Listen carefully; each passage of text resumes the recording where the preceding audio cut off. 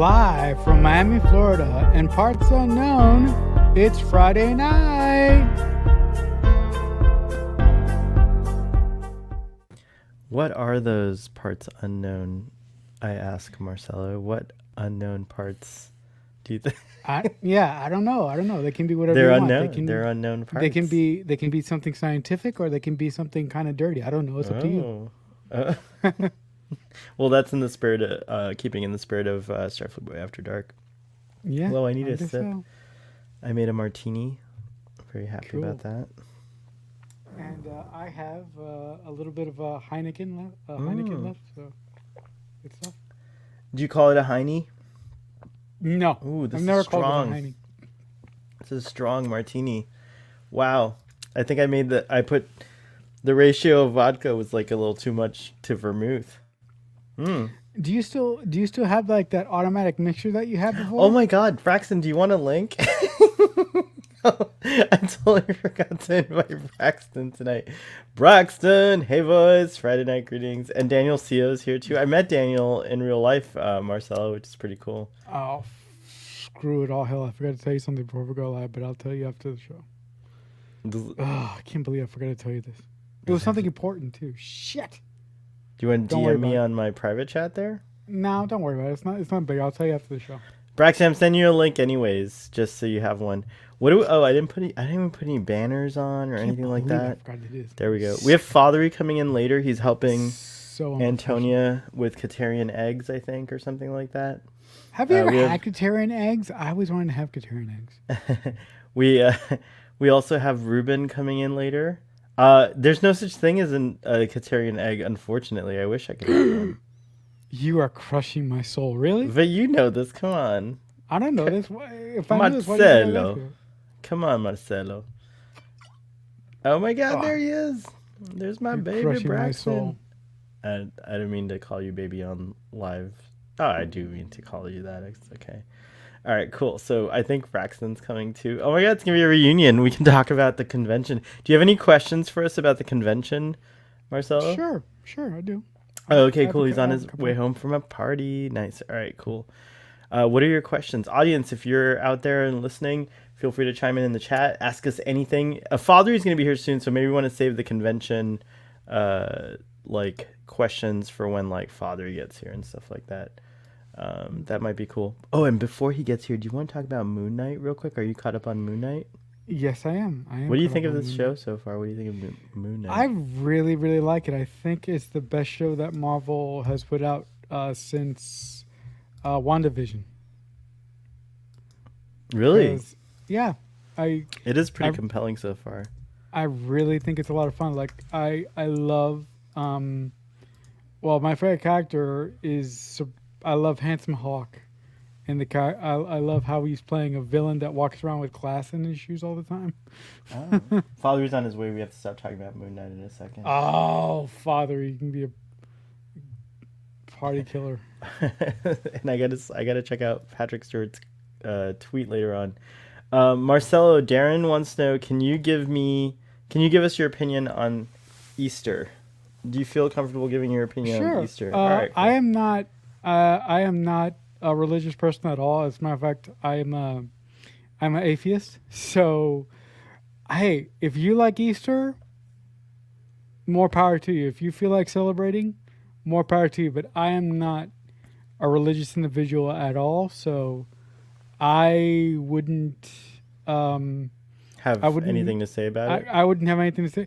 The concept of Easter is interesting. Before they turned it into a financial holiday, the concept of it is cool, but I don't know if the concept of it actually existed because of my belief system. So that's all I'll say. Speaking of Moon Knight, did you know that Easter has its origins in ancient Egypt? Oh no, I did not know that. A lot of the messianic resurrection type stories that we see over and over again, such as with Jesus, originated in ancient Egypt. So yeah, or I should say, to be fair, there are very similar stories in ancient Egypt. So Cool. who knows, chicken or the egg, right? Cool. But yeah, I wish a happy Easter to anyone who's celebrating it. Today is Passover as well, so anyone celebrating Passover, good Pesach to you. And also Good Friday to anyone. This is a Good Friday because I'm here with my friends. I'm very excited. So it's a Good Friday for me. I'm wearing my cool uniform-ish thing here, which I'm really happy about. No, I think it's a uniform, but you're missing your pips, man. Where are your pips at? Yeah, and all my pips. Oh, I do have pips though. I can go get them. Gotta get your pips, man. Gotta get. I have pips. Should I go and get them? And Sure. no, but I don't want you to make it show all by yourself. We'll wait No, I'll be for fine. someone to I'll be get fine. here. Mm. All I gotta say for Moon Knight is that, like, I think Trek on the Tube kind of summed up my thing. Like, I'm really enjoying it, but I wanted to kind of pick up. I was very sad in the most recent episode to see Gaspard Uliel, who's an actor that I really love. He was in the movie A Very Long Engagement, and a bunch of other French movies, and unfortunately he died this year. He's a very young actor. He was the bad guy in this episode. Oh, and is he that's the one that? Is he the one that killed himself? I'm not gonna say it. Don't say it. Don't say it. Father's here. He doesn't know anything about Moon Knight. All right, we're done talking about Moon Knight. We're done. We're done. He's here. Father, you're welcome. You're done, son. You're done, son. So how's it going, man? I'm pretty good. How are you? Good. I made a really strong martini. I think I have to go figure out a way to like lessen its potency. And I'm gonna go get my half the fun. and I'm gonna go get my pips. So I'll be right back. You and Marcelo make it show for a bit. Cool. This is like the old days. Remember, I'd be like start the show and I'd be like make it show. We already have quite a bit of folks. What do in you mean the audience, old too. days? Like it's still like that in the new? I When know, was it it's ever kinda not like like that. that? Yeah, it is kind of still like that. All right, make it. So, Father, how you doing? How's your week been? I'm pretty good. I guess it's a Good Friday today. Wait, I just want to So- say hi to Ian, who we also Oh. met. Parentheses, I. Oh, who's I wish there. we could have had more time to visit. Yeah, that would. But it that was great very seeing nice. you in person, and I see Dan is here. So Dan, Dan, Dan's it here was as great well. seeing Braxton's you. gonna be joining us soon. All right, sorry, I gotta go. It was like a big old reunion from last weekend. Yeah, man. So, what was your? I mean, I haven't had a chance to check out your video on your experience with Star Trek Chicago this year. So, just for my benefit, what was your favorite thing about this year's convention? What did you like doing the most?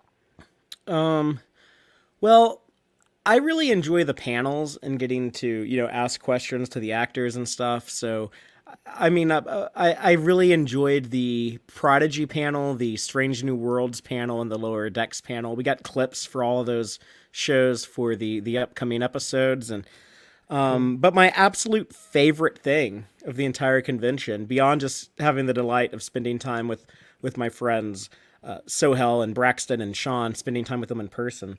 But my favorite thing beyond that was the Walter Koenig panel Sunday on my birthday, because I have always wondered, did anyone ever bother to tell him that they brought back Spock 2 in Star Trek Lower Decks, the giant Spock clone? That's from an episode of the animated series that he wrote, The Infinite Vulcan. Walter wrote that episode.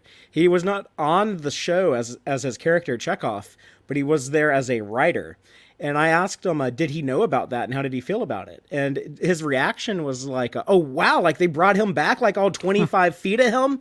And he said, wow, I did not know. That's amazing. So I thought that was really cool that I got to tell him about Spock 2 in Lower Decks. Is that the first time that you've ever had the opportunity to ask a question on a panel before? I mean, I think not, but like.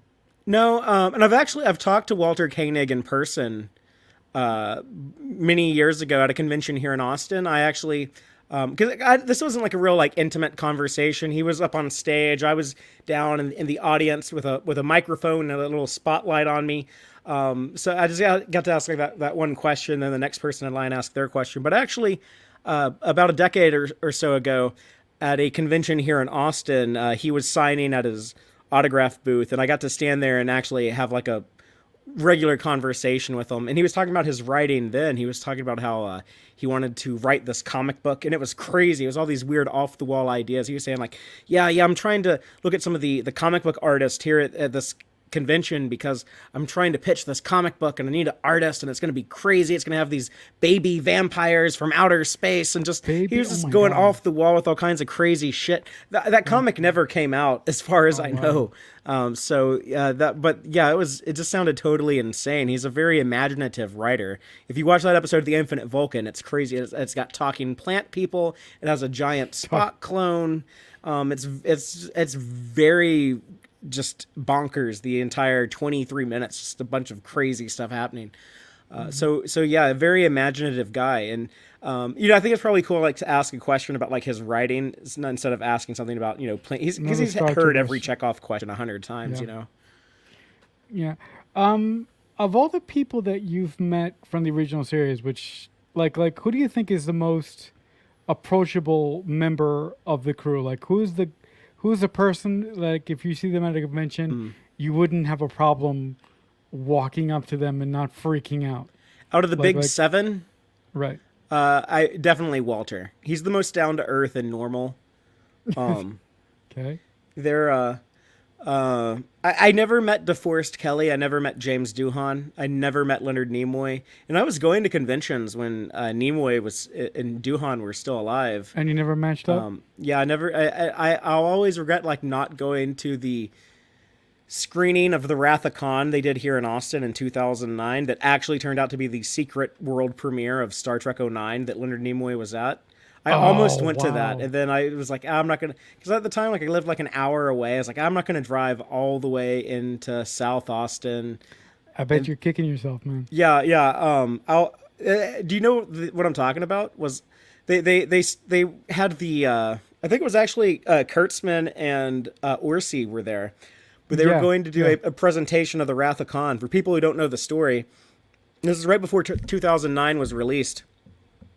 So down here in Austin, they were at the Alamo Drafthouse, this theater chain that started here. And Orsi and Kurtzman come out and they're like, okay, like, we're big fans of this movie. We hope you enjoy it. Here is Star Trek II: The Wrath of Khan. And they start playing the movie, and it gets to, like, the Kobayashi Maru simulation and Savick in the captain's chair. And then all of a sudden, like, the picture messes up, like the projector fucked up or something. And so they turn on the house lights. Kurtzman and Orsi come back out there. They're like, oh my God, something is wrong with the movie. So while they're trying to figure that out, we'll just stand here and does anyone have any questions about the new Star Trek movie? We can answer questions. And then in the middle of the audience, this old man in a jacket and a cap stands up. And he says, yeah, I have a question. And it was like Leonard Nimoy in disguise in the middle of the audience. He says, why don't you just play us the new movie? And then Orsi and Kirsten were like, okay, let's just play the movie and have this world premiere right here, right now. And I hate that I wasn't there. Wow. Hi, Here's Braxton in the house. Hey, boys, what's happening? What's up? Good, how are you? No complaints. A Friday greeting. Hey, PE.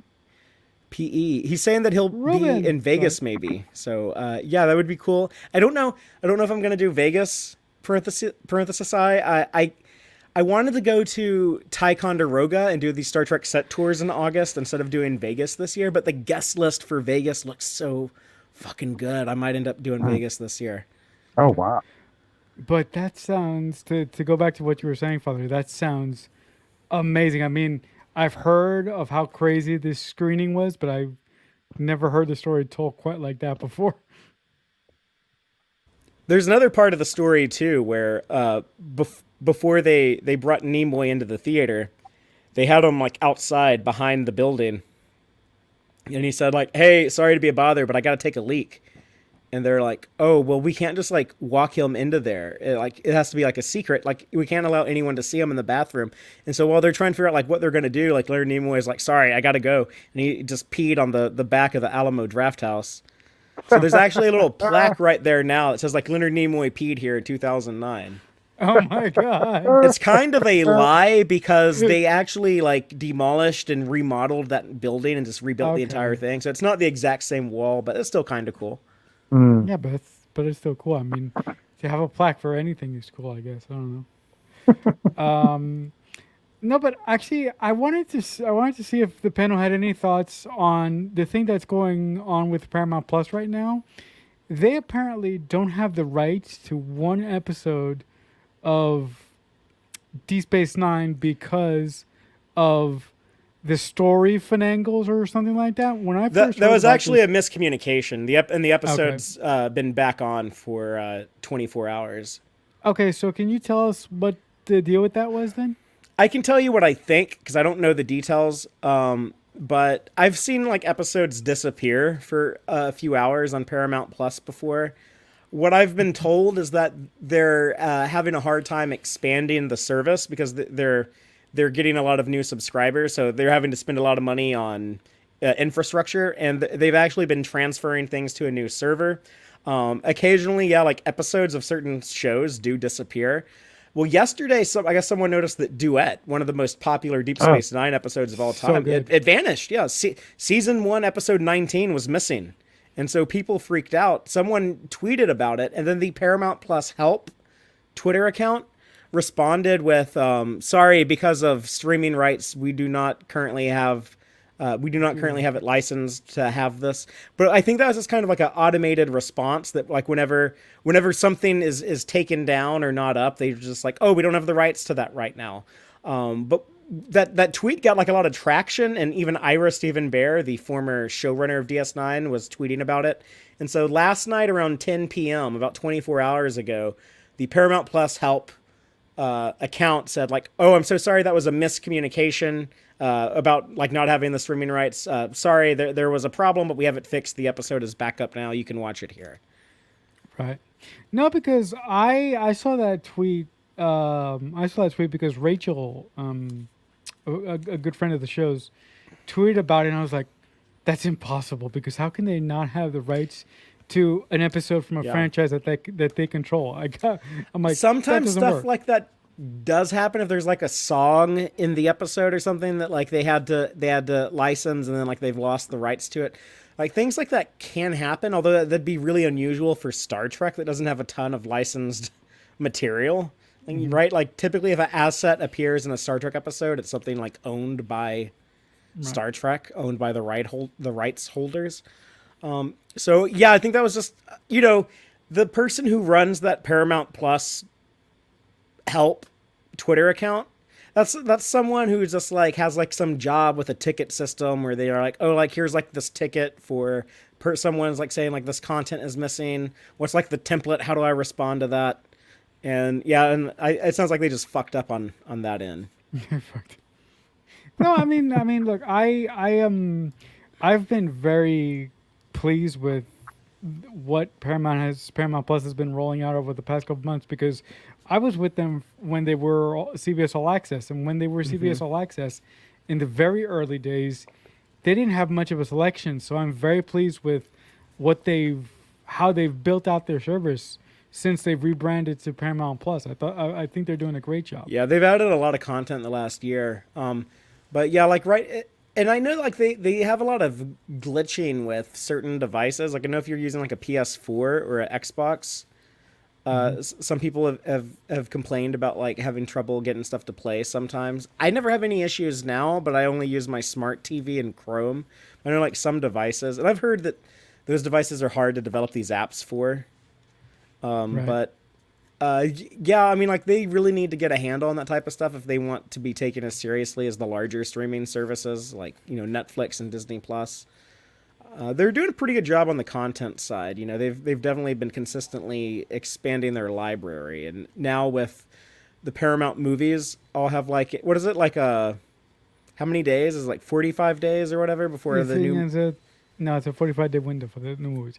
Yeah, so Sonic the Hedgehog 2, which I saw in Chicago with Trek on the Tube, that'll be on Paramount Plus in like 45 I was so days. mad. I was so mad that you went to see Sonic. Where were you? What were you doing? Yeah. I was at the hotel getting drunk, and then Braxton had to save me and take me to my room because I got out of hand. Oh, see. Well, I was saving I it knew up for the next night when I got out of hand. We couldn't both get out of hand on the You same got night. more, yeah, That and you would've got been too more much. out of hand. Apparently, my out of hand was like It looked super better. It looked better Yeah. after your out of You're hand. welcome. Yeah, thank you. It was like we Ruben. We had such a good time on Friday night, dude. Like Yeah. we were like spending Messages. Messages saying "fuck you guys." I know, that's right. We were. Oh yeah, not- yeah. We got that message of a bunch of people telling us "fuck you." Oh my god. For not coming to hang out with us on Friday night, dude. Well, Sean had a long flight. I guess Braxton did too, but he's not as big of a party animal. So Sean doesn't No, seem I like he mean- parties at No, all. I mean Sean seems like a person. Sean seems like a person who I would get along with because I don't like to party at all. I like to stay home and just watch my shit. I don't like to party at all. So Sean seems like one of those guys. Sean's very low key and mellow. he's very like mild mannered. We're all talking about Sean. He's not even here. We're saying We good always things talk though. about He's like Sean. Yeah, we are he's saying very good things. chill. No, I'm talking shit. He's very very polite, very friendly. He doesn't drink much booze either, dude. He doesn't drink much booze, but I think he was being careful. Mm. I get the He, impression because he I've had a Drunk Space 9 episode with Sean, and he got lit AF on that really? episode. Yeah, he blanked out. We both blanked out. I think it was really funny. That happened to me that was the first time we ever hung out. I was on a Drunk Space 9. Yeah, I feel like there's a pattern with me. It's like I meet you on a drunk show. I was so mad Saturday after I had to wait an hour for that hot dog. You waited an hour for a fucking hot Yeah, dog? I was so pissed. It was. I was so All right, angry. We should tell Marcelo and Ruben. Ruben, what game are you playing tonight?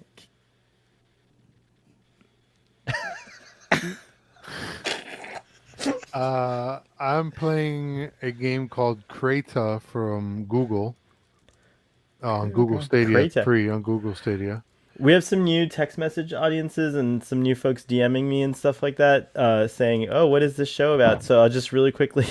I like the private chat. So just let me say, you guys are in the wrong place. Go away now. Sorry. No, stop that, Marcelo. kidding, So I'm kidding. this is I'm Starfleet kidding. Boy After Dark. It's Starfleet Boy Actual is a casual and informal conversation about Star Trek. This is just like we just come on here and we talk about whatever we want to. And I guess today we're going to focus on the convention. Ruben is our resident gamer, so he always games. And like the whole thing is to try to get his attention. Like if Ruben stops the game and You always starts have my talking, attention. oh, you sound good. Whatever that mic sounds good. Yeah, Actually, yeah. I think I realized tonight that I've been wearing this headset backwards Oh, well, it sounds Really? good because now. it's whole way time? more comfortable now. I'm like, oh wow, it's not bothering my ears like it used to. Listen to that, listen to that I've been wearing it. sexy deep voice. And you Ruben, sound you, it. you need to wearing it before, record. dude? You should like be like that voiceover dude who like on commercials and stuff. Allstate Insurance. Ruben, will you you as show me the how you were wearing it before? What's that? Will you show me how you were wearing it before? oh, and then flipping it this. Yes, that's right. Whoa, and then talk. Hello. Oh, your voice still sounds nice, but yeah. I feel like it's it's But before there was something. There's something up that's nicer now. Weird. Also, audience, you get to steer our conversation. You can ask us anything. We'll generally avoid spoilers unless everyone has seen something. So tonight, not everyone has seen everything. So Marcel and I. So tonight's just going to be about pretty much I've convention watched stories. everything, honey. We'll do convention stories. We'll answer all your questions. Father's a season. Have you watched Moon Knight, Ruben? No.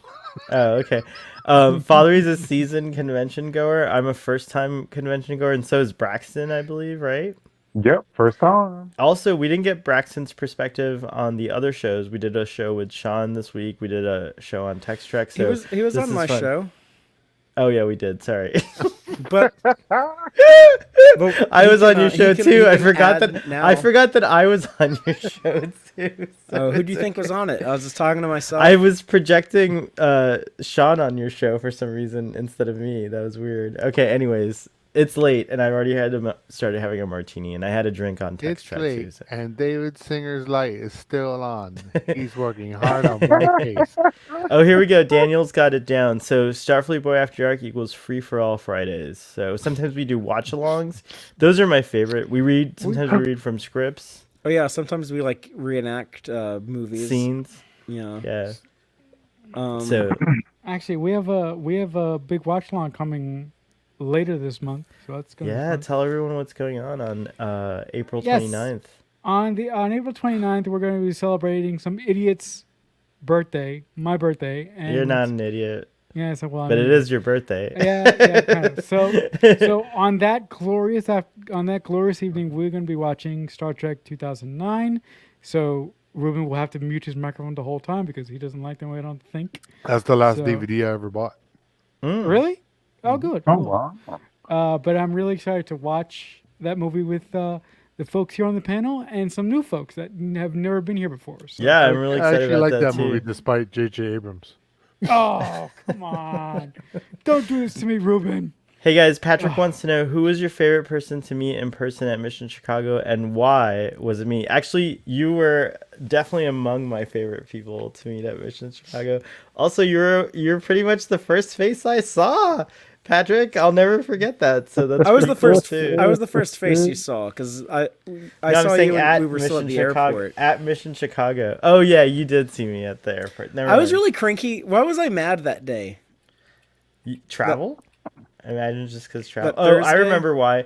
It's because Sean totally missed his flight, and so you were like, "What am I gonna do?" Like the hotel's in his Oh name. yeah. Oh Like, no, yeah, I remember. yeah. I was trying to figure out the public transportation and That too, yeah. Yeah. And then I took an Uber. I just called an Uber on you without asking oh, I we got were gonna- drafted into your into my Uber. Uber. Yeah, it's true. And then I made you pay for my pizza, thinking that you were splitting the Uber with me. And then I realized when I drafted you that I shouldn't have made you pay for my pizza. Hopefully, I paid my- you back. Like, Oh, my With drinks. God. Yeah, you pay me back.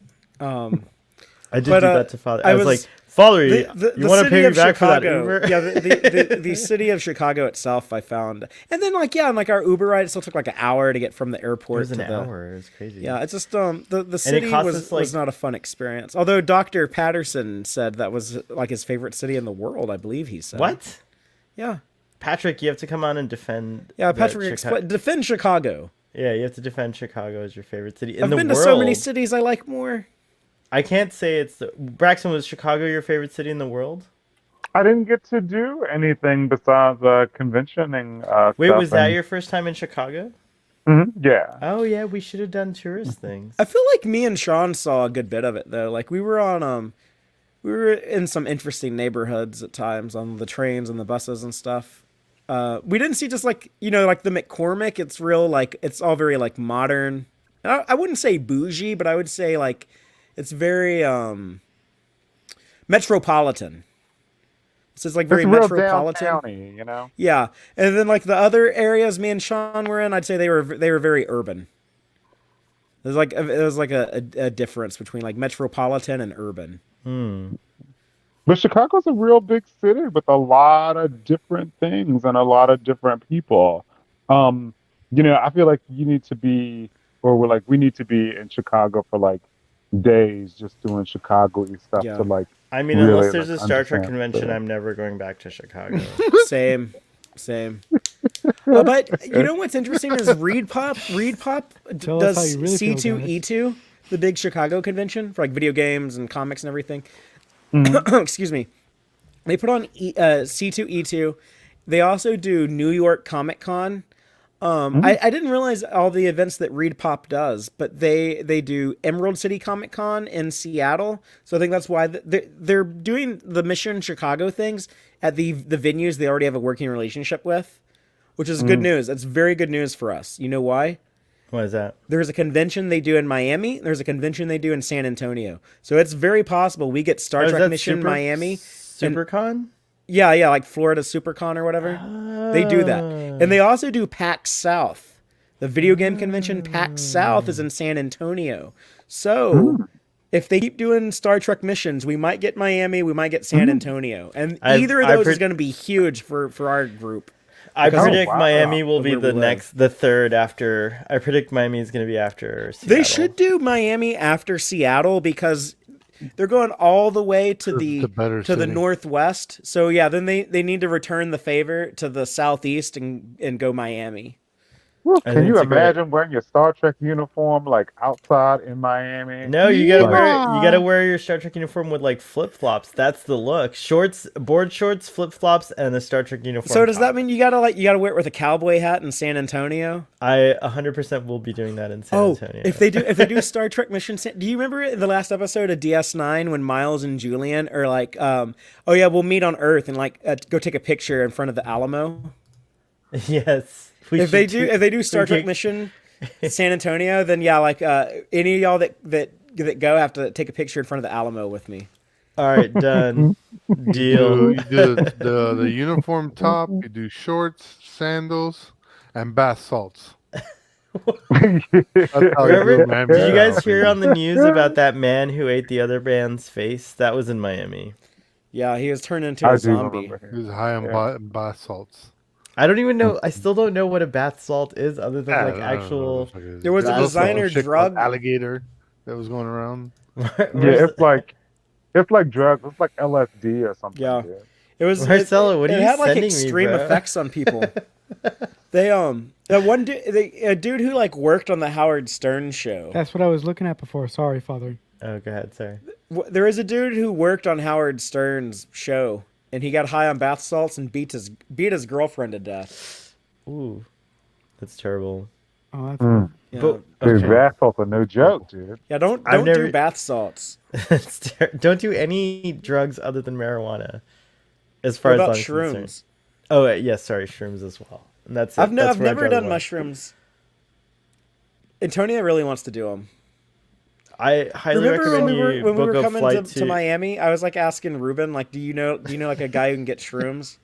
Ruben probably does. Do you know a guy? Well, you shouldn't say that. I don't You know, shouldn't I mean, they implicate can probably yourself. ask around, but Don't implicate yourself on a live stream that's but recorded. I'm sure Ruben has a guy. Ruben doesn't know anyone. No, Ruben doesn't know anyone who can get mushrooms. I don't know if But many you know people what that you used could to. do, Father? No, in all I'm actually serious about this. You can book a flight to Amsterdam for the weekend, and That's like $1,000 ticket. might not be. Sometimes you can, if you put an alert on Google. Sometimes you get a ticket for like $245. Check or this like, out. Yeah. How much does it cost to fly from Austin, Texas to Amsterdam? Flights from Austin to Amsterdam leaving May 2nd and coming back May 16th start at $710. Start at 710. Ask it about like December, or Dude, he can't wait that long for the mushrooms. Dude, he needs the mushrooms like next week, dude. like next week. Well, Dude, I'll like just say next that. weekend. I'll just say, like, to me, I feel like that's worth the money because it's like paying, for like Mission Chicago's tickets. Because in Amsterdam, it's legal, it's regulated. It's like what you're getting is gonna be like good stuff. There's these things called smart shops where you go and they tell you like, oh, this one does this or this one does that, so you can like kind of make a more Oregon and informed. Washington, one of them just legalize mushrooms, though. Yeah, that's true. Actually, and you could also just write to Paul Stamets. I don't know if he's allowed to talk about that stuff, actually, to be honest. But Paul Stamets probably has a lot of interviews that you could tune into. Like if you just search for Paul Stamets, not the one on Discovery, but the real scientist Paul Stamets. Yeah, yeah. Like Not you'll get a our lot of Paul Stamets. insight. Well, into... Frank Herbert, the Dune author, Frank Herbert lived in the Northwest, and he got high on mushrooms. That explains Dune. Now Yeah, I understand the and then he weirding wrote way. Dune. Alas, our text message audience just sent a picture of the little guy from Mario, what's his name? The little Toad? mushroom guy. Is it Toad? Mhm. Yeah, I Yeah, just got Toad. a Toad. That's cute. Oh, That I is got exactly like a what funny it's meme. Let me see it. Let me find this. Okay, y'all keep talking. I'm gonna. Patrick look for something says Toad Chicago related. is my favorite city, but it was a rough weekend for Chicago. Just cold and snowy in April. I never other than to go outside and taste the snow once. Oh no, and then we walked to that one karaoke bar. That's I right. got stuck in the snow Yeah. on Friday when I was trying to get back to the hotel for the Tex Trek stream, and I took the wrong bus, and so I went in the wrong direction. Oh wow. Oh, But it was cold, but I liked it. It was a good, nice change for this hot weather. Well, we live Lad. in the South, so we don't Yeah, so- mind a little cool weather. As long as Every now it's and then. above freezing, as long as I ain't got to worry about slipping on ice and busting my ass, I'm okay with it. Being the 40s isn't that bad. I can live with that. PE says Did, New York City is my favorite city in the world. Wow. I mean, it's a good city to be your favorite city. Did y'all Did y'all have Chicago deep dish pizza? Did y'all do Yep, that? we sure did with Dan CO. Yeah, Dan Co. And Oh, Father spilled a okay. beer on Dan's lap.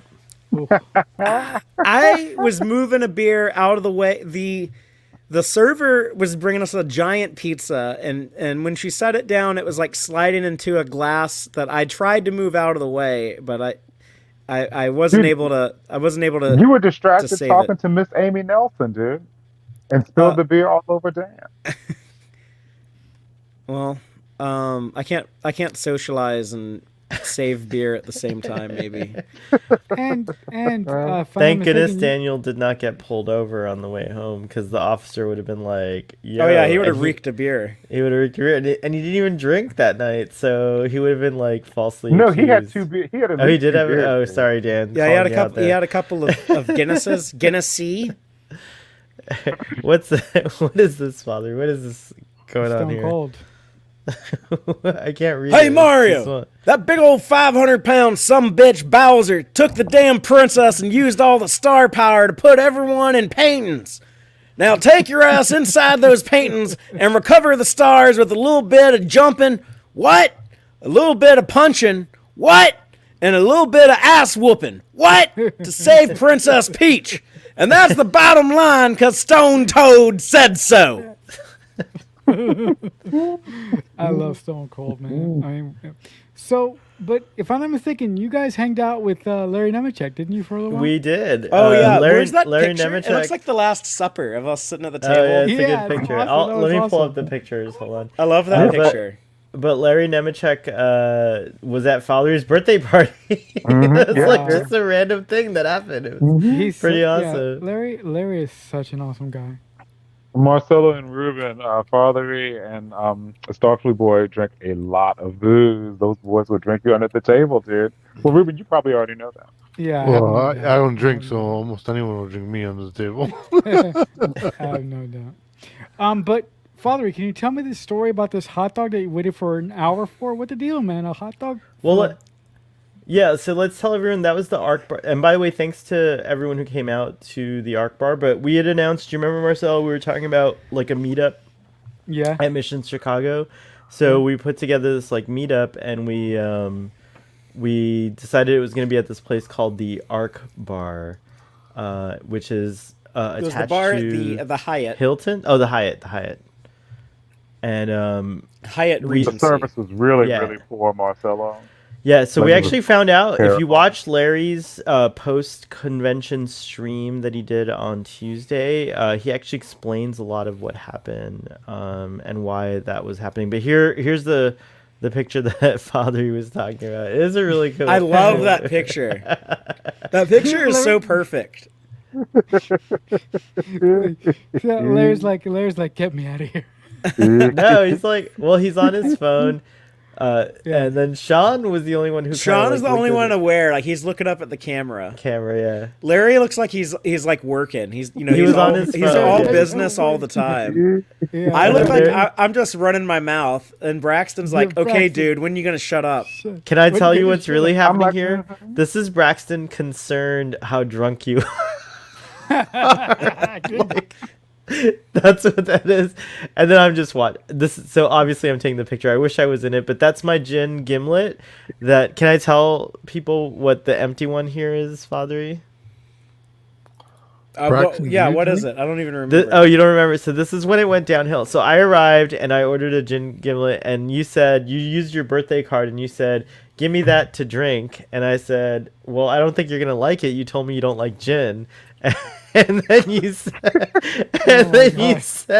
I'll like it or something like that. So I was like, okay, so I thought you were gonna like sip it. No, you just like doused that it's a martini, bro, and you just like totally like chugged the martini. You chugged a martini? And then Braxton walked over to me and said, "Oh, Starfleet boy, you did the wrong thing. Like that was not the right thing to do."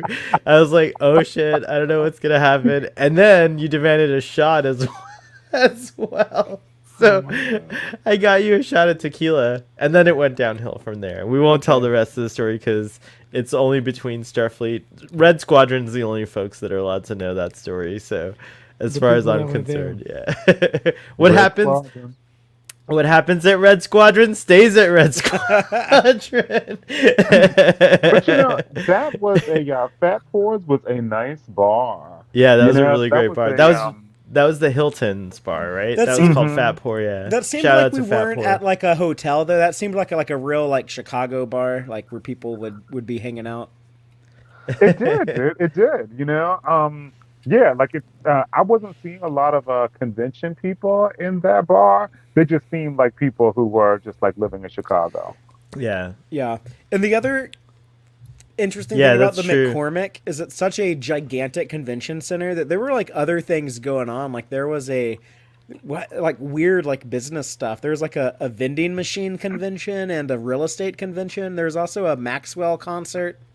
Dude, there was the Patti LaBelle concert, dude. There was a Patti LaBelle concert. That was pretty awesome. I didn't even know about that. This is the city that hosted us. Oh, look, my thing tells you where you are. You're in Cook County. Daniel says O'Hare Airport isn't really in Chicago. It's closer to Bensonville. That's why it takes about an hour from downtown. Thank you. That P makes says, sense. I actually left the convention on Friday to see the dinosaur bones at the Field Museum. I try to be well-rounded nerd. Yes, I knew about those plans. That was pretty cool. Daniel also says, I love Chicago. That's one of the big reasons I moved there 15 years ago. Daniel, I didn't mean that like whole thing of like I'll only go to Chicago if there's like a Star Trek convention there. I actually have family that lives in Chicago, so I will be back. I did mean it. So I actually will be back in Chicago at some point to visit my family in Chicago land, as it's known. Yeah, Chicago. Yeah. Darren says, "Did anyone go to Weber Grill on Ohio Street? I did not go. We did not go. No. Yeah, I didn't go there. The only place I went out to eat was Giordano's, and then Sean and I went to another Italian place that was near our hotel. Patrick says, "You, Miami and San Antonio? No, no, no. Ha ha ha." I don't think he's joking. But actually, I wouldn't mind an LA mission either. I think LA is a good town. Like if they don't do it in Miami, I would. I'm gonna be in as LA well. in February for the Star Trek cruise. Oh, you booked? Yeah, I thought you were skipping the cruise. You might be No. skipping LV. That was Las Ian. Vegas. Oh, I- Ian's skipping the cruise. That's right. yeah. I wanted to do something different this year in August instead of doing Star Trek Las Vegas. I was thinking about going to the Star Trek set tours in New York at Trek Conderoga. They're doing a thing in August where they're gonna show off some of their Next Generation sets that they're working on, and I think Gates McFadden, John Delancey, and Brent Spiner are gonna be there. So I kind of want to do that, but the guest list for Vegas looks so fucking good. I could be talked into doing either if friends wanted to do one or the other, but yeah, I'm currently undecided which one I want to do.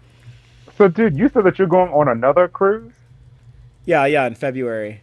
Father loves the cruises. I have to go on a cruise 1 year too. I'm Well, down. I'm 100% down. The to thing go on a is cruise. that after you do it one time, you get a big discount if you do it the next year. So there's like an incentive. It kind to of saves do you it, money yeah. if you do it every year. I wish Star Trek Las Vegas had done that. Like, give you a little discount on the next year's ticket. Yeah, that'd be cool. sorry, not Star Trek Las Vegas, Star Trek Mission Oh. Chicago. Oh yeah, I mean, like hell, if any of them want to, save me money. Next year, the West Coast gets a lot of love because the cruise. It's in Seattle. Yeah. I'm so The excited. mission is in Seattle, Yep. but the cruise is out of L.A. and then Vegas is always in Vegas, so it's all going to be all West Coast next year. All So the big cruise is out of events. LA next year. Oh, yeah. Yeah. You said that. Mm-hmm. Yeah, it had been Miami the first few years, and then like this last year it was Orlando, and then next year it's L.A., which is good for the actors because most of them live in the L.A. area. Mm-hmm. That's one of the reasons why I was Vegas just, I was gets just so telling many Dr. people. Patrick Patterson I miss him. I was sending him an invite. I love Dr. Patrick is I'll so say sweet, dude. this about Dr. Patrick is that he is a very very smart and very kind person. He's very smart. He's so much smarter than me, and there's not a lot of people that are smarter than me. No, I'm just kidding. No, he's But he's way also smart. very kind. There's a ton of lot people smarter A lot than of me. smart people. A lot of like people that smart are assholes. And he's not. He's the sweetest person in the world. He Although is. he will put you in your place and read you like a bitch if you need to be read. That's all I gotta say. Read you like a bitch. He'll read you like a bitch. It's true. He will not hesitate to read He you wouldn't. like a bitch. He wouldn't try that shit with me. Oh, Damn. I No, think you he could read go, you, dude, Fathery. just You just shove. didn't notice. I feel like he did. He may have read you. I don't know. Anyways, I ain't this sure was what the that first means. face I actually saw. It's true, guys. Look at this. Oh, that's a great picture. That was when we were in an hour-long Uber ride. It was Traffic really is great. terrible, huh? We got more information here. So, out of all the big cities I traveled to, Chicago was the one place that had everything for me. I could get a job where I could make enough money to afford it all. Well, like, that's great. I just that's don't think cool. I'm a coastal person. I know you guys have that Great Lake. It's a very great like lake, but I just got to be like near the coast. I think Seattle's my town. I think Seattle's like my city. I'm not sure. I like Austin, but my other cities that I've fallen in love with that I'd love to move to are Vancouver and Dublin. Like Dublin, Ireland. It sounds Yeah. like. Is it a coastal town? Yeah, right. Yeah, Dublin's coastal. Yeah, that's cool. So is Vancouver. Vancouver's freaking gorgeous. If I had millions of dollars, Vancouver. I would totally buy a home there. Because like the average price of a home is $1 million. but the suburbs are I pretty guess. affordable, and they have good public transportation. That's You true, can that's hop on the true. Sky training, the Sky train. Fathery, let's from- move to Vancouver. Let's all go. I Let's wanted all to. move. I was Let's going do to, it. and then I found out how fucking hard it is for Americans to move to Canada. I have Yeah, kin it in is Canada. super Maybe hard. they It's could not- adopt us or something. It is super hard. He's not kidding. Could you marry one of my cousins, and then could I marry one of my cousins? Yes. Like, Well, I don't know if you can, but I can. like maybe we can figure it out. We got to figure this out. Patrick said, "Oh wait, Fathery." It says Fathery was the Artie from the Howard Stern show. I don't Who's think Artie? so. I think it was someone else, but I don't remember. Who's Artie? Someone on the Howard Stern show. I don't remember Artie. Artie Lang, the comedian. Oh, I do know who Artie Lang is. Oh, by the way, I'm gonna take a sip here for Gilbert Um, Gottfried. Thank you. I was like, who am I taking a sip for? I can see his We're face, going I to can see- we're gonna wait till Sohel has a few more drinks, then we're gonna ask him to do his best Gilbert Gottfried impersonation. We'll wait. That'll happen pretty soon. This martini's hitting hard. It's like a really hard martini. What was Patrick, the martini that I took from you? What was it called? it's called a gimlet, which is also A gimlet. Alfred Hitchcock's drink of choice. Shout out Okay. to my I never heard of a BFF, gimlet before. out there. Yeah, a gimlet is gin, lemon juice, lime juice, something like that, and simple syrup. It's a very simple drink. Apparently, you're not supposed to chug them. No, it's a martini. Oh, You well, I'm glad you told me about that. I have no memory of any of that. I didn't know what happening. you were gonna do. You You just cannot like chug grabbed that shit and you martinis. went like this. And I just like kind of I was like actually honestly I didn't know the state of like how many drinks you'd had before, so I was super impressed. I was like, Father's having a damn good time right now. Like this is great. And I recall in my youth, like downing like Irish car bombs like it was nothing. It was like candy. Like I could Well, do those are supposed to be like you're supposed to chug those. yeah, but I could do like 3 car bombs in a row, and I was fine when I was young. If I did that today, you guys would be taking me to the hospital. Like that would not like like that would not work today. But like that's how it was back in the day. Patrick says, "OMG, Sohail is obsessed with mushrooms in Amsterdam." I am actually obsessed with it. I highly recommend that experience. It's safe. It feels safe. You have to go to Vondel Park. Also, just actually take me as your guide. I promise, I will not also take shrooms, but I'll help you maintain your like experience and stuff like that. But you have to pay for my expenses and everything. I'm not paying to go just have shrooms. Who's was that Braxton laughing? Is he Oh, I'm Braxton's sorry. frozen? You're frozen, Braxton. Oh, Braxton's frozen. It's okay. Darren wants to know, what do they call a Big Mac in Amsterdam? Oh, you're back. You're back. What were you doing? Were you looking at Dude, I was. Marcella's dirty text message? Oh my God, Marcella is posting dirty messages. No, I was actually um looking to change my avatar from that gray man thing to something Oh, cool. fun and interesting. What do they call a Big Mac in Amsterdam? They call it Le Big Mac. No, that's in France, I think. Whoa, we have a lot of comments. This is a From Pulp busy one. Fiction, La Big Mac. Le Big Mac. Who wants to read the next comment? Someone else read it. Here, you read this one, Fathery. Okay, but I'm gonna give Dan a funny voice. Okay, go ahead. Even though he doesn't sound anything like this, but we'll Okay. just to make this more interesting. The area where the convention was held is okay, but the best stuff can be found in the north side or in the suburbs. Okay. Wait, and then there's more. And after a couple of days of warm weather, Father, you should do it's voice gotten work. cold and Is rainy Aaron again. Walkie watching this? Like you should be doing like you should be doing voice work. These are good voices. The Starfleet Boy crew baptized me with beer. Yep, that was your initiation ceremony. Actually, in Father's defense, the beer spill happened as the waitress was trying to place the big, huge pizza. Yeah. But don't defend Fathery, Daniel. There's no reason.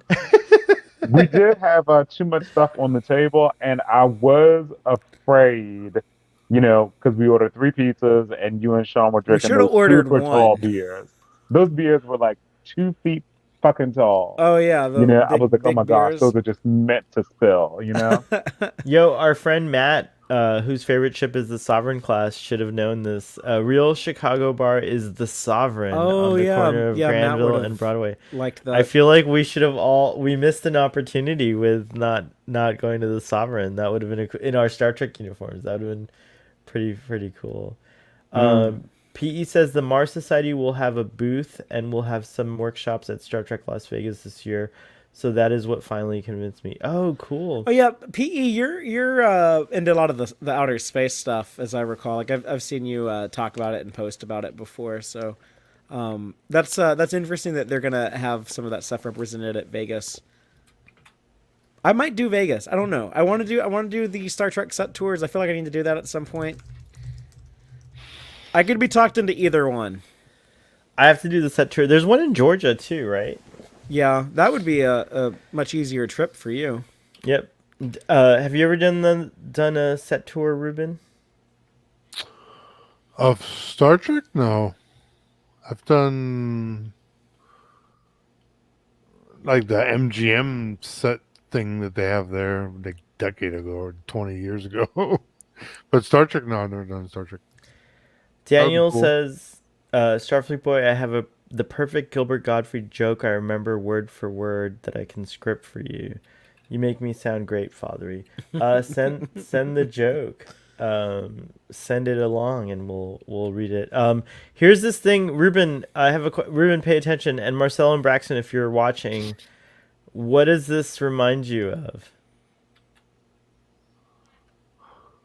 I remember you taking a picture of that.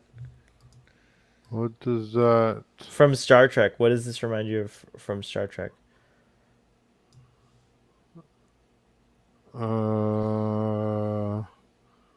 Father, I think I told you what it reminded me of, right? I have no idea.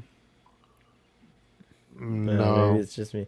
It reminds me of remember when the Enterprise had its baby, like that sentient life form that was made up of from the little conduits or something. Emergence. Emergence, that's correct. That's the episode. Very Ruben, damn. That's right, bitches. I know shit sometimes. Sometimes. Sometimes. I mean, I know you know it subconsciously because you listen to Star Trek when you go to bed every night, but still, that's pretty cool. Good job. Yes. So do you see it now, Ruben? Do you agree with my assessment? I this can one? see how you could see that. Yeah. My initial thought was that weird little design of the Q in Picard. Oh yeah. No, That's good. his business card or whatever. By the way, are you caught up on Picard? Are you like super up to date? Like, I are you watched Out of Range on Amazon. It was pretty good. are you caught up on Picard though? I've been No, you're rewatching not. Buffy. I'm on season 7. Look at what else Father and I saw. Father, do you want to tell this story about why we were here at the The train yard? Gotham City. Yeah. I was trying to find the train stop to get to and from my hotel in the convention center. Because I stayed with Sean. And he booked a. He waited too long to book, and well, I waited too long. I was gonna try to see if I could find a roommate with somebody because I thought that the hotels were pretty pricey at the McCormick Center, and Sean had booked something that was a little further away, and so we had to take the train in and out. But actually, by the time it was all said and done, you know, after being up there for a couple of days, I had the public transportation pretty well figured out. But yeah, at first it was kind of complicated because there were the different trains with like different companies and they don't all run at the same time. But yeah, it was kind of frustrating that first day. My plans were kind of thrown out of whack initially. Had to And then we readjust found on out the fly. from like the concierge at the hotel that it was actually much easier for you to get the train to go back to the hotel. Like it was actually closer than where we walked to. But I'm glad for that walk. That was a good walk, actually. But we got to see more of the city, and it was yeah, kind of, and that was a good photo. I got a lot of attention for that photo. we walked so- over there again when we went to the Giordano's or whatever, right, to get the pizza. Yeah, it's true. So these are my unfiltered photos. I'm just gonna show some random photos here, but this was the banner for Mission Huge, Chicago. huge convention center. But the convention center was huge. But let me ask you, Father, compared to Star Trek Las Vegas, in terms of the square footage or like the sheer like amount of rooms and panels and stuff like that, do you think Mission Chicago was smaller than Star Trek Las Vegas? Like, or do you think it was the It same? was smaller. It was Okay. definitely smaller. You should go to San Diego Comic Con. I don't even know if I want to deal with that. It sounds insane, right? Like, I think the good days for SDCC. Florida are SuperCon over. gets about 60 to 70,000. Well, I guess pre-COVID. really? We had 60,000 people at Florida SuperCon got SuperCon? huge, yeah. SuperCon was Wow. started by a guy here in Broward, Yeah, I and understand. then Yeah, it I was knew bought that. by Yeah, that's a true. company in North Carolina. I think they are. When Starfleet Boy was like, I mean, Starfleet Yeah, Boy is huge. still a nothing channel, but when we were like way smaller, they invited us and gave me VIP tickets to SuperCon. It was super fun.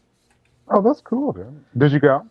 I did, and I met Jonathan Frakes, Nichelle Nichols. Like, it was cool. I only paid attention to like the Star Trek stuff, but that's an interesting thing. Like, my only other experience at a comic convention was Florida SuperCon as a VIP, and since there was only a small amount of Star Trek there, I was able to like experience everything I wanted to. Like, I got to meet everyone that was there that was Star Trek related, and it was like a little different because since the focus was not on Star Trek, like I talked to Jonathan Frakes for quite a bit. He asked me questions about Star Trek Discovery. He asked me like I was so nervous, but like he made me feel at ease. And with Nichelle Nichols, I also had a great experience because she like thought I was cute. She told me I was cute. She told me like we should go out on the town and paint the town red, and I was like, hell yeah, let's go. There was a lot of cool like moments that I had with her. Her son was watching me like a hawk though, like who's this guy like that my mom is like hitting on. But that's a natural feeling, whatever. But at Mission Chicago, I couldn't do all the Star Trek things I wanted to. There was like just not enough.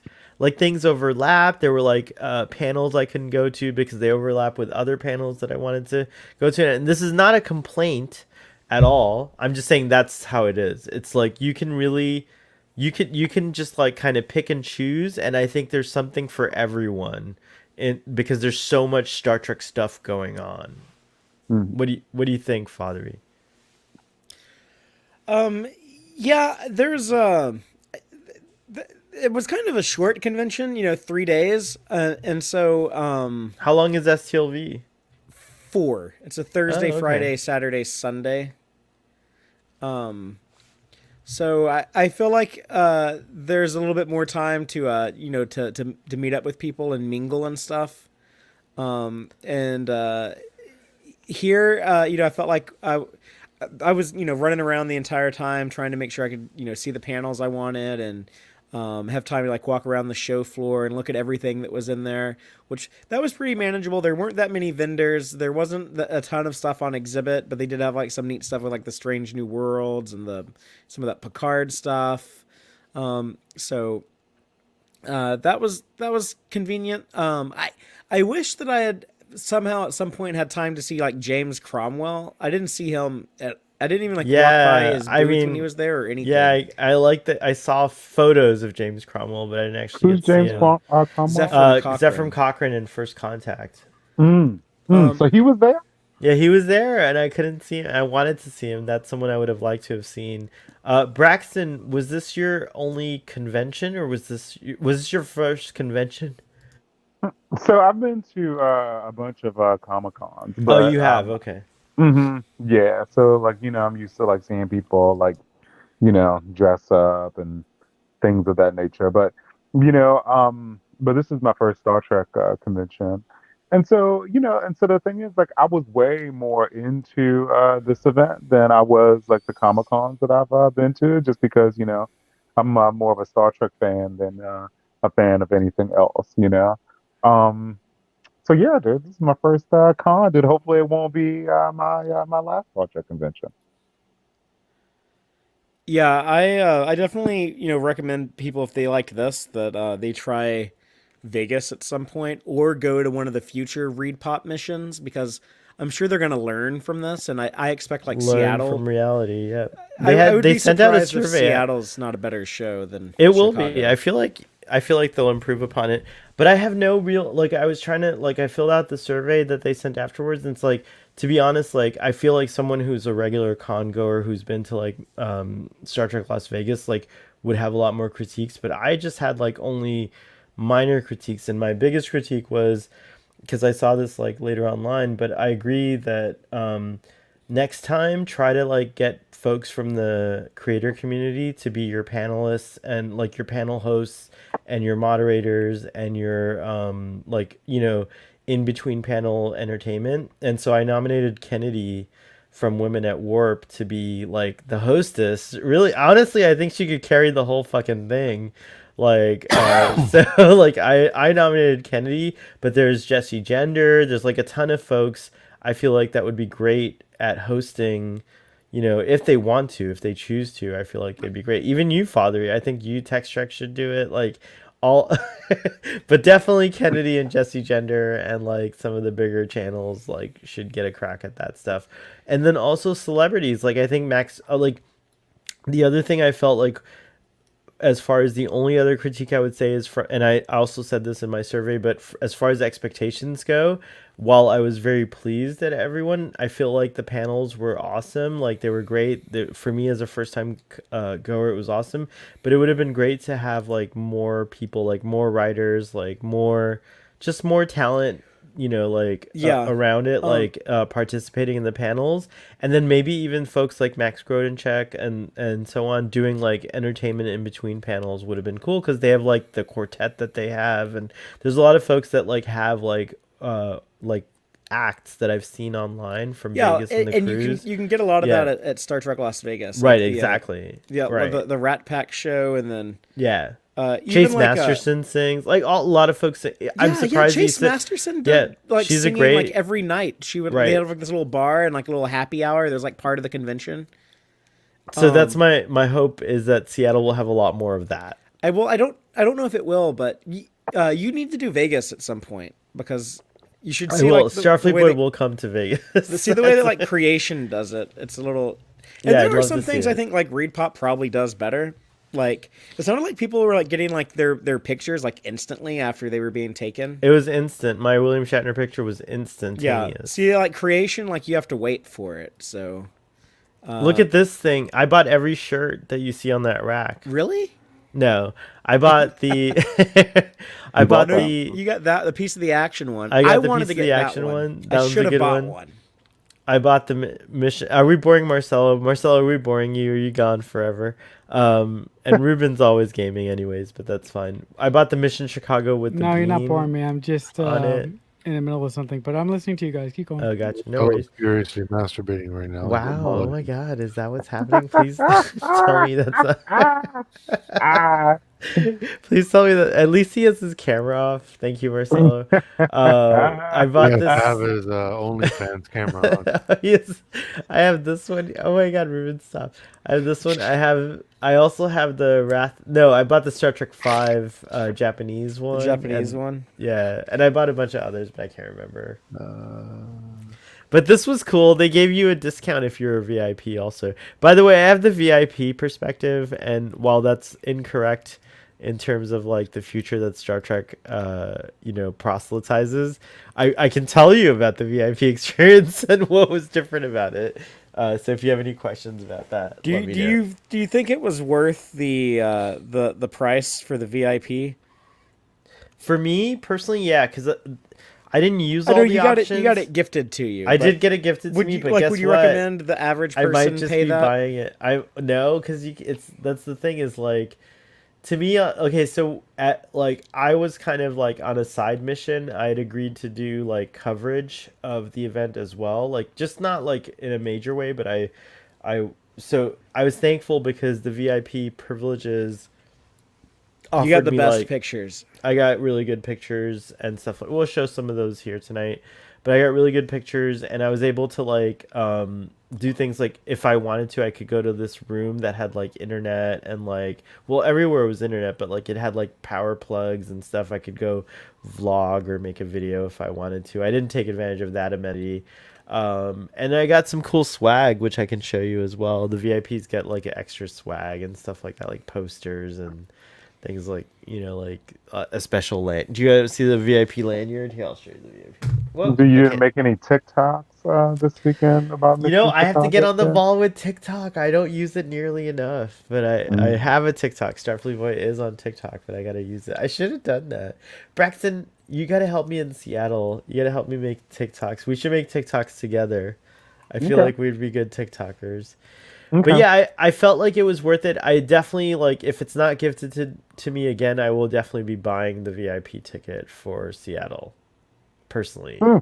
Yeah. Like, now I'm spoiled. I also paid for first class. I can never fly in any other way again. Like, now I don't want to fly other than first class. So, like, I don't know. Maybe, like, this is a horrible thing that happens. So don't do VIP tickets unless you want to get spoiled and you never can do anything like the old-fashioned way again.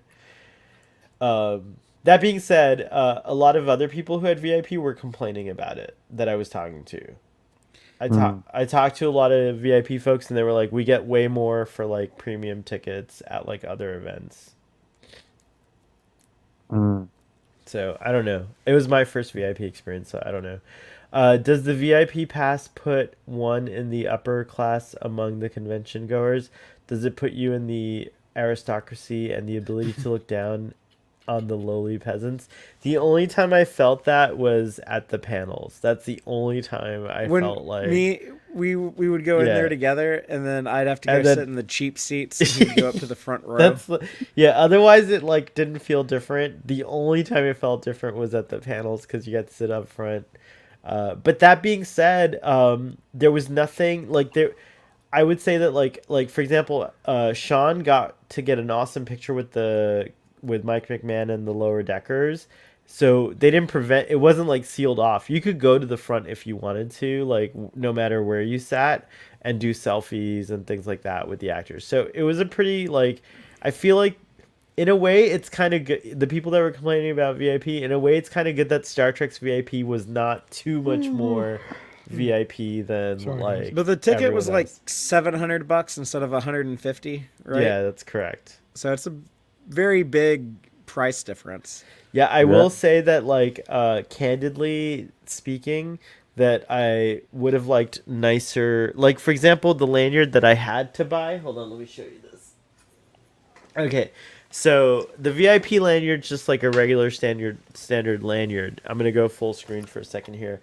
But if you bought a lanyard at the Star Trek store, you got this awesome heavy metal lanyard to, and then That's you could cool. and then you could put like you could put your pins on it like at Disney World or whatever. Whoa. Oh, you got a that's Trek crazy. Geeks pin. Yeah, I met the Trek Geeks, by the way. I'll show pictures of that.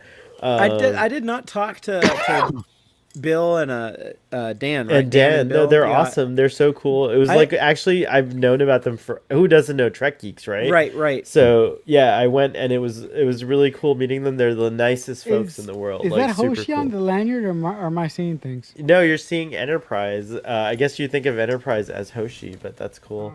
You're thinking. Oh no, sorry. This is Michael Burnham. That's Michael. So, That's Michael. yeah, so the VIP, and I'm very happy about that actually. The VIP image was Michael Burnham. Did you guys I see? had Kirk on mine for the 3 Did days. you guys see the celebs and like guests had Q on the all access ones? They had Q on them. Oh, I didn't Jer- know that. Yeah, Jerry O'Connell, who also is like such a dream come true person, like who went around. He and Rebecca. He was Romaine great. were- He was He was great. awesome. But Jerry O'Connell had the all access one, and it had Q on it. And I was flipping out. I was like, "Oh my god, that's amazing!" I was like, "Can I get the Q? I want." That's Ruben. Ruben, you got to get the all access Q. Oh, here. Oh, did you see that? Did you see what happened just now? So yeah, I don't think it was. So the critique I was gonna give is that I think for $750 I would have liked nicer merchandise, like nicer gifts. Mm. You know, If but you that go on would the be- cruise, you get dope ass gifts every day. Yeah, they I leave it saw on the that. That bed was for you. crazy as f. That was really cool. But yeah, nicer gifts next time for the VIPs, guys. Did you guys stop at that booth, the EXO? What is it called? Did you guys go and see? I this looked at booth? it. Yeah, the action figures that Yeah, are those are very very high cool. quality but very expensive. Oh, that is awesome. I want one. Like, how expensive were they? Like $400? I don't know. I have no They were idea. less expensive than that. I just look at them and I know, like, okay, anything that looks that nice is going to be unaffordable for me. Is there a price on there, dude? Can you, I would- can you I- zoom There in were on no the top of the prices. I would want These the were one just on the, display on the bottom units. right there. one? The con one. The Oh, the con con one looked one? amazing. No, Or I which want one the- are you talking about? Jean-Luc with the phaser Yeah, rifle? with the phaser rifle. That was a good That is one a good too. But the con one and then the Star Trek 3 Klingon Cruise looked. Oh, and the Q too. unbelievably I like good. that. I want the Q guy. Sorry. Just a friendly reminder, you can go on Text Trek's. You did like a walkthrough of the whole convention, right? Yeah. By the way, Marcelo and Ruben, look, Strange New World's boots. They had these at Cool. the at the Awesome. convention. Ooh, Ruben, you look really good in those boots. I like dude. that. those are sexy. They are. That is really Ooh, cool. Wow. Ooh, I think I like the gray ones better, dude. Yeah, these are really nice. Are those the ladies' boots, you think? Or are those just like snow boots? I think that is the ladies' cut. That's Nurse Um, Chapel. Nurse Chapel, but I think that's Chapel also the boot. feminine cut, if you will. Mm. Cause they gotta have guys boots, right? Right. I want to give a shout out to Prop Store. Did you guys go to the Prop Store booth? What did they have? They had all the Star Trek. Oh, that Picard. is- Oh yeah, That was yeah. They cool. had a lot of the Picard wardrobe on display. That's Elnor, yeah, in the middle there. Yeah, and I think that's Elnor to the right, maybe also. No, that's that. It inspired me. I want to buy one of the Picard leather jackets that he wears in Star Trek Picard. Like the actual prop, or just like a replica? No, like there's of it? like an eBay knockoff version. Sir Patrick Stewart is not as tall as I imagined, because I think this is his admiral's uniform, Yeah, right? he's Well, not he- very He's tall. ancient, so he's shrunk too. Oh, Yeah, What is Patrick he's Stewart, like shrunk. 5'8"? is he? Why do I always imagine him tall? In TNG, doesn't he seem tall to you Y'all, guys, or y'all no? know who else is shorter than He I does would have seem thought? Is tall. David Oh, Ajala. Jonathan Frakes is super tall, so he looks kind of normal size. That's Mhm. true. David Ajala's like 5'9". Yeah. I was Yeah. surprised by that. I thought he was like I'm 6'1". 5'10". I was taller than David Ajala. Mhm. You guys, I got a compliment for this picture. Hold on, let me find it. But Sonequa Martin Green is pretty short, so he looks Tall compared to he that. looks tall. Yeah, standing next to her. She's a very small woman in real life. You guys, What is I she, like didn't. 5'3"? She just like flew in and flew out. Sonequa. Yeah, she was only there Friday. That's not fair. Did you see the picture of that woman on Twitter giving Sonequa Martin Green That those was flowers? Kennedy. That was Kennedy. Kennedy gave Sonequa her flowers. I From didn't women- see that. Oh yeah, it's a great. I'll see if I can find it. But did you guys? I got Dayton Ward complimented this picture of the Enterprise. Beautiful That does shot look really nice. of a beautiful ship. Let me see if I can shrink it. I can't shrink that. can't get I rid of am it. obsessed with the look I of Strange love New Worlds that right ship. now. I need that ship. Someone, come on, give Ruben, me It's that. what gonna do be you the think Hallmark of- ornament? The Hallmark ornament this holiday season is the Strange New Worlds Enterprise. Ruben, what do you think of the Enterprise redesign, the reimagined Enterprise? I like it. It looks nice. Oh I like wow! kind of, what is it, like a sloped kind of like the saucer's kind of got a little slope on it. Yeah, it's got a sharp, Yeah, like a several sharpness to it. decks. Yeah, Yeah. it's cool. I like it. It looks nice. Designed by John Eves, old school Star Trek dude, John Eves. Nice. Yep. Nice. Mm. So, do you guys think they're gonna update the ship as it goes along, or do you think they're just gonna keep it the way it is? I don't They've care. said that it will as the show goes on, they'll make it look more like the original series. I don't think it'll ever look like. It'll never look exactly like it unless it's like the last scene of the last episode. Like yeah, please don't make that look.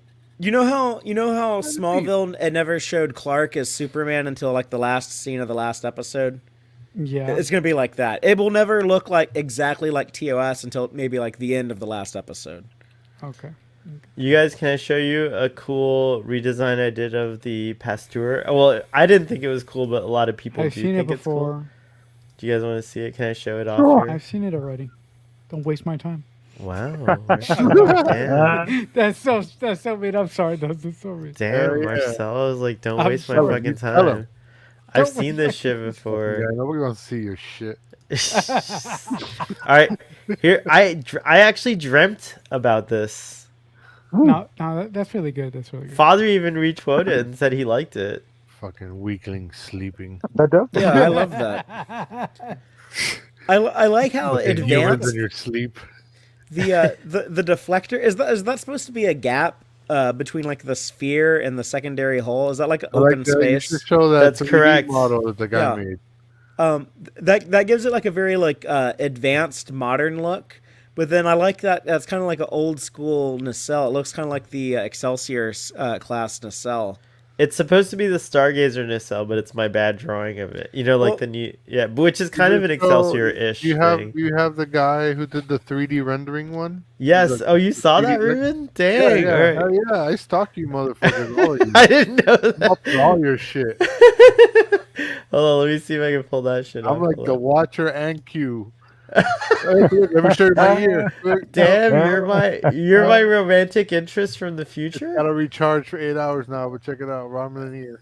Rob- Dang. All right, hold on. Let me pull. Okay, so then this cool guy, 50 MBR number 4, posted this, which was a render that he created based on my design that I posted, which is really cool. This is promising, right? Yeah, that looks great, dude. Yeah, it looks cool. That's cool. And we have further communication. Dude, Hold where's on. the bridge? What's that? It's on the Where's top, the so you brick? can't see it. It's up here. I have In the middle other of drawings. or the top of that ball on the front. Yeah, let me see if this will. All right, so then the other thing is he's actually presented me with side views, which I haven't decided, but I think A is my vision more than B, right? Like A is more I like the don't- vibe, He's got some sexy lines going on. right? Like this whole sweeping motion, and then see the deflector can still stay clear here, right? Like that's You cool. need to fire that thing at the So board. look at that phaser strip on the underbelly down there. Right, I know, It's a so beautiful awesome. That, detail. yeah, it's a beautiful detail. It's true. These are more of the the sovereign nacelles Yeah. on here, but I envision And the then the shuttle bay at the end, it looks kind of like a Constitution class. The way that it's right. It's it's here. Yeah, I shaped. like that. I wanted a front loading shuttle bay because it's a hospital ship. So that's what on my version here. Let's see here. That's what. Oh, look, this is another version that I did based on his version. So So here's like I want a big medical symbol right in the front. I would like and I stopped calling it the Pasteur to it's the It's Olympic gotta be too. the Mariposa symbol. So, Damn, someone's watching Star Trek Picard. What? Shit, I think I need another Ruben, I told martini. you What not to the bring it hell? up.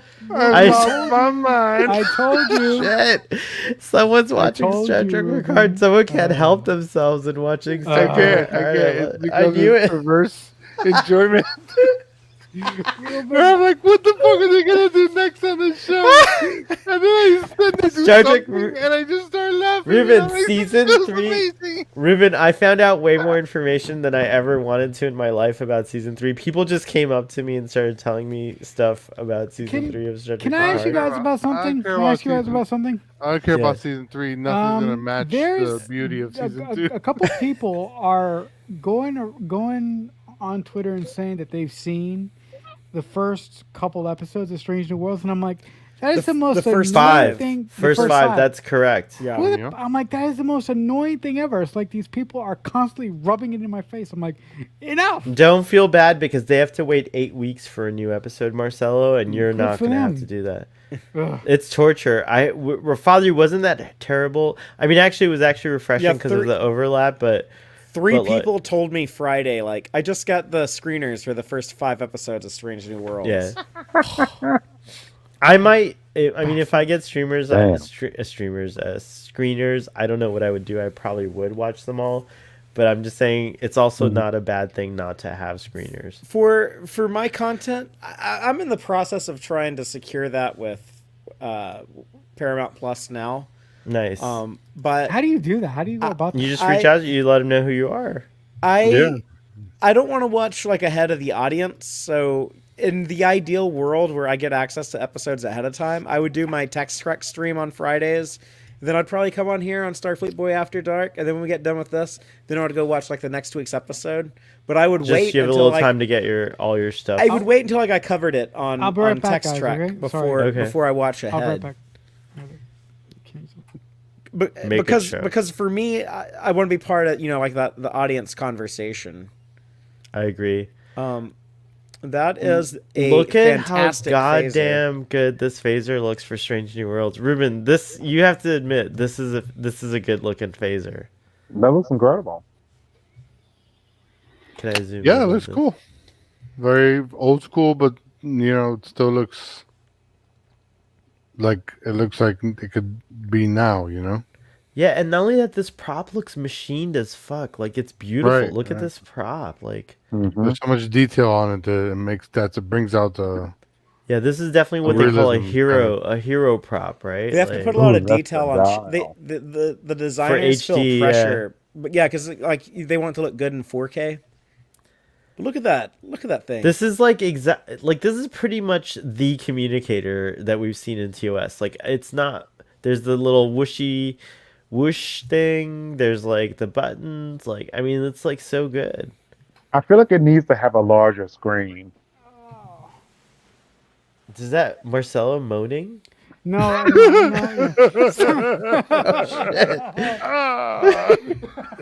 He's like, I hate this. He just Get got it off my stabbed, like, screen. mostly. Like, get this shit off my screen. Saying Marcelo. All Braxton said is it needs a larger screen. No, you know what? No, but I just changed my headphones. That's why. No, but Oh, gotcha. I'm kind of with Braxton. I would like it to have a little bigger screen, not like a humongous thing, but Man, I want to fuck that tricorder. That tricorder is sexy AF. It's really damn fucking good, right? Like, look And at that these- tricorder. and these pops are from Strange New Worlds. Okay. They had an exhibit which you could watch. Fathery does a live stream that was on HD. It's We did in two of there's yeah, but there's the one we did, right? the one we on walked through Facebook. this. Yeah, if you want to see like the really good quality version, then go to the Facebook Text Trek page. With me hosting, I'm We're the the Text host Trek of it, Facebook right? Like page. I was kind of narrating. Yeah, we're like a experience. camera's like flipping around between both of us, so Yeah. you get to see close-ups of us. That's and really cool, man. close-ups. You of know, his that was what props. was nice about that Friday, and I'm sorry, Braxton, that you and Sean didn't get there for that Friday, but it was like there was way less people. It was the whole day was just like quieter, right? Like it was like a chill. After that, all these props have been abused. People touch them. There's like so many people pass through. It wasn't the same. I This didn't was see anyone fresh. touching them, but No, I know, I'm just saying this was fresh. We got this shit fresh. it saw No, that new tricorder smell on it. Yeah, it totally had the new tricorder. Could you actually like touch them? No, if you, No, they have no, like no, you security could- yeah. people in there. If you Pervert. touch Actually, that, that they would've- first day you could. Did you? That first day you could Oh, touch. yeah. Guy, that's Yeah, such a like, rich guy's such a pervert. Can we you rubbed touch our him? dicks all over it. Actually, Yeah. Unzip. Oh look! I wonder if we can read the. I didn't read any of these things. Did you guys read? This is Starfleet. The God. duty. This is referred to as the duty uniform. So this is standard it's duty. what you wear uniform. when you have to go take a duty. No, Father Reed, that's not what this is. Number one, go take a number two. Now this is the dress uniform. That is the cadet dress That's a- uniform. No, no, this is a good. That looks really cool. It does. You know what? Because I saw this shit, and I love Uhura, I went and I bought. And I had to do it, but I also bought my You cadet. bought Michelle Nicholas's panties. I got one of those. I got a Hey. cadet badge. Could you imagine if they made like a Playmate action figure of all these different uniforms, all Oh the my different God, characters that's and all the amazing. different uniforms? That would be. They would a have so many great thing. options. That would be amazing. But like there isn't like is there a really good vendor out there who makes Star Trek like figurines that don't look like crap? We just The- showed you the the- EXO. The EXO ones are gonna look damn near photorealistic, but Okay. they're gonna cost you an arm and a leg. Okay. Look at this crazy shit. A beautiful shuttlecraft. I'm not a big. I'm not a big fan of the. I like the ones in TNG, the more tinier ones than those. That big. one's huge, Jim. That's a little Oh bit too man, big. I love the fucking. That's a little bit too big. What happened? But it's Ruben? also What? from an This earlier show, time. this so show's Yeah, gonna that's break right, my that's heart. maybe No, that's it's why break my heart. it's so big. No, it's not, Ruben. Have faith, brother. Have I What faith. do you love mean, that. like it's I gonna love break your that heart? shuttlecraft is so pretty. That shuttlecraft, right? It's gorgeous, right? Oh my god, it's beautiful. Look at this shit. Whatever Oh, this That's is. really at that. cool. Huh? The Wow. fucking red shit. That's awesome. Yeah. It's not like a. We don't know what it is. Yeah. It's a strange new world. Look at this shit. Look at the Strange shuttle from a new different angle. What do you think of the? Aliens. What do you think of the shuttle from this angle, Ruben? Do the nacelles move, or are they always kind of like? No, Are they no, always they're sticking out like fixed. that? I love Oh, this okay, okay. two-tiered fixed shit right here too. By the way, that it's not just one. It's Yeah, like yeah, two. Yeah, I love this shit. That design looks really good, dude. No, the design's I know. cool. I like it. That was strange. I've we got Ruben to stop gaming. These are these like little. These are. Do you guys hear the audio from this? You probably No. don't. No. But anyways, these are these little pins that they're going to be wearing, I think, for fallen ships, because Discovery's there and Shanzhou is there too. Oh, Shinzo. wow. Oh, This shit's all. The Gallant. Oh my god. Here's another. Oh, that's actually my favorite Star Trek uniform is the yellow uniform, so I really like that one. Look at this dress. Oh, wow.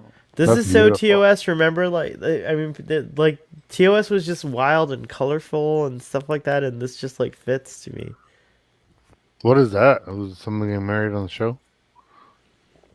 I think one of the characters, there's like a thing that happens on the ship where it turns into like Middle Ages or something like that, and this is what one of the characters was wearing. Here's Dr. Mabenga, which, by the way, they took down these names, but they were going to give him the name. Someone thought they were going to give him the name Jubilo as his first name, but Father E, correct me if I'm wrong, that was taken down, right? Yeah, they took that down. I mean, I don't even remember posting this picture or this video of the Lower Decks crowd. But Here's Nurse Chapel, Chapel. Christine. here I can share the. Oh, go ahead, share it. Hold on. Let me go. Do you guys want to see share Father's hero shot here? Hold on, let me find the one that's edited. Here we go. screen. While he does that, look at this, guys. This was Fathery on Friday. Good pick. Nice. Nice, man. You look Father, like what you're is ready this look you're sporting? You look like That you're ready is for Shirley. the captain's vest from Star Trek First Contact and Star Trek Deep Space Nine. Y'all like my little Starfleet bag I got on my shoulder? Yeah. you From look the like you're ready- cruise. Yeah. Dude, that bag is sweet, dude. I love that bag. I carried that bag around like the whole weekend. Mm-hmm. You look like you're ready for Shirley there, my friend. Oh, here's Fathery sharing his thing. Hold on. Let me add to screen. There you go. Oh, this is the video? Yeah. That's okay, but who are you? Yeah, what's that? Who are you? I'm Ruben, look at what I'm Starfleet wearing. boy. Oh wait, people are trying to get through. There we go. All right. Yep. So it's my husband. This is my rival here, but I got her out of the way real quick. Have they actually officially labeled the character as T'Pring? Oh no, they have not actually. Oh, they have not. So now that's us. It's on us now. Yeah, so they haven't. This is like a text rec discussion. Do you see this cool like thingy here? Do you know what that is? Is it a Vulcan glyph of some What sort? are we talking about? This here? That is some Vulcan script or text or something. And look, What this is that has, little... like, a, Has anyone this is identified some the sort of, item? like, That's like an engagement, a container or betrothal something necklace. Like that. I don't And is know. that It looks like like a a more- molecule or something. Yeah. But we have T'Pring jewelry, who we think is T'Pring. Perhaps. Some more concept art over here, very very Vulcan, or should I say Vulcanian? Vulcanian, yeah, exactly. Here's a lot of. Oh, here's the Enterprise, Yeah, and she was lit look up at that with- shit.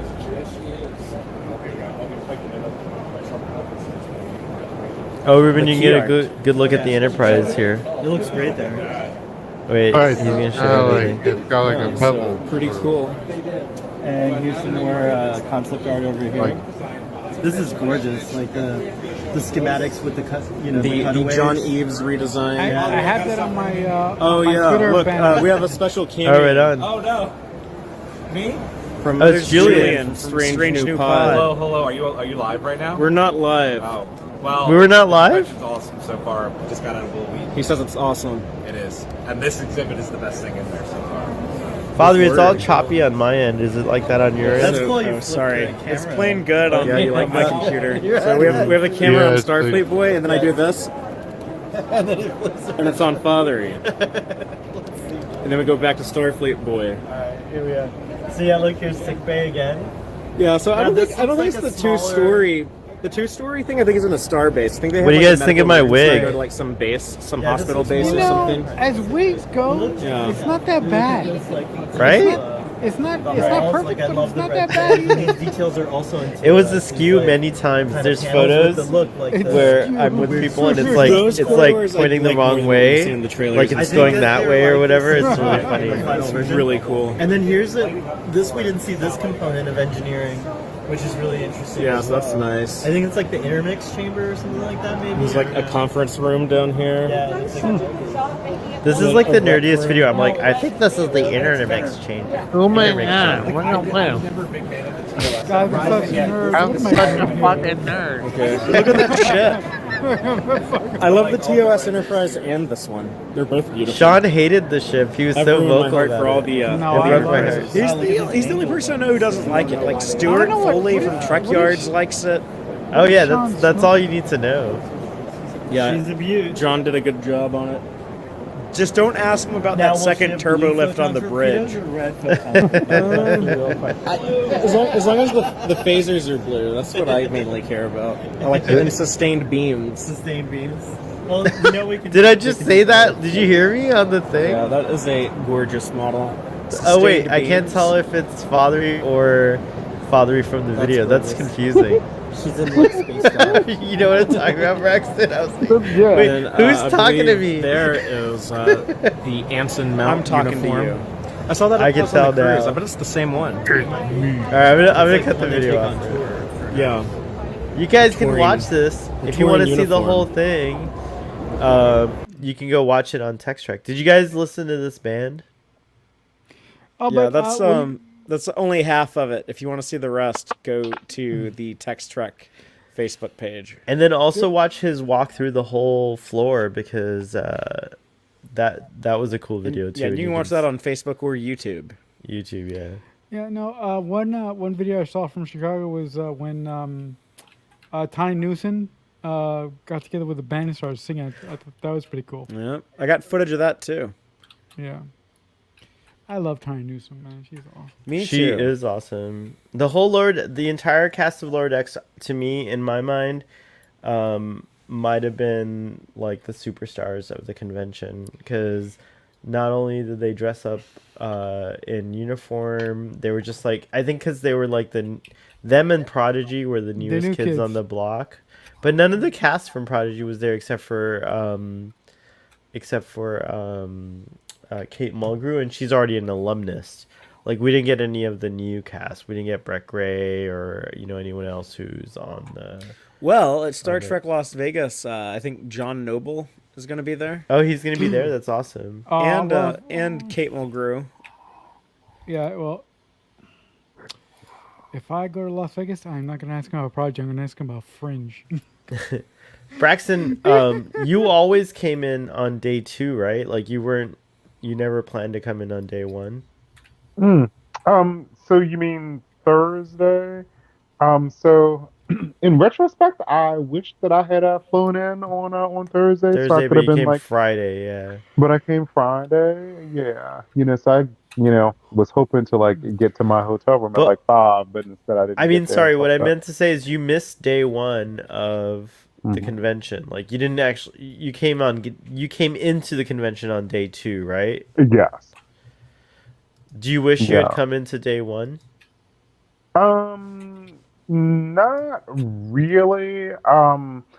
So I do wish that I could have actually got in town at like, 5 o'clock, so that way I would have had like an opportunity to like run down to the to the hall and just kind of like walk through and get myself familiarized with the thing. So like I wouldn't have experienced like anxiety on Saturday. Right. But like that wasn't really that big of a deal. Like, it was kind of cool just to like, get back to the hotel room, and then like I was in contact with you, and then like we just like hung out and had some drinks, and like went it's true. back to the hotel before midnight to be like up and fresh for the next day. So like it was cool. Father and I got to meet our friend Heather Ray, who is one of the first people who I met on Star Trek Twitter. She's a pretty cool person. Yeah, And- I'm glad that I finally got to meet her in person because I had talked to her on Twitter before, and we like wanted to meet in Vegas, and then we missed each other, and then COVID happened, and then she didn't go to Vegas back in August, so I finally got to meet her here in Chicago. I would have She's liked to have talked Batleth to her babe. more, but it was Yeah. it's a short convention. Oh, wait It a was a minute, busy this is convention. Battle Babe? This is Batleth Babe. Yeah. Okay, cool. She's awesome. Everyone follow Batleth Babe. Sorry, I kept But- cutting you off, Father. No, you're good. That's it's part of the fun. But what were you gonna say, Father? You wanted to meet her in Mission Chicago, in Yeah, Star I'm Trek just Las glad I Vegas? finally got the chance. I would have liked to have talked to her more. I never saw her like out at any of the places we went out to, but She might have gone to other places, but she had a lot of panels. She was on like 4 panels, which was pretty cool. oh as wow, well. yeah, I knew she was on the Star Trek Saved My Life panel, which I would have Yeah, liked to have gone to. I would but, have liked to have gone as well. It was awesome, from what I heard. What was your favorite panel, guys? Like of the main stage panels, or like of the other panels, Oh, like the whole not event, other. the whole Like I don't thing. want to describe it that way, but like of the non-main stage panels, I should say. The whole thing. Of the whole thing.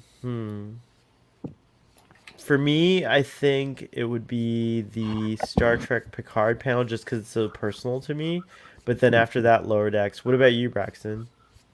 So unfortunately, I missed Lower Decks. Yes, you So my favorite panel was probably the Picard panel.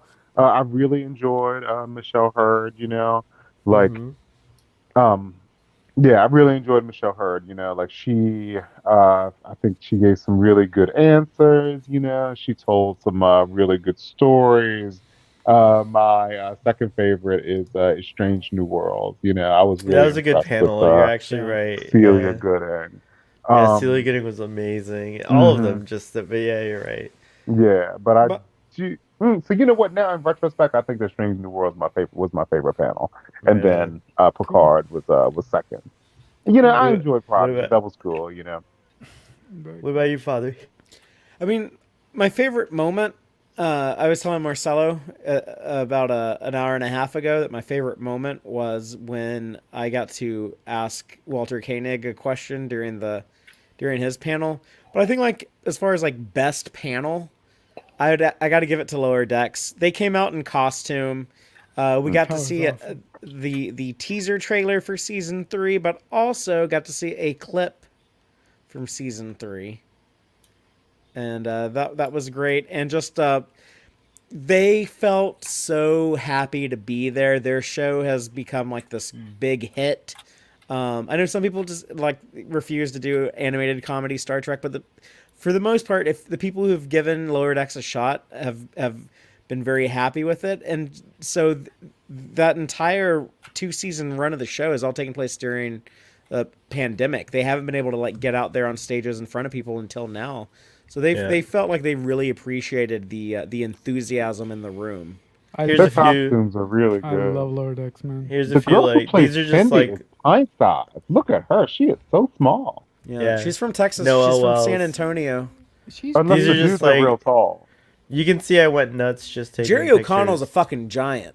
Yeah, he's very Yeah. tall. Like, I didn't catch the Boimler maneuver, but you can see it. That was the other thing that was great. how Is did you that not catch that? I was looking at it in like I didn't Oh, want to you take a didn't picture. you didn't get a picture of it. Yeah, I didn't Okay. get a picture because I was like in awe. I thought you of meant like that. it happened and you didn't notice it or something. No, like I saw it and I didn't take a picture because I was like just enjoying the. Dude, you were I just was, like in the moment. I was like Jack Quaid just did this maneuver. like that's wild. I love Tawny Newsome too. Yeah. I have a crush on her. I think I would actually be like awkward talking to her. She'd be like one of the like I normally like when I get the privilege to talk to some of these actors, but she's one I'd be like kind of nervous around. Oh, and this is when they announced right after that panel. They announced the Mission Mission Seattle. Seattle. Yeah, it was cool. Damn, But one you day guys. soon we'll get Mission Miami and Mission San Antonio. But Yeah, you actually- guys, Mission Seattle is gonna be lit AF. I swear to you. Well, I think it's going to be a lot better for several reasons. I think it's going to be better. Yeah. Wait, can I just show this picture? Look at this. That's when we all finally got together. Who took was- this picture, by the way? It was my camera, and I forget who took it, but we asked someone to take it for us, and they took it. Dude, that's a great picture. I love it, dude. That's cool. Yeah, it's a good that's, picture. That's is probably my second favorite picture of the whole. My favorite is the Last Supper picture, but Larry. this is my second favorite. Yeah, this is a great picture of the four of us. Braxton looks so damn fucking good in his uniform, even though Go he had a back to it. uniform. I think we all look great. He looks Yeah, like, I I agree. think, yeah, You- we all look you- great. you know who Braxton looks like? He looks like I forgot the character's name, but the character that Mariner craps on because of Oh, Jet. Jet. Oh, he looks wow. exactly like Jet. Wow. Yeah, Jet. Jet. Is Jet Manhatter. bald? Is Oh, shaved headed? I think he I has don't very think so. short hair. He's Short- got- okay. Sure, yeah. Braxton's more handsome than Jet, but whatever. I agree also because Jet is pretty handsome. But what I was gonna say is, look, there's a TOS representation, there's a TNG era representation, and then there's the new era. So we got like representation. the original, the Berman, and the modern is all yeah, captured. it's there. all Ooh, here in that's this one cool. photo, which is pretty cool. Dude, that is really cool. I love it. I love your uniform. I was so like happy to see your uniform. That was like such a cool thing. Thank you. I love that era uniform. You too. feel like that's you're a good one. character in Star Trek when you're in uniform and you're walking around with a bunch of I other people that are know, in and uniform. people come up to you and like ask you shit and stuff like that. It's so cool. Yeah, I got to get my hands on another uniform. I think I need to go ahead and hit eBay, dude. I want like to find a uniform. Like I need to get a tailor. I feel like some for my You should, particular body, I you need should to be talk tailored. you should talk to the Admiral. He's the He's master good. of Yeah, that. I'm learning a lot. I'm learning a lot. I learned a lot about cosplay at the event. I just want to shout out to CJ. I'm just gonna put his picture up for real quick. I don't think he minds, but I haven't posted it on Twitter yet. But I will. That's a This nice is my picture, friend man. CJ. Yeah, he's really cool. We've been friends for like a long time on Twitter. So yeah, that was cool. That was the other thing that was great about this convention. Honestly, like one of the things that as a first time convention goer is like for like the last 6 years I've been meeting all these people like on Twitter and I met them in person at last. And then look at here's our darlings. These are my like babes over here. This is Matt Oh, and his and lovely, was it lovely Jared? partner. Yeah, Jared, exactly. Mm. Yeah, I had known Matt from online. I had never met Jared before. Jared's a really cool dude. I liked visiting with him. Very nice guy. Matt is always a lot of energy Matt's too. not so as he's, nice as Jared. I'm just gonna say. No, I'm just I kidding. wouldn't say that, but No, I'm teasing. I'm He, teasing. he's the I'm totally teasing. he's the loud one. He's like the lively one, and Jared's more like the No, you know the you know that scene in Space Seed when Khan is like complimenting Kirk. He's like, "Oh, you sit back and let your first officer do all of the talking and all of the attack, and then you just sit back and you watch." I felt like if Jared and Matt were Kirk and Spock, that Jared would be the Kirk. He'd be like the quiet one, and then I'll be back and in a then minute, Matt would guys. be the Spock on the All right, attack. Marcel, thank you. Is this the cosplay Be thing? right back. Yeah. Oh wow, we're losing All some right. of our members here. Hey, But I'm yeah, gonna be this- right back. I'll be Oh right back. damn, Dude, Ruben, it's just you and almost me 2 here. hours in, dude. It's like I'll a show bathroom Ruben. break. Yeah, no, go to your bathroom. Ruben, I'll just show. Are you still with me, Ruben? Did Dude, Ruben it's leave already gone, too? John? Bathroom Oh, break. girl, everybody Uh-huh. left me. Dude, it's okay. We'll just have to make it show. We'll have to continue to make it show, dude. Yeah, I'll do. Dude, I who- love this picture, dude. Yeah, it's a cool picture. So this is We have- like the costume contest kind of thing? Yeah, hold on. Whose mic is doing that? Hold on. Hello, testing 1, 2, 3. Test. Oh, it was Fathery. Okay, I got it. Okay, cool. The echo. This was like a little like the pre-show like whatever. By the way, I told you guys already, but I nominated Kennedy for Start Seattle because those like entertainment folk were not that great. But I feel like the next great panel was Discovery. Do you remember that panel? Oh my gosh, dude. How could I forget about that panel and the hug, dude? Yeah, Yeah. that was a great panel. Yeah. Oh, yeah. and All the panels were fucking great. Like, but look at this picture of I the don't disco remember Doug guys. Jones saying that much. I remember like um uh Ian Alexander doing a good bit of talking, like David Alexander answered some questions. Did Doug Jones say much, dude? Do you remember? He told a few stories, but yeah, I think he let everyone else have their moment, which he's such a gracious person. I feel like that's just something Doug Jones does. Mm-hmm. PE says Lower Decks was my favorite panel. It was so lighthearted and fun. It's true. There's also their first convention, like, which is crazy. They're I think not that was. jaded yet. Do you think it's like that, Rexon? It gets there, right? Eventually, everything gets there eventually. It's true. But kind so of many of the Star Trek actors are really grateful yeah. to the audience for showing up, and they show, and they give like our love back to us. Like I feel Yeah, like a it's number true. of them do that. PE says, I love it how in the Lower Decks panels, someone asked them what it is like working together, and they responded that they actually never have worked together. They each record their stuff separately. Yeah, so this was kind of like the first time they were all. This was like one of their bonding moments, I suppose. But isn't this a great picture for the Discovery crew, Fathery? Like that little moment that they did at the end, and they posed for everyone with Ken Mitchell. Yeah, that's great. I wish that Sonequa could have stayed a day for this. but- I know. Were you disappointed too, Braxton, that we didn't get Sonequa Martin Green up there? 'Cause Yeah, I didn't get to of see course. her I was the, too. the whole time. I never saw her because I didn't see Oh. her Friday. People took group shots with them. I wish I had booked that shit. That's like not. It's not Mission Chicago's fault, but I thought I would just like choose on the day of like what I wanted to do. But in reality, like learn from reality, it didn't work out that way. I should have booked all my photo ops ahead of time. So Mary, that is one Mary. advice I would give is book all your ops ahead of time if you can. But yeah, anyways. But yeah, I would have liked there's a lot of people that have a whole disco cast photo. Father, you're gonna make it show now. I have to go to the restroom. Oh, okay. BRB. Well, but I am sad I didn't get to see this entire panel. We kind of came in late. Remember, because we were at the Women at Warp and Jesse Gender panel, but then we got to see the tail end of that. So maybe that's why I don't remember Doug Jones talking much. Yeah, I don't think we heard him say anything. But those Discovery actors, they seem to like really get along. They really like each other. So I'm glad that they're not like the original series where they kind of like all hate Shatner. They instead like they seem to like all get along. Dude, Bill Shatner did just has like, that attitude and that ego. Like, yeah. So he was even hard to work with, like during the time that they were filming it. Yeah.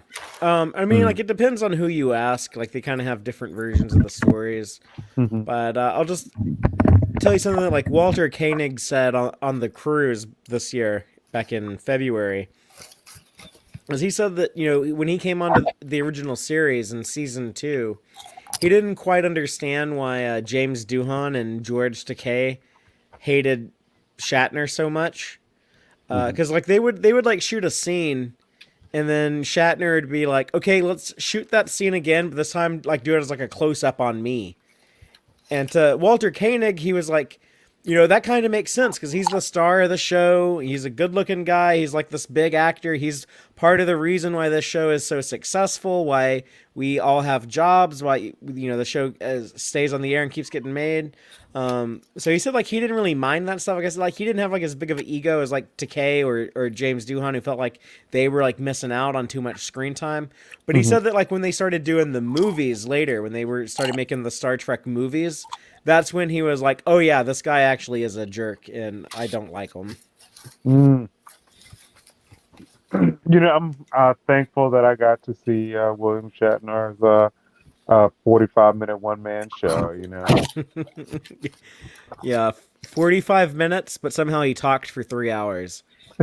Really, like, William Shatner just, like, gets up and just starts talking. Like, he was, like, talking about, like, the last time that he was in Chicago and, like, him, like, riding a motorcycle or something from, like, California to Chicago, dude. Like, he was talking about, like, the environment. Like, he was just going everywhere, dude. Like, kind of, like, no structure, really. Just, like, I'm just going to get up and give a talk. But he has the most energy. Like, I've met, like, a few people that have been lucky enough to live past 90. None of them had half the energy he has. Dude, I mean, and he looks really, really good, dude. Like, I was seeing, I mean, because, like, sometimes people who are, like, in their 90s are all, like, skinny, but, like, yeah, or all, William like, shriveled Shatner up, had a big covered in, belly like, liver and a big spots. butt, dude. I was like, dude, William Shatner looks good, dude. Yeah, I mean, like, he doesn't look a day over 75. That dude which looks is pretty good good if you're 91. Yeah, dude, that is good. I don't But know. no, I Maybe totally didn't maybe he'll remember. make it to 100. Yeah, dude. But you and Toddy went to your first drag show. Yeah, we should talk about that. Cool. They did a Star Trek themed drag show with a performer from the RuPaul TV show named Jackie Cox. The Jackie Cox does Star Trek themed performance. She's got like a sequined Star Trek like skirt dress, and like she takes popular songs and then she like rearranges the words to like make them kind of Trekkie. So it was fun to see her perform. Generally, I like a drag queen who does a lot of dancing. Jackie's kind of more like a comedy, like, oh, I'm gonna tell you, like, I'm gonna sing you like a parody song, She did some dance. What kind of about like drag those queen. high kicks she was doing? Hmm. That was pretty impressive. Yeah, yeah, the Yeah, high kicks were there she impressive. is. Oh, there she is with Oh, the women at Warp. That's Jera and Sarah and Grace and Sue. oh wow, that's a good picture, dude. Jackie, like, I didn't realize Jackie was so tall, dude. I mean, Jackie is wearing heels, but I didn't realize.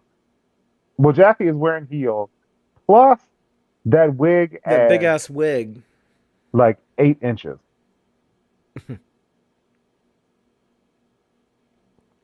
Dude, yeah, that wig is totally like 8 inches, dude. But I enjoyed Jackie Cox. Jackie Cox was good.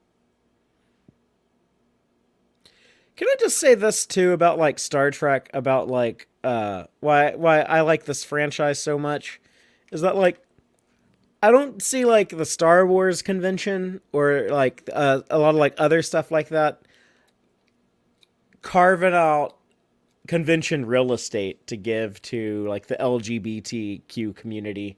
That's because like only Star Trek like takes like only our fandom Hmm. prioritizes that type of inclusion. In my Hmm. opinion, I don't observe that happening in a lot of other places. No, dude, I think you're right. The Star Trek community is really, really inclusive. I think that's true. Even though I mean, we still have our issues. I feel like I was looking on Twitter and somebody was talking about people in Star Trek being like, or people in the Star Trek community being like, you know, like homophobic Oh, or this is gross. racist. Oh, But yeah, but our community, I think, is very accepting. Like, I don't know, like I feel like last weekend it was like all about like the love, and it didn't matter if people were like, you know, trans or like non-binary, like, yeah, it's cool.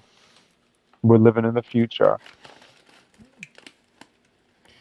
yeah. I mean, I love the Star Trek fan community. I mean, there have been some nasty people that I've ran into on Twitter, but those people are few and far between. And I love that I've sort of made my Twitter experience a big, Star Trek nightclub where you have nothing but Star Trek fans up the yin yang. So Do you guys know any people who are trans personally? no, Yeah, I had a friend who used to live here who moved a few years ago, To where and Houston or Dallas? but well they lived in Austin and they moved to Portland, Mm. but then I lost contact with them. Hmm. And my a friend of mine has a teenage kid. Well, I don't. They actually just graduated high school and moved to Boston for college, but they identify as non-binary. And I know Jessie Gender personally. I feel like I've talked to her through the internet a good bit, and then we got to hang out a little bit over the weekend. So I'm not I count back her yet. as a friend. I'm not back yet, but Ruben and I know someone who transitioned. I'm not going to say their name online, but like remember from the Milky Malt Shop days, like that author who transitioned from like female to male, right? So that was like crazy back then. That was like a very new thing. So that was very cool. Okay, I'll be back. I know a young person Also, I agree now. with Blue. I can't think of another fandom that is this inclusive. It's true. I can't think of like name another fandom that includes everyone, every single Hmm. diverse group, like from that's like doing good and positivity and like creating like the future of Star Trek is there. Like we don't include Nazis. That's not who we include. But like everyone else, almost. There's only very few people that Star Trek doesn't include. I feel I mean, like hey, infinite diversity and infinite combinations. I mean, yeah, I yeah. feel like we have a diverse group on Starfleet Boy After Dark every week. I feel Mhm. like we have a good variety here.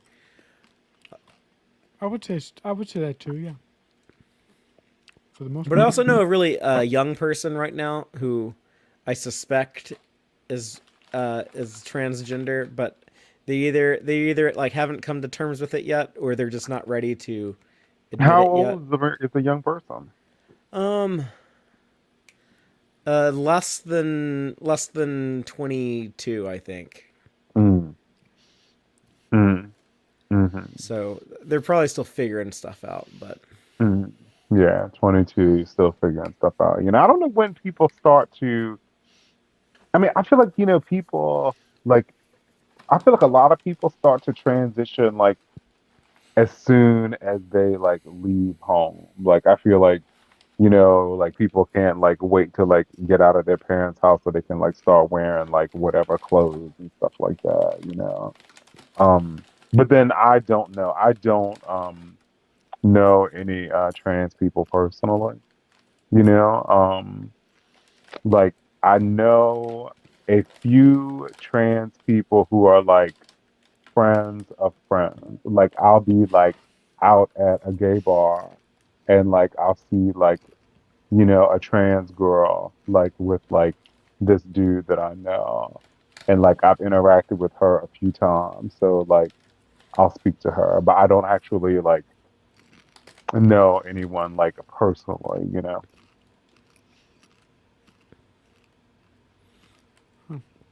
I always think that that is that takes a lot of courage. That's like, I think to be like, especially to be a male to female trans person is probably as hard of an existence as there is. I yeah, think that they definitely. face a lot of discrimination. I think that maybe like,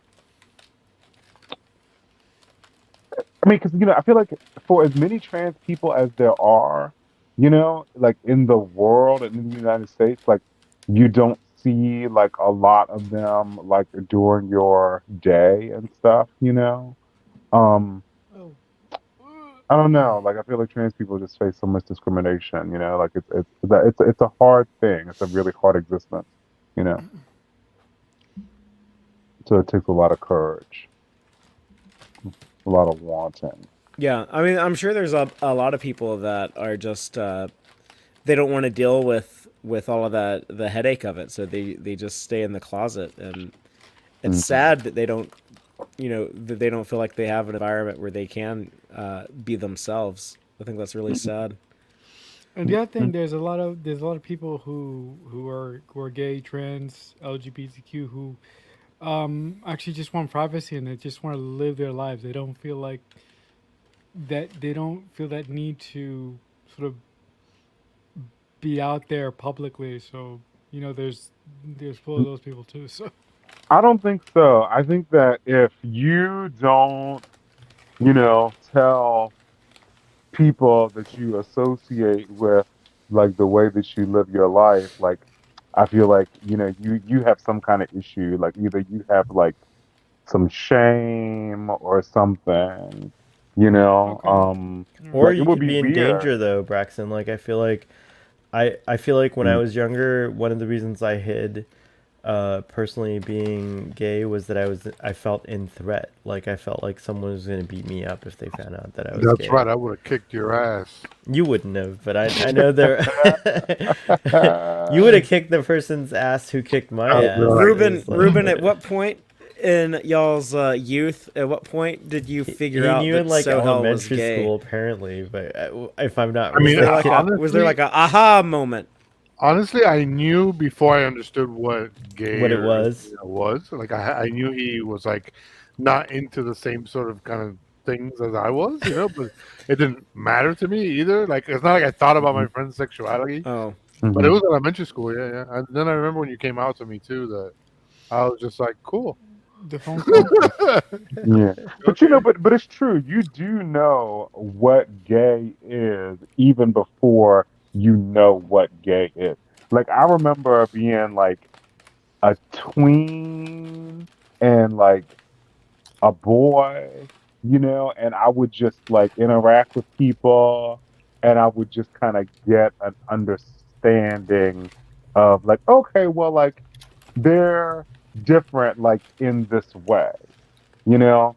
Well, there was Um, also the Teen Wolf story when we were watching Teen Wolf. So Hal and I basically he was 2 grades below me, but we met in after school care. So after school ended, we'd stay another 2 hours with these weird old Because ladies our parents who were would working take and care had of us. to. Yeah, because our parents Yeah. would work, and that's where him and I met. And they would put movies on for us. So I remember one time they put on Mad Max, the original Mad Max. They like showed And Porky's, I don't if know I'm not mistaken, which is weird too. Oh my god, And they didn't yeah, know it's what like movies weird. they, yeah, What? we're two old Yeah, it was ladies, weird. Like the 80s were very weird. Like no one English. had like parental guidance back So then. they put on the original Mad Max, and that movie, 5 minutes into it, there's two people having sex, and the dude's looking at them through a sniper scope before he fucking blasts them away. And Yeah, I would that's just be like, awesome. yeah! Yeah. mhm. But I remember we watched Teen Wolf, and there's like scene with the girl in the little negligee, little nighty thing, Yeah. looking all hot. And Starfleet Boy looked away. We were like 8 years old or something. And he like looked away, and I remember seeing him, and I was like, huh, Yeah, like why is hey. he looking away? Like, doesn't he find that interesting like I do? No, that was just my sense of modesty. But yeah, like it was like I think I would have looked away if it was a dude. Too. No, I don't think I would have looked away if it was a dude. Now that I I'm like to thinking tell about funny story too. When Yeah. the first time it. I was told what gay was in elementary school in like 6th grade or something, and I was with a bunch of my friends, and we like sports too, so like we were into sports, but also comics and whatever. So one of my friends pointed at this kid who was hanging out with all like the hot girls, and they were like, "Oh, you see that guy? He's fucking gay." And I was like, "Oh, for real?" I was like, "Fuck, I want to be gay." I was like, "He's hanging out with all the hot girls in school." I was like, "What, there's Dude, you something talk wrong with about it?" like internalized homophobia. So like that reminds me of like so I went to I'm lucky enough to have gone to private school for most of my life. But when my youngest brother was born, I guess my family had some financial problems, and I went to a public school for 7th grade. So anyway, there was this kid. Um, uh, I'm not even gonna say his name. I remember what his name is. Try not But to. Yeah, try never to but say names on here. but he was like the first person who called me a faggot, like to my face, Oh and I wow. was like in 7th grade at that time. But just to say that, like, he was like the kid who was like hanging out with all the girls. Like, he would like he would wear his like sweater like off the shoulder. You know what? And that motherfucker, fucking gay as shit. Like the Nelliest, nanciest queen in the whole dang world. But yeah, he used to like look at me when we were like 12, and he'd say, "Oh, faggot," Oh my that gosh. little motherfucker, dude. Yeah. But He like was it years was later, internalized anger. Yeah, he was like, yeah, mhm, whoa, that's crazy. yeah, but I remember like that year in public school was horrific because like him and this other dude Ronnie, like they both used to call me a faggot, and I remember Damn, thinking like, Braxton, I didn't know this about you. and and so that's the thing, like I was 12 and I wasn't like yet sexualized, Right. but like I remember thinking like, oh my gosh, it's true, and that was like a I horrible thing for me, In you know. elementary school, this one kid was trying to tell me that I was a faggot, and to prove that I wasn't, I had to like kill him, and it was horrible. But whatever. You had to do these things like in growing up in school in Miami. But like whatever. He sucked his dick so good that he was like, "Am I a faggot now?" Huh? You were Wow, like, Ruben, stop, Ruben, come on, man. It was a "Not good all joke, and then secrets you on the turned it air. like Not all rotten. secrets on the air." That's a nice photo. I love that photo. What do you guys remember about the Strange New Worlds panel? I love Rebecca Those Romijn, legs. man. Oh my god. Oh, by the way, Blue says I am bi. People don't understand us. This is true. I didn't. Oh, you guys are understand- just fucking weird, Blue. Pick one. Oh. But that's crazy, like that bisexual people are now the ones stigmatized. Like the conservatives have moved on from gays. They're like, oh, Well, we're too yeah, no, many, and like, also I think it's like polyamorous people now get are being kind of looked stigmatized at, as well. which Yeah, is it's like to me, is more natural than monogamy, even though I'm in a monogamous relationship. But like I've had this argument with like behavioralists and stuff. I'm like, I don't think humans are meant to be in one-on-one Agreed. relationships. I Like, I don't strong think that's agree. the natural way of doing things. We've made ourselves believe it's the natural way of doing things, and it's been partly political too. Um, but yeah, it's funny. I think bi people, polyamorous people, they're kind of like the I think the stigmatized ones. magical thing about being a human is that like our imagination allows us to like kind of be whoever we want to be, right? Like we have something like very unique. And I think that's the big struggle. And that's one of the beautiful things about Star Trek. Sorry to get all preachy and back to Star Trek here for a second, but one of the wonderful things about Star Trek is that like from all appearances, like in the future, like there is space or room for like all different kinds of ideologies, and people get to experiment and try different things. And so like I fully believe that like every interestingly enough, during the Strange New Worlds panel, our friend Jesse Gender asked a question, and I can't remember the exact details of the question, but basically the question was directed at Celia Rose Gooding, and it was about her. The actor identifies as non-binary. I think it had something to do with like how Celia brought that into the role. And then as a tangent, she asked Ethan Peck if he had any thoughts on the way Spock is Spock has become like kind of like, for lack of a better word or phrase, like a gay kind of icon, right? Which I was totally unaware of until very recently. Like I knew like people were like Kirk, Spock shippers. I didn't know that there were like a small group of people that like, or maybe not even small, but like a group of people that were like convinced in their headcanon that Spock is gay. But not only that, like Spirk was the first slash fiction. Like there's a lot of history around it. Like, and certainly when I was a kid, I mean, if you watch the performance between William Shatner and Leonard Nimoy, I will say that for me, my impression is, for the time, it's a very vulnerable portrayal of friendship. It's not like the usual that you saw on TV. It's very that's close. how I've always read it. Is that they're really good friends. Yeah, but like aside from that's how it is, that's how it was portrayed, you're absolutely right, but it leaves room because it's so unique of its time. Many people who identified as queer latched onto it because that was not the norm that you saw on TV. You didn't see people should be allowed to read it however they want. Of course.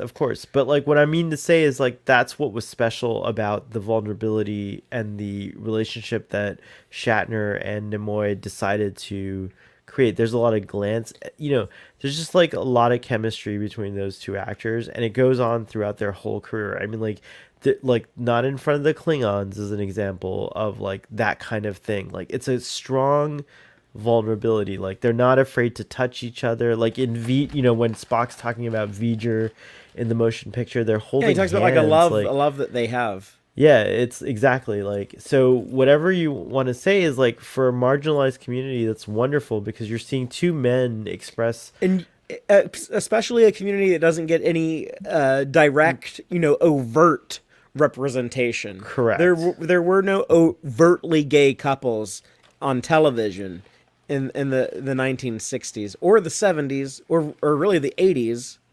Yeah, a couple in the 90s, but not very many. So it's, of course, people, were probably desperate to see themselves, and here was a very, I don't know what's the right word, like, here was an opportunity to read that. It was like giving you, normally you have to like, create like the read between the lines moments. this was giving you an opportunity to, if you wanted to read between the lines, there was enough visual evidence that like perhaps something was going on when the camera wasn't rolling. You know what I mean? Like, and certainly Gene Roddenberry's addressing it in his own way in Star Trek: The Motion Picture Novel also, I feel like, gave it a new fire, if you will, of like speculation and so on and so forth. So I think Jesse was trying to get an answer from me. I feel like it's unfortunate that you can only ask one question when you're up there, because I feel like Celia R. Gooding had the lion's share of the question and she answered beautifully, but unfortunately Ethan Peck missed like the point of what she was trying to ask him, and so he didn't really convey like, I know he's a very intelligent actor, Well, so I think can we say what Jesse's question was? Yeah, so do you remember it better than me? Do you want to take a crack at it? The part directed at Ethan Peck was how did he feel about, or did he think about, when he's acting, how that his character has often been read as a gay character, or even as like an ace character. There's like all these different interpretations of Spock, and his response was I think an honest one. But he was just like, oh yeah, I've actually I've never even thought of that. I'm just I'm just trying to do the work to focus on the words and perform what's in the script, and I don't think about how people are going to read it. So he seemed like he was kind of and I do think the average person, if you just like walk down the street and you ask someone like, do you know who Spock is in Star Trek? And they say, yeah. And you ask them like, did you know he's a gay icon? Most people will be like, what are you talking about? I've never heard that before.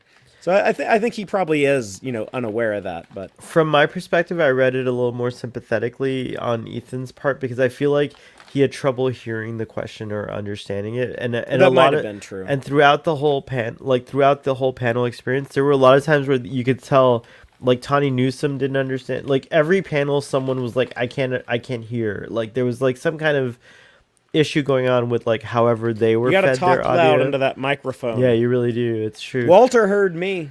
He heard you. That hearing aid must be really good. I knew how to. I knew how to talk slow and articulate. Yeah, exactly. But you're a YouTuber. Not everyone. I didn't speak with that natural slur. But I think have. And Jesse admitted. Even Jesse. God bless Jesse. But Jesse was like, I mumble a little. I'm sorry. Like so, but she doesn't. But I think that it was just like sound issues. Like I understood the question. I think he heard after. He did ask her to repeat herself. Yeah, it's true. It's true. I think he heard, but yeah, I think that's just something that hadn't. I do hope crossed his he'll look mind. into. I hope this inspires him to look into it though, because it would be interesting, at least for season 2, if he like brought some of that energy into Spock. Like I think it would be cool to have a canonically sexually curious Spock. Like not just like the whole 7-year Ponfar T'Pring and then nothing else. Like I think that the Kelvin take on it was wrong. I don't think Spock would go steady with anyone at that stage. What are you saying? What are you saying? I'm sorry. I think Spock's How dare you? Spock's got to be a Never say little that, bit. Spock. I want Spock to be a thought. Personally, like I want him to be a little bit of a thought. If you guys know what that means, Braxton's smiling, but yeah, dude. like, I don't know, dude. Like Zoe Saldana's Uhura is beautiful, dude. If you get a chance to get at it, dude, you gotta lock it down, dude. I actually like I think I'm just saying this is like as the normal very very boring, just run of the mill generically straight person, and so maybe my opinion on this like doesn't matter at all, but I think it'd be fine if you have like a Spock who is like curious, who is experimental and stuff like that.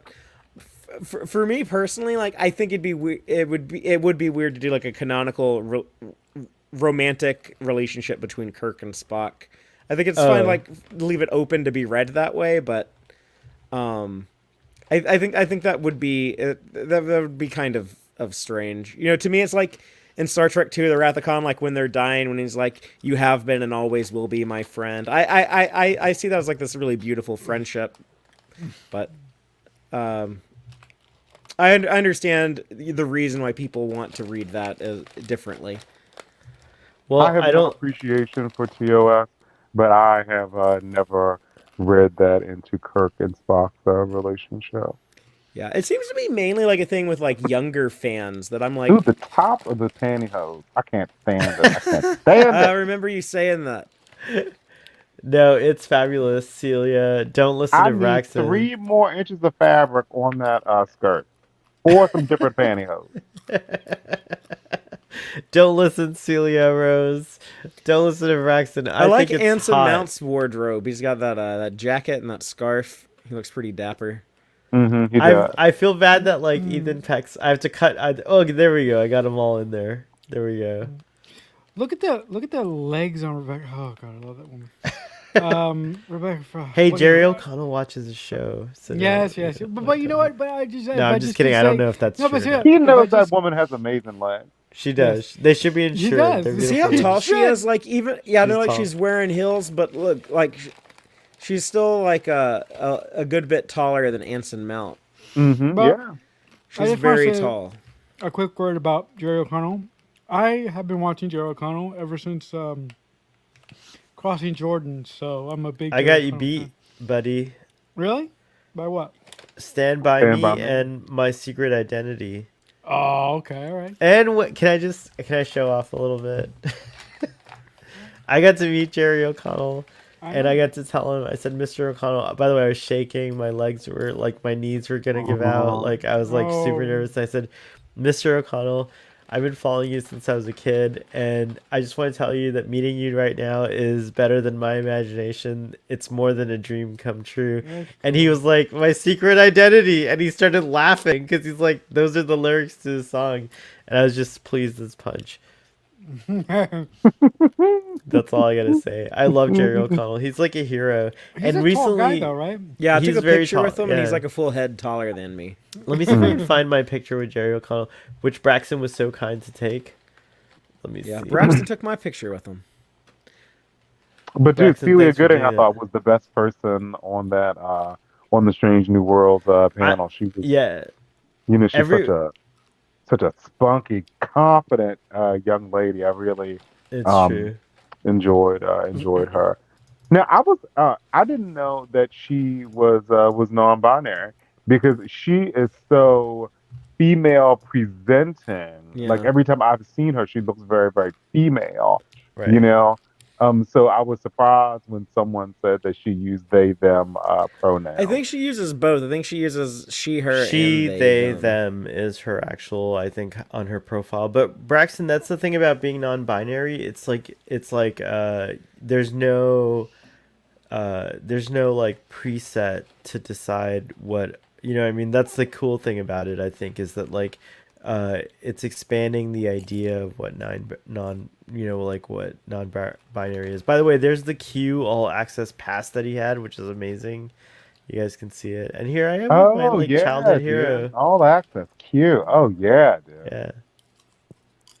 This is so cool. This is like a moment I never thought, like when I was a kid watching My Secret Identity, and I just like loved Jerry O'Connell's character so much because I was like, he's like a kid like me. He's like a little bit older, and he has superpowers. Maybe I could have superpowers. Like it was totally like that. And yeah, he's a superhero in real life, though. I love Jerry O'Connell, so shout out to him. Thank you. Yeah, for he's a this funny moment. guy, super Yeah. handsome, super He's nice. Ransom, man, Ransom. And he was in here. He's Jerry O'Connell, but a lot of times he was in character as Ransom, and it was hilarious. Oh, that's awesome. Yeah, it was really hilarious. There's another picture of Jerry O'Connell doing the weights. Did you see that, Marcelo, online? No, I didn't see the weights one. Hold on, let me see. Oh, here I found it. Okay. I didn't see the weights one. This is funny.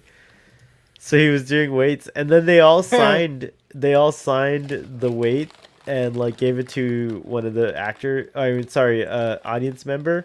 But then there was 2 audience members that came up, so the cast also signed the Boimler plate and gave it The to that Tom other Paris guy, yeah, plate. which was Oh, the Timler. cool. Yeah, Boimler. I said Boimler. Yeah, Mike McMahon said he came up with the idea of like, let's make a gift to give away to someone. But why don't we make it like this really heavy, like 50-pound weight, so that whoever we give it to, they just have to carry this 50-pound weight around. So cruel. But then he decided that was too mean, so they made it a 5-pound weight instead. I feel Nobody like would have fucking carried that shit around. They would have fucking like left it in the auditorium.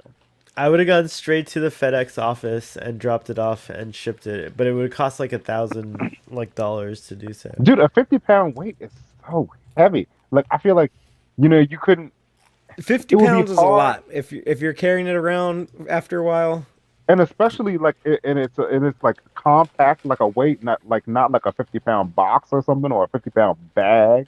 Like it's Oh, like just like true. kind of small, condensed weight, dude. It would be hard to even like carry it like out of the convention center. That's true. I carry that much between my legs every day. Look at this picture I got, Ruben. That's Did for you see you, this Gilbert. picture? Ruben, did you see this picture that I got? Oh my God, Tacky. Tacky, is that what you call George Yeah, Takei? George Tacky. No, come on. He gets No, mad if I you don't don't mean say it like his he's name tacky. right. I just mean It's- like pronouncing his name wrong, Takei. He gets mad. He's gonna block you on Twitter. Oh my. George Takei threw shade at William Shatner. I'll just say that. That's all I'll Of course you say. did. That's why I already blocked George Takei, so he can't block me. Dude, you bought them in advance. But That's right. Yeah, but don't you guys think how nice it is that basically like the TNG cast love each other and the Discovery cast and the Lower Decks cast, they all like each other. Like, why is it that the cast that hates each other is the first cast? I don't get that. Dun Well- dun dun. This is the reason why. That's the reason why. I know, Yeah. I figured that. Dude, William Shatner looks great, dude. That dude does look 75. He looked happy. Well, he hates the way he looks. He says that it hurts to like look at a picture of his young self. He doesn't look bad. He looks good here. He looks for, like, great his for a age. 91-year-old. Yeah. Like, very few 91-year-olds look this good. He's a He good looks looking pretty, guy. looks pretty hideous, if you ask me. I mean, I always say he looks like I say he looks like a bloated toad frog. Oh my god. Oh, No, he That doesn't. would be an- that would be an Ruben, interesting what do you post. think? Okay, let's stop looking at William Shatner for a second. What do you guys think of my outfit here? Dude, think- that coat is amazing. You look so happy in that picture. I That's like I hope that everyone out there listening to this, I hope that you all get to experience like this level of joy at some point in your life. I have to say, I had practiced to do like a kind of like subdued look. Like Ruben, if you look at Ruben's picture with William Shatner, he looks calm, like not too crazy or whatever, right? But William Shatner complimented my look. He said, looking good or looks nice, something like along those lines. Like he just like took a moment to regard me. And that like made me like the Borg Queen like rushed her endorphins into my body, and that was it. Like I was like putty in his hands. So yeah, it was a good moment. I have to tell you guys like this was like a mixed bag of emotions for me because so many of my friends, including you, Father, have had like really bad experiences with William Shatner. So like I felt kind of like ashamed to take this picture, you know what I mean? But at the Why? same time, like my parents really wanted this. That like my mom and dad, all they Don't could blame talk it on them. Don't No, blame it on I your swear to sweet you. mother that I bought you s- your VIP I ticket. swear to you, the whole time they were like, "You need to go, like, find William Shatner and take a picture with him because we love him, and like that would be awesome." So I was like, "Okay," but then I was like doing it that way, and I was kind of like reticent about it. I was like nervous, but when I was in his presence, I have to admit, I succumbed to his charms, and that's why you see that goofy grin. come on, my he's face. Bill. Come on. It's William Shatner. It's true. He's my hero when I was a kid, like Captain Kirk, the character he created. Captain Kirk. He did do is my some hero. really outstanding work As Captain Kirk, The yeah. reason why Star Trek was a success is sitting in that chair next to you right there. If you compare The Cage to Where No Man Has Gone Before, there is such a missing element. Like the magic is not quite there. They're missing that secret sauce. And then when William Shatner showed up to be the captain, like he brought it. And his charisma, his energy, his character of Captain Kirk is really and truly. It's not the sole thing that made that show work, but that was the pivotal element. the writing was the writing was pretty exceptional too. I'll just say that. Yeah, there is some magnificent writing in the original, and there's Yeah, I brilliant performances from Leonard Yeah. Nimoy. But I'll say it takes Leonard Nimoy a few episodes to figure out how to play Spock. Shatner was Kirk on day one. Yeah, 100% true.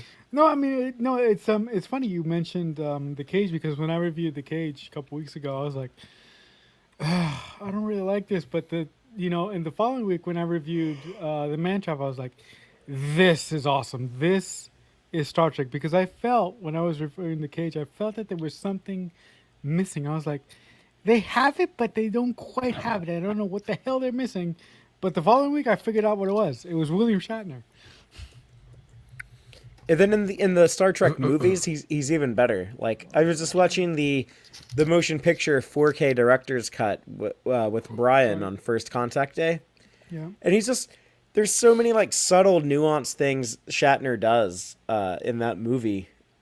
Yeah, it's weird to me that the people who don't like his Kirk. I think some people get so hung up on like the parody, like the pop cultural satirical idea of Kirk, of that captain who talks like this and always has his shirt ripped. And yeah, it's like that's not the actual show though. Like I actually go pay attention to the actual episodes. Right.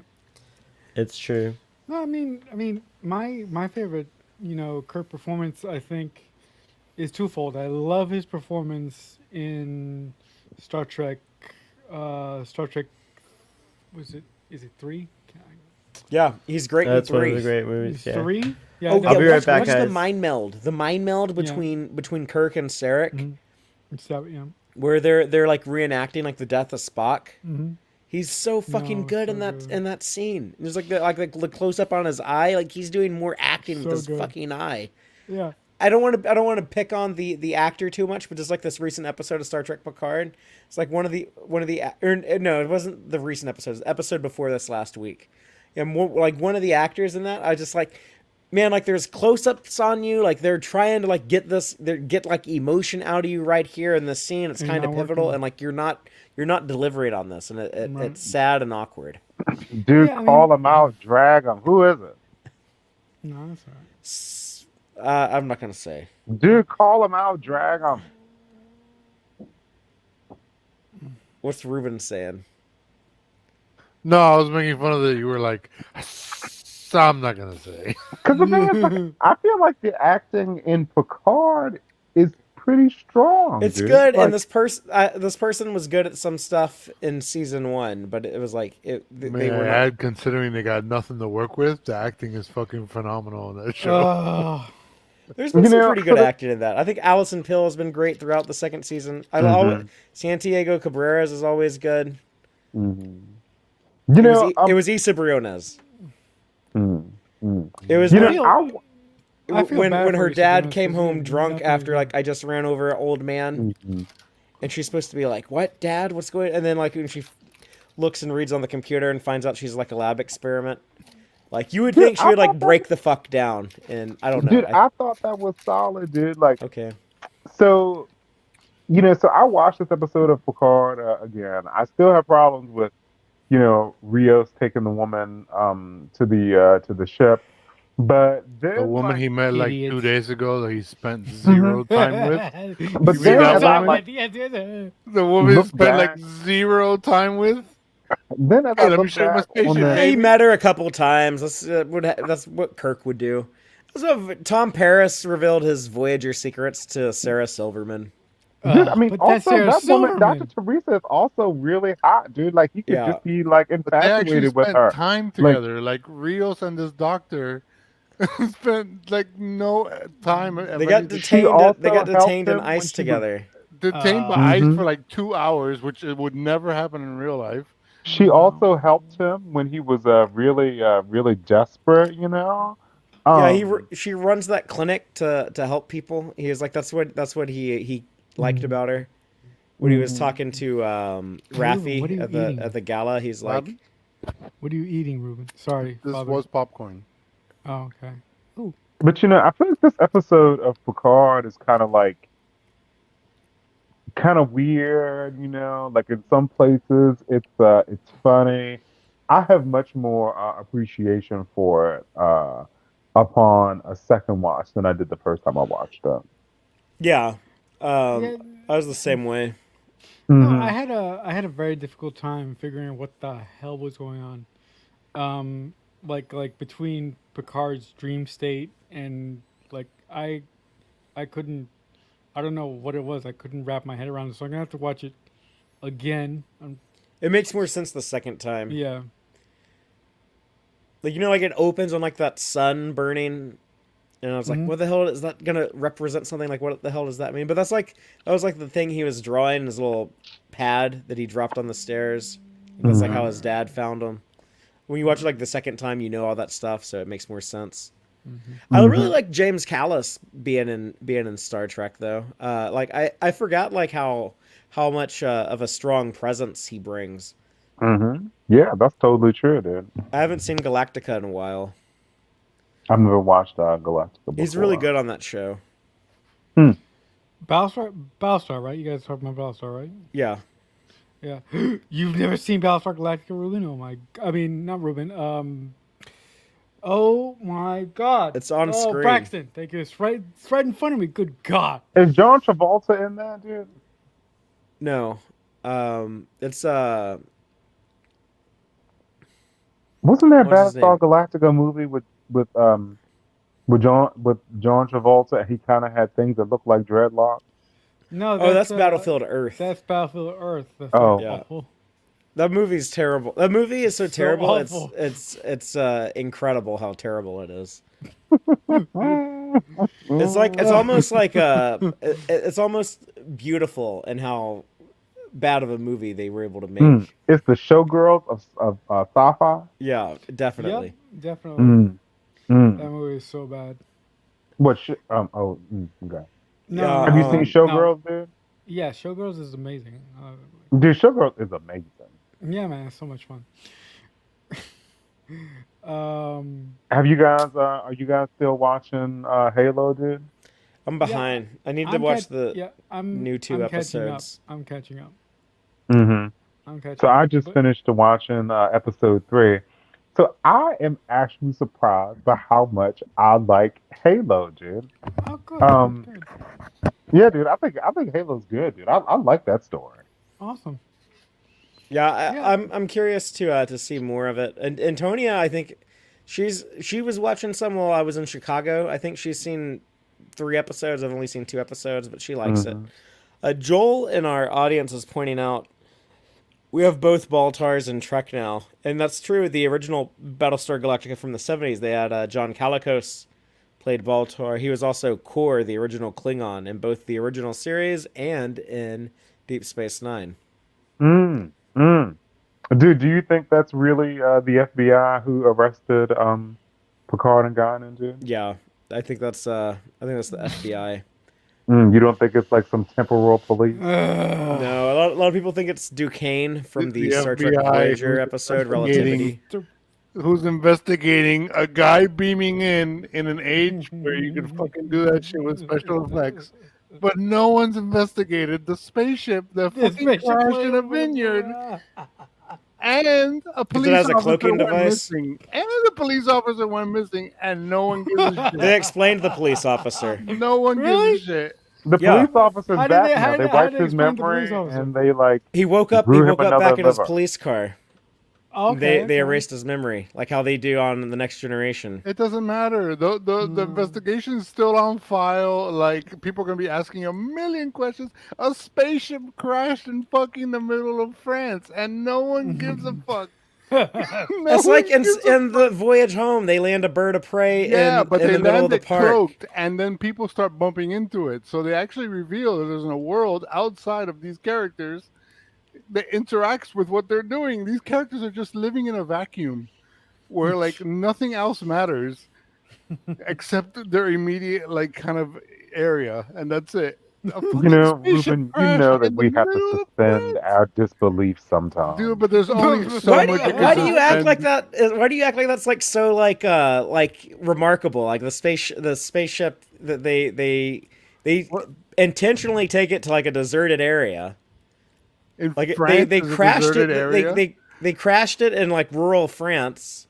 And there is no rural France. France is tiny by Dude, France comparison. is a large country, and like the middle of France he isn't chose very this like populous. they make a plot point out of that when he's like, oh yeah, like give me the controls. I'll go land us somewhere where there's not going to be any, where I know for a fact there's no one around, and then they cloak it like in Star Trek 4. Cloak it for what reason? No one's investigating it anyway. It doesn't really fucking matter. Well, if someone like drove by or something. Somebody walks up on it. They would see a fucking streak in the ground from where the ship crashed to where the ship stopped. It's so bizarre. It's so bizarre to me that they just don't. It's the same thing with like there's nothing outside the bubble of the story. The world doesn't exist outside this little bubble of a story. But then when they need it to, like, oh, FBI saw Picard beaming in on a fucking CTV do you know what camera the that you theory can easily fake. The theory Yo, on that Ruben, dude are you is? really The theory comparing on that Labar, dude? France to Los Angeles with CCTV and shit? Like, there's no camera watching. Are you telling me if a spaceship crashed in France, I've been to France, in any part of France, that no one's gonna notice? La Serena has a habit of soft landing, as we saw in season 1. We and I saw feel like it land. she It saw, left a and fucking Rio says we mile-long path of destruction. Rio says we can soft land or something like that. He says we could do a controlled crash or something like that. So Picard aims it for this thing, and they were cloaked the whole time as well. We have 3-second video of blurry UFO dots on. That's the other thing. Is that fucking. That's the other thing. Remember, they're only there for 3 cameras. days. Like, it hasn't gone viral yet. Like whoever in Labar, France filmed the crash landing, like it hasn't had a chance to go viral yet. It usually takes like 10 days. Why do you think that's filmed? Why do you think someone filmed the Labar? It might have. Someone could have filmed it. But look, guys, look what I got at Star Trek in Chicago. Father, you saw me get this. Yeah, thing. they were taking down the is posters. They were taking down like the decorations they made, just like handing them out. Like, here, take this. It's Like kind of when the rough, convention right? closed Sunday night. Yeah. Like what? Like 5:00 Sunday Yeah. night. Yeah, I think 5 o'clock. Yeah. Yeah, they turned the lights off and they just started they're like, all right, everyone, pack your shit up now. Like every booth, just like they were taking Get that, out. they were taking that shit down so fucking fast. But this was key art. One of the people taking the it down con said, life, "You guys baby. can take this if you want to." And so, I originally got the Counselor Troy, which I should have kept because it was square. But then the person who got Counselor Troy's, or the person who had this, traded with me. But I'm kind of glad I FedExed it to myself. It should be getting here by Sunday. That's awesome, man. I love that. Yeah, That's cool. it's an odd shape though, but it's Sir Patrick So, Stewart's. where are you gonna Picard. put it? I'm gonna frame that shit and then just hang it in every home I ever live in. Dude, hell yeah. Hell yeah. Oh yeah. How did you get it home? You just It's checked a it at the kite airport? man. Hell yeah. In our hotel, they had what's called a FedEx office. Have y'all ever heard of this? Nope. Wherever there's a convention center, there's something called a FedEx office. So you could just walk in, and it's usually attached to a hotel, and you give them whatever you need to ship home, and they take care of everything. Like they ship me. By the way, I have this like. Oh, I can't reach it. Hold on. Yeah, you gotta do that when you like buy swords and stuff at conventions. Yeah, people like swords. Yeah, you have to ship that stuff home because it won't fit on. But like I shipped all this stuff that's on my 10 forward tray home because it wouldn't fit in my suitcase and it was so heavy. So there's like patches and stuff that I bought and like new pins. Like this is the QMX version of the Strange New Worlds pin. I got a belt buckle like Texans do. Texans have Oh, belt hell buckles, yeah, right? Yeah. So it's like Yeah, we like our big belt buckles. I got this Star Trek 4 medallion. It's Oh, cool. very So all these cool. metal items I just shipped. I just sent them in the mail because they wouldn't fit in my thing. I'm not a huge fan of merch either, PJ, but I couldn't resist. Like when you see this stuff and you can actually touch it instead of ordering it online, you're like, I need this. It's like great. That's Dude, you just called somebody PJ. What's that? No, You just he's called referring to somebody PJ PJ. in the he's chat. talking to PJ in the chat. Yeah, Oh. PJ's there. Boatrex said never been a fan of merch. PJ. PJ. Yeah. But It but takes are them you- 5 episodes to get through roughly 24 hours. Pacing is Yeah, no, horrendous. yeah, but seriously, are you gonna? I have a strong disagreement on that. I think the show's been pretty well paced, 24 especially the first hours. half of the season. 24 hours. Like, is it 24 hours? Has it been 4 days? Has it been a week? Ruben, Nobody Ruben, knows. we talked about this. I told you about this. We What is talked this? about What this. is? What do you guys We have talked these about sidebar this. chats? You guys don't Ruben, save your I thoughts for told Starfleet Boy you. After Dark. I told you this. You guys don't save I your told you this, thoughts for Ruben. Starfleet Boy After Dark. 24 hours in which a guy got taken by ice, falls my in love with a girl, meets the sun. Fucking like, just. I will give this critique. See, I they like don't the even- beginning of, it's they like the don't- beginning they of don't Man of even- Steel. We're doing the court case for Zod, and Krypton's falling apart at the exact same fucking time. One thing on top of the other. Ah! You just lost PJ because of your critique of Zack Snyder, but I will just say that I do have one critique, which is we keep having like police cliffhangers. Is it already 4 a.m.? No, we're not going to No, 4 it's a.m. 1:30. No, Darren. it's not. Yeah, it's only 1:30. I was like scared. I was It's like, what? not Have we 1:30, really been it's doing this for like till 4 a.m.? No, we're not gonna go to 4 a.m. Darren, we're not going to 4 a.m. Damn No, it. you crazy. No. Boatrick, I don't get so irritated when people bash any Trek. I've nitpicked every Star Trek show under the sun. Yeah. I just don't think that's like a legitimate criticism. There's a lot of stuff I've complained about in Picard season 2, but I'm not going to complain about like Go watch Text The- Track. the pacing of the show. Joel, we talked about Moon Knight. Pacing is a way back nightmare. in the There's one Pending- episode's 45 minutes, the next one's like 34 minutes.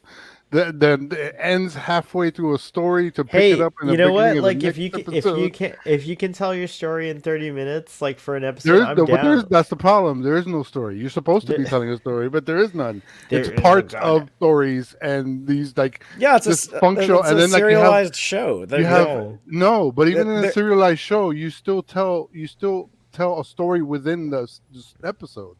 You You're- don't just tell one story. Not always. It Well, we depends get- on the show. but It we depends get- on the good show. show. but On the I would good argue show. that we get Like- a lot of that. On the Like good a show. lot of shows that I've seen lately, like they'll just have like these ongoing sequences where they just break it down episode by Expanse, episode. who no one criticizes, does that all the time. By the way, Game of Thrones did that all the time, All the except time, too, they had the yeah. Game of advantage of Thrones did having. not do that. Game of Thrones had a story within every. Sometimes they would have we're like the whole episode is like one battle, but more often than not, depending on what season of the show, but more often than not, you had these different storylines, and they would just have like, here's a scene, we're gonna do like a scene with like the Winterfell stuff, then we're gonna do a scene with the Essos stuff, and then we're gonna do a scene with the King's Landing stuff, and then we'll go back to Winterfell, and it was just always like cutting back and forth. This is one more focused storyline, but it's the same format. It's absolutely not the same format. Go back and watch Game of Thrones, especially the early seasons. It's absolutely not the same format Dude, PJ's at trolling all. now. Night and day. Oh. guys, go check out Boat Wreck. Sean and PJ have been doing. Sorry, PJ, I haven't caught up on them yet, but I I've watched been some there of their. too. I watched some of their recent. They I've were been talking about there the last too. episode. yeah. Oh yeah, watched- so is Marcelo. Go check out Boat Wreck. But no, I don't. I disagree that Picard sucks so bad. It's been actually been like really refreshing the positive I- reception the season has gotten. Yeah, I agree. I mean, Picard. I mean, for my money, Picard hasn't been great, but it's been nowhere near bad level. It hasn't been. It's been okay. It hasn't been great, but it's been okay. Is Picard season 1 better or worse, Marcelo? Than Oh hell yeah! Picard season 2 is better than season 1. Hell yeah! season 1? But I do think the first half of the season was a lot stronger than the second half. Right. The last. Well, we're couple not of finished yet. We episodes. have 3 more Yeah. episodes. 3 more episodes to But go. I also think a big part of that is Terry Matalas, leaving. What I was talking about earlier tonight with Terry Matalas handing over the keys to Akiva Goldsman so that he could focus on developing season 3. So wait a minute. Whoa.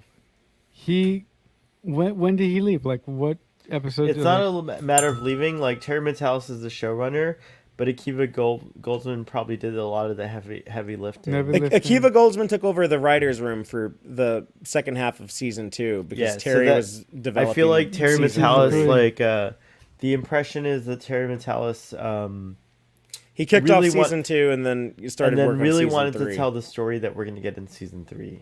That's Yeah, like his no, baby. but you know, but I yeah, I'm like but who knows? I don't know yeah, if I don't know. I'm Like, where was that article, or where did I'm you a- read that, yeah, Fathery? I'm a big fan of Terry Matalas because it's 12 Monkeys. So Yeah, he's great. I've never watched 12 Monkeys, but I'm curious about it. big fan. Yeah, I'm making my way through the series right now. I'm not finished yet, but good stuff. I love Bruce Willis movies.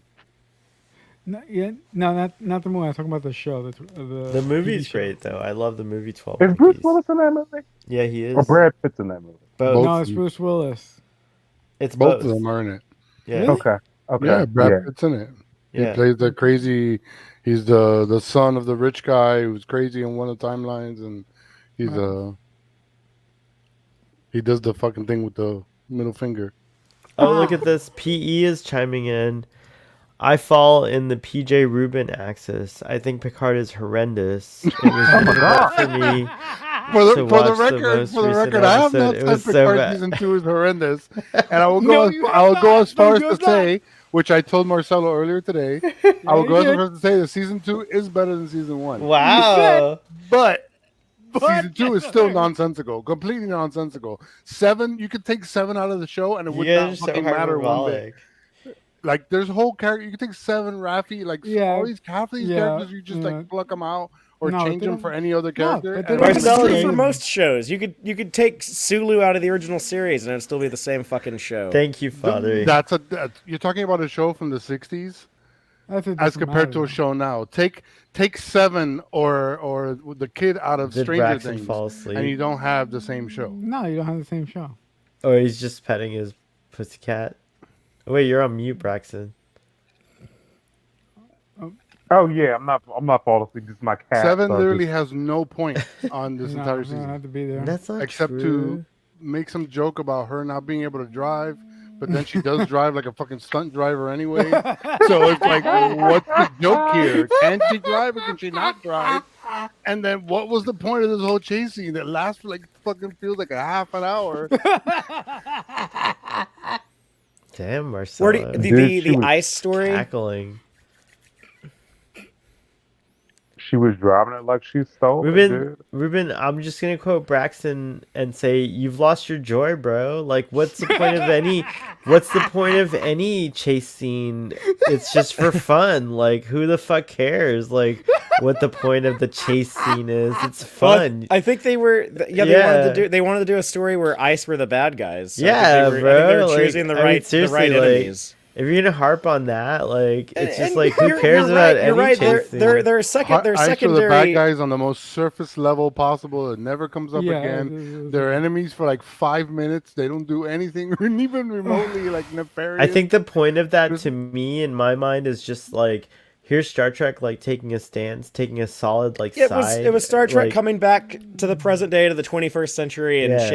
shaking its head at Yeah, at like us, to me which, it was more like hey guys, are you paying attention to this? You could say Yeah, there's no yeah. point to Chekhov and Uhura having to go on to find the nuclear vessel Wessels. to get to charge up the nuclear energy to recrystallize the dilithium. But they did that so that they could show the Marines chasing Chekhov across the ship and then have to go do like a rescue mission and show like, oh look how like primitive our reactionary security like Cold War mentality is, and then look at our primitive medicine and like all this But stuff. there's an actual narrative purpose purpose for and it. motivation for what they're doing, as opposed to Rios gets taken by ice.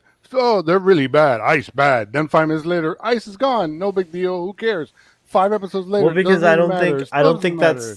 that's the thing, is that's like It's so surface level. It's so lazily done, No, I don't think and that's it true. basically is meaningless. It's just filler. It's just filler for this story that's really 2 There's hours nothing long. lazy about the production, in my opinion.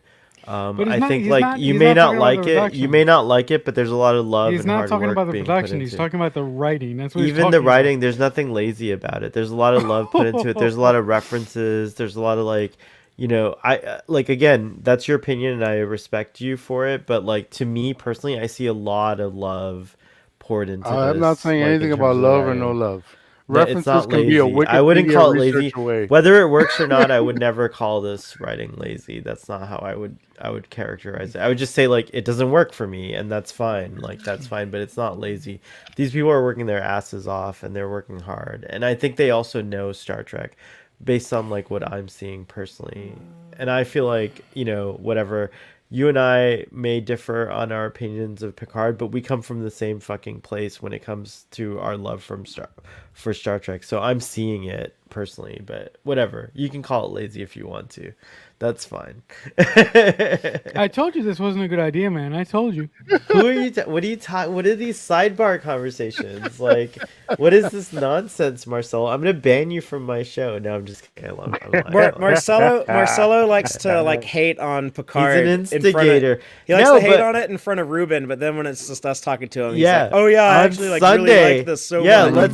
Let's see you on Sunday without Ruben. He doesn't want Ruben there, Marcelo. to talk about it here because then he's got to be like, "Oh, I gotta laugh at all of Ruben's snark." Let's do it. But I also want to like. No, but I'm excited.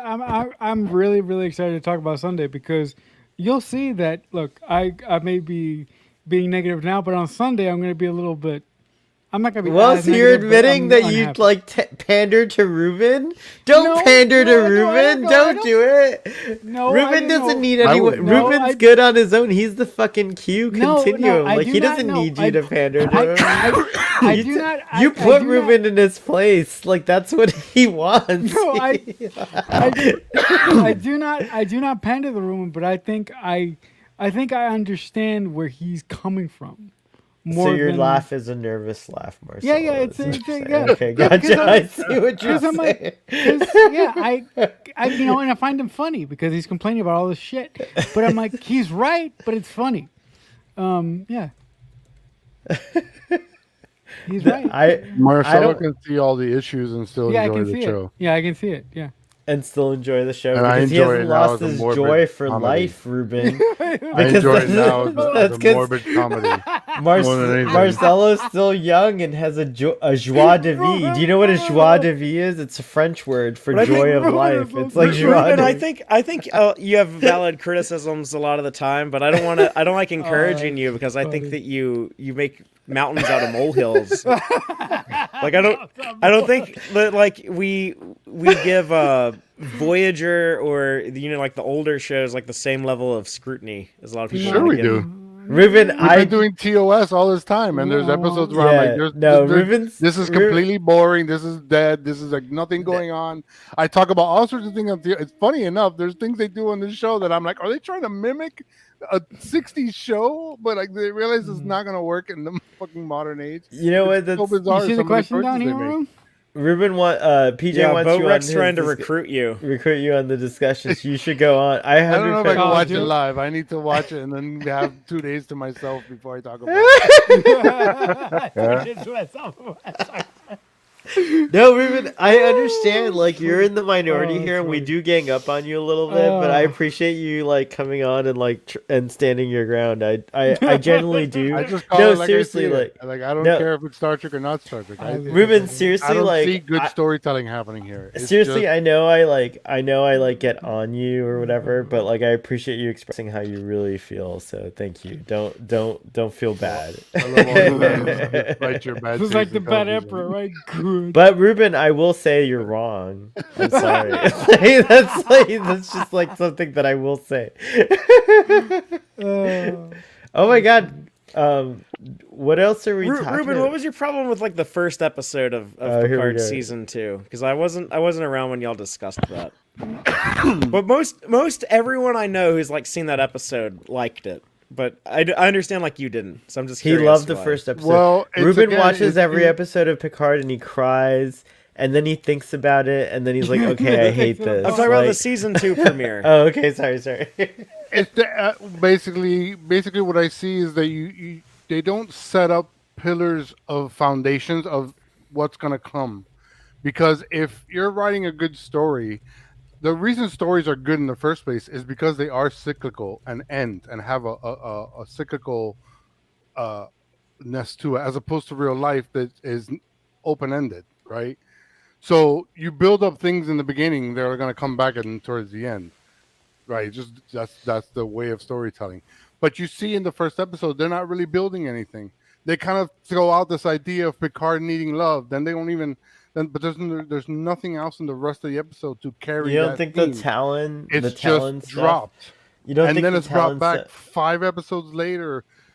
It's brought back randomly. Like again, it's that's what I saw in the first episode. That I was like, you know what? I shouldn't watch the rest of the season.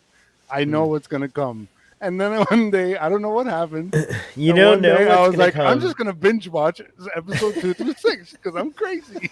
You thought it was a good idea, and And so I don't know what the fuck possessed me. And then I watched it, and then I was like, yeah, you see Seven. Seven's just there. They didn't build up anything with her in the first episode. No. They threw out some little idea quickly of, oh, people are nicer to me because I don't have my Borg implants. Then they never bring that up again. They've brought that up a lot. They brought it You up know, in, and in then when they bring episode it up, 5. it's in little, just spurts, like farts of dialogue that don't transcend with the greater story in any shape. But way, what shape, if or what if form. they're building like what if I don't know, I'm just spitballing an idea. I know like, what it is. What if Seven has to take like the Borg queenness out of Girardi and it like turns her back like reborgified? She's like, oh, I'm like a monster now, but Oh, like I like that. gotta I like love take that. one for. Or I'm just saying like they're like, Well, I mean, the idea sounds great, but when are you gonna do it? You got 3 episodes left. and that's one of my concerns about the show is like they have a lot of plates spinning, and then they added a new one with this FBI agent Right. in the last episode. That's So that is yeah, like that's that is the one of my have- concerns. They have a lot to resolve in what's 3 episodes. Like Rafi was having hallucinations of Eleanor. of what's his Elnor, fa- of dead Elnor. like Yeah. what episodes now has happened? What is it building to? Like, what's the purpose? Why is this another Star Trek show, by the way, with somebody having an imaginary friend that they see, just like Tilly in season 2 of this season, Oh. or like, but Damn, this person watches Star Trek. What? like it's this guy again, watches that's that shit. the He problem. Like, referenced the Tilly moment. That's cool. I understood why everybody liked episode 1. It was a little bit more, and that's why I like the season as a whole more, because it is a little bit better paced It's than nicer. season 1, and a little bit calmer in a lot of ways. And there's way less like just crazy murder for no fucking reason. And I thought like the first few episodes they were very well paced. There was kind of I kept calling it a purposeful pace where it felt like it had like this energy driving it forward. And I even like the shorter episodes and how they did kind of like have like these cliffhangery endings. Because they always made it real easy for me to like re-engage next week into the new episode. But it is starting to get like the structure is starting to drag a little bit in the second half of the season. So that is one of my concerns about how are they going to resolve all of these issues they've brought up. But I mean, they still have 3 episodes, so that's a third of their season. So they still have time to pull it off. But yeah, it's going to be there's a lot of heavy lifting. That's to me the toughest thing about these reviews week to week is that like, as far as I've seen is like people are on a roller coaster. Like it's like I see people going like, oh my god, this is great. Oh, I hate it now, and it's like, well, that's I'm part trying of the problem my with best. these arcs, though, isn't it? Like Yeah. if they drop the ball here at the end, then it kind of makes like the whole season suck. Yeah, it's true. So they really need to nail the landing. I try like to. I mean, like I have a different story. Like I think I'm in a unique position because like to me it's just like. I'm really enjoying this season. I really enjoyed season 1. Like to me, I'm just like kind of like on the ride. I'm not trying to read too much into it. I'm not trying to like, to me so far, I'm enjoying the writing and the production and all that stuff. Like it's all very adequate to me, more than adequate actually. I'm like enjoying it. So I think I'm in a different group than this panel on the whole. But I will just say like I do see a lot of the people go up and down. They're just like, I love it this week. Oh, I hate it this week. I love it this week. I hate it. And like, a lot of people that, always yeah. want to have like knee jerk reactions, and a lot of the time, that's one of the things I struggle with covering some of the stuff is I have to refrain from just constantly saying like, well, write it out. It's something that I learned like reviewing comic books when I used to write comic book reviews, but everything is so arc based in comics. You normally always publish 6-issue story arcs because then the publishers sell those in collected editions with 6-issue stories. So one of the things when you're reviewing the issue, the title month by month, is that you have to keep that in mind. That like, yeah, we're only looking at at segments of a fractured story. We're just getting like this little 20-page chunk every month, and then we have to wait 4 weeks to get more. Shout out to Trek on the Tube, who's only doing season reviews of shows now because of this. He doesn't want to do weekly things because he's like, I just want to wait till the season's over. I'm gonna review the whole show as a season because that's the way these shows are meant to be, ultimately enjoyed. Like I think like this season of Picard in particular, that's the case, right? The best way to observe it.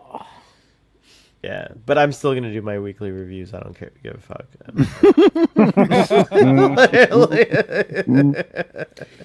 don't do reviews. I don't do reviews on Text Trek. We don't do Rebel. Ruben, you got a compliment from Blue Spark, which is, I never imagined I'd hear Ruben concede to nice stuff about Picard. I like the music. The actors are great. I give the actors credit considering like what I consider them working with really nothing. Like, what is Rios' story? I got a girlfriend. I'm the Mac Daddy who got a girlfriend in like 12 hours by getting arrested. Like, have you ever had a concussion? But don't blame it on him bumping his head. But I'm reserving judgment until I see what they do with that. But yeah, that's one of the things I was saying is like he should be concerned about his ship. He was captain of the Stargazer. It was blowing up. The Borg were possibly attacking. Like why is he so focused on, is he going to stay back in the 21st century with his new girlfriend instead of like getting back to his crew? That's one of my concerns going into the final episodes. But I'm reserving judgment until I see what they actually do with it. Considering that they only have 3 days to save the entire universe? I think it's only 1 day now. I think it's actually April 15th. Oh, I don't even know. To me, it's felt like a week, but it makes no sense. These people don't sleep either. Like, when the fuck have they slept? They don't sleep. It's true. I can't like deny you that. Exhausted and delirious in the streets right now. That's why Rios is like he is. That is why Rios is like he. That explains why Rios took Dr. Teresa and Ricardo onto the ship because he's delirious. I mean, there were a couple of time cuts. There was one when we were off with Dr. Soong. There was one when they were waiting. But he has a good point. Where are they sleeping, Father? Where are they sleeping? Yeah, I see. I mean, on La Serena. Are they? Where? They had to go there to get dressed. They got dressed for the gala. Like Braxton, where are these people sleeping? They napped. Alison Pill slept on the couch. She did. You're right. She slept. They showed her sleeping. It's true. And she's the worst one to have had sleep because now she's alert and a fucking Borg queen. Rio slept his headache. He slept at the clinic. Okay, so I'll give him. See, that's kind of how I'm enjoying the show now. I kind of just laugh with it. I'm just like, none of this makes sense to me. It's almost like I'm tripping acid. Oh my god, guys! Joel's comments. The doctor gave me a pill, and now I don't have to sleep. The doctor gave me a pill, and I don't have to sleep. Can I have that pill, Joel, so I can make content all the time? Can Fathery get that pill so he can do his like work? We all need the no sleep pill. Oh my god, Braxton, do you want the no sleep? Would you take the no sleep pill? I like my sleep. No. I do like to sleep. It's true. I do like to sleep as well. It's true. But that comment wins unless someone can come up with a better comment tonight. That comment wins tonight. No, Joel, that is not what the pill. I'm not posting that. The pill is meth. Joel, no, it's not. It's not. No, meth is bad. But the pill that Dr. McCoy gave for regrowing your kidneys is good. And I feel like he has a no sleep pill too. Because no one ever sleeps on Star Trek, Ruben. When have you ever seen? No, well, he does. Actually, I'm sorry, but they do show almost everybody fucking sleeping at one point. I feel like I've seen a lot of people sleeping in Star Trek. Yeah, no, but Dr. McCoy has those red pills to help the captain sleep. Remember, he has those red pills. Yeah, that was in the man trap. Dr. McCoy gives stimulants. Why is that so funny to you? What? Why Not do you keep me. laughing at that? Because Ruben's like, when's anyone sleeping in Star Trek Picard? peeing, And I'm like, no one sleeps on Star Trek. Dude, Troy was sleeping when that light being impregnated her. Who? Troy. She was sleeping. No, I'm talking when, about like, on the child, the Picard, next on Star Trek generation. Picard. No one sleeps. It's true. Ruben. yeah. I can't help it. Ruben, I'm just gonna quote Macklemore. Is it Macklemore? No sleep till Brooklyn. That That's was all I gotta Beastie say. Boys Beastie full. Oh, Beastie Boys. Macklemore. Guys, I'm gonna go get a refill. Macklemore Make was it, like 12 when that song came out. make it show. I'll be right back. Dude, I'm gonna jump all. All right. You know, I will. Wait, Braxton, bye. Love you, bye. Hey, good night. Good night, Braxton. Bye. See you, boys. Braxton, I Bye. loved spending time with you at Mission Chicago, and I hope we can spend more Oh my time God. together. It was wonderful. Dude, Are you saying, "Oh my God," Marcelo? No, I know. I'm so, no, I got an itch in the back of my neck. Oh, Sorry. gotcha. Okay. Anyway, bye. I'll see you later. Sorry. PE in the live audience Goodbye. says they sleep in TNG all the time. The Enterprise D feels They like do. a giant hotel floating in space. But it's been an interesting study watching the little of Discovery I have, and now I've watched all of Picard.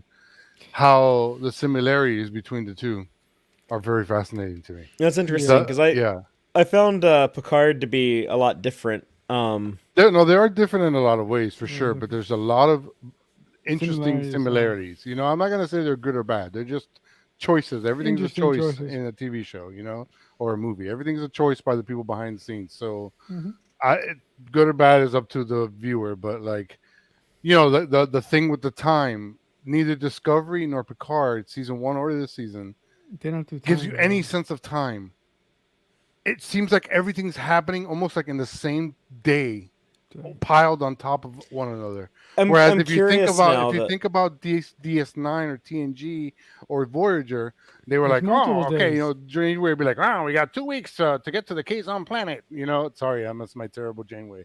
And then the whole episode would be in those 2 weeks, and you'd get this sense of or like Data's day, you get the sense of the whole day and like everything that's happening within that. Here is just like boop, boop, boop, boop, shit. It just feels like a week's gone by, but it can only be 3 days because if not, the universe would have ended. but then nobody feels like they have any sense of urgency. You said you were binge watching these? I watched 2 through 6 in 1 day. Yeah. And that, how many days did it feel like took place in the course of the show while It's you were just- doing that? It feels like it should be more than 3 or 4 days to really get you want me to believe that Rios and this girl are falling for each other, then you need them to go out and just hang out for like a day, just have a quiet moment together and and meet each other, and like really share moments together. Because they don't. I think it's been about 48 hours, but Yeah, I need to go. I need to go review it again and then see like how many times like it goes from daytime to nighttime. That was one of the things I was talking about today. Is like it does seem like he's moving pretty quick, pretty fast with her.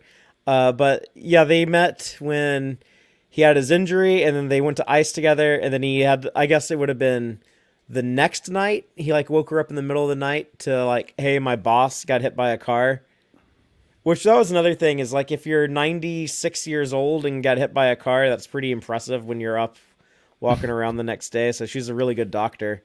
One of the things I was like, does her clinic, does she have like the ability to like operate on people? She said she's got next level knowledge. She had her hands inside of his chest. But then it was the next day after that when I guess it's like it's after school because like her kid's babysitter flaked out on her. So, but then I think there's also a day with Dr. Soong. We saw it go from daytime to nighttime with him. But it would been really cool if they put like a ticking clock. Like That's what I always talk about doing is like having a dramatic ticking clock, and that's one of the things cool. That's one of the things that Dave was pointing out today on Text Trek, that maybe like in this episode they should have had. I mean, I always call it like a dramatic sense of urgency. You know, like we have to get the engines back online in the next 4 hours, or else the Enterprise is going to burn up in re-entry. And that there doesn't seem to be something pressing like that. And that's what I'm saying. Like every episode, for the most part, should be Picard's story first. You know, whatever his main theme is. I guess it's him finding love. I don't know.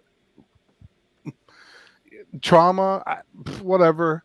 You know, it should be that, and then one of the side characters, and they're, you know, because they should be, if it's 3 days, they should all be on a mission, a different mission, to do something to save the universe. Yeah. And every episode should be Picard's story, and then a little bit of what they're doing, and then something of theirs wraps up, and then a new problem starts, and then, but it just seems so disjointed, and jumps around so much sometimes. Like it feels like they're just coming up with ideas and then just being like, how do we get this together? It's just like, whatever, who cares? Just cool idea.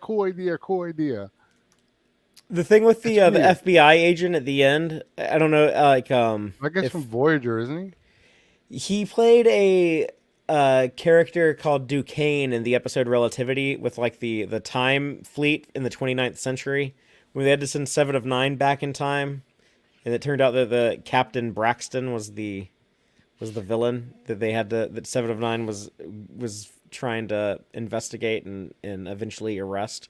Which, by the way, like the time travel shenanigans in that episode make like absolute zero sense. So I mean, time travel has to be done in very particular ways for it to really work as a story. I get that. You know, so this show, I don't even understand what it is, because it's Q snapped them back in time, not to an alternate timeline, but it is an alternate timeline, but something is going to change that. That's another thing they need to explain is it's so fucking convoluted, and that's Q's motivation. Yeah. But I'm hoping we get to that in the next episode. I'm hoping the FBI agent will lead them to Q or something. But yeah, some people were thinking that this guy might be that same character he played in Voyager, but I don't think so. He worked on 12 Monkeys, so I think he's just Terry Metalis just wanted to work with this dude again. But the theory that we've come up with for him is that he is an FBI agent who's been like looking for signs of aliens or time travelers. He's kind of like a Fox Mulder type. Right. See, and that to me should have been something that you see a scene or two here and there throughout the whole season. Of him instead of saving it all to the end. Not just poof, here's a whole new fucking storyline in a sea of storylines that are going nowhere. Yeah, it's a bunch of spinning plates. And a couple episodes ago, I felt like they were kind of starting to like narrow the scope. They were kind of like starting to narrow the focus.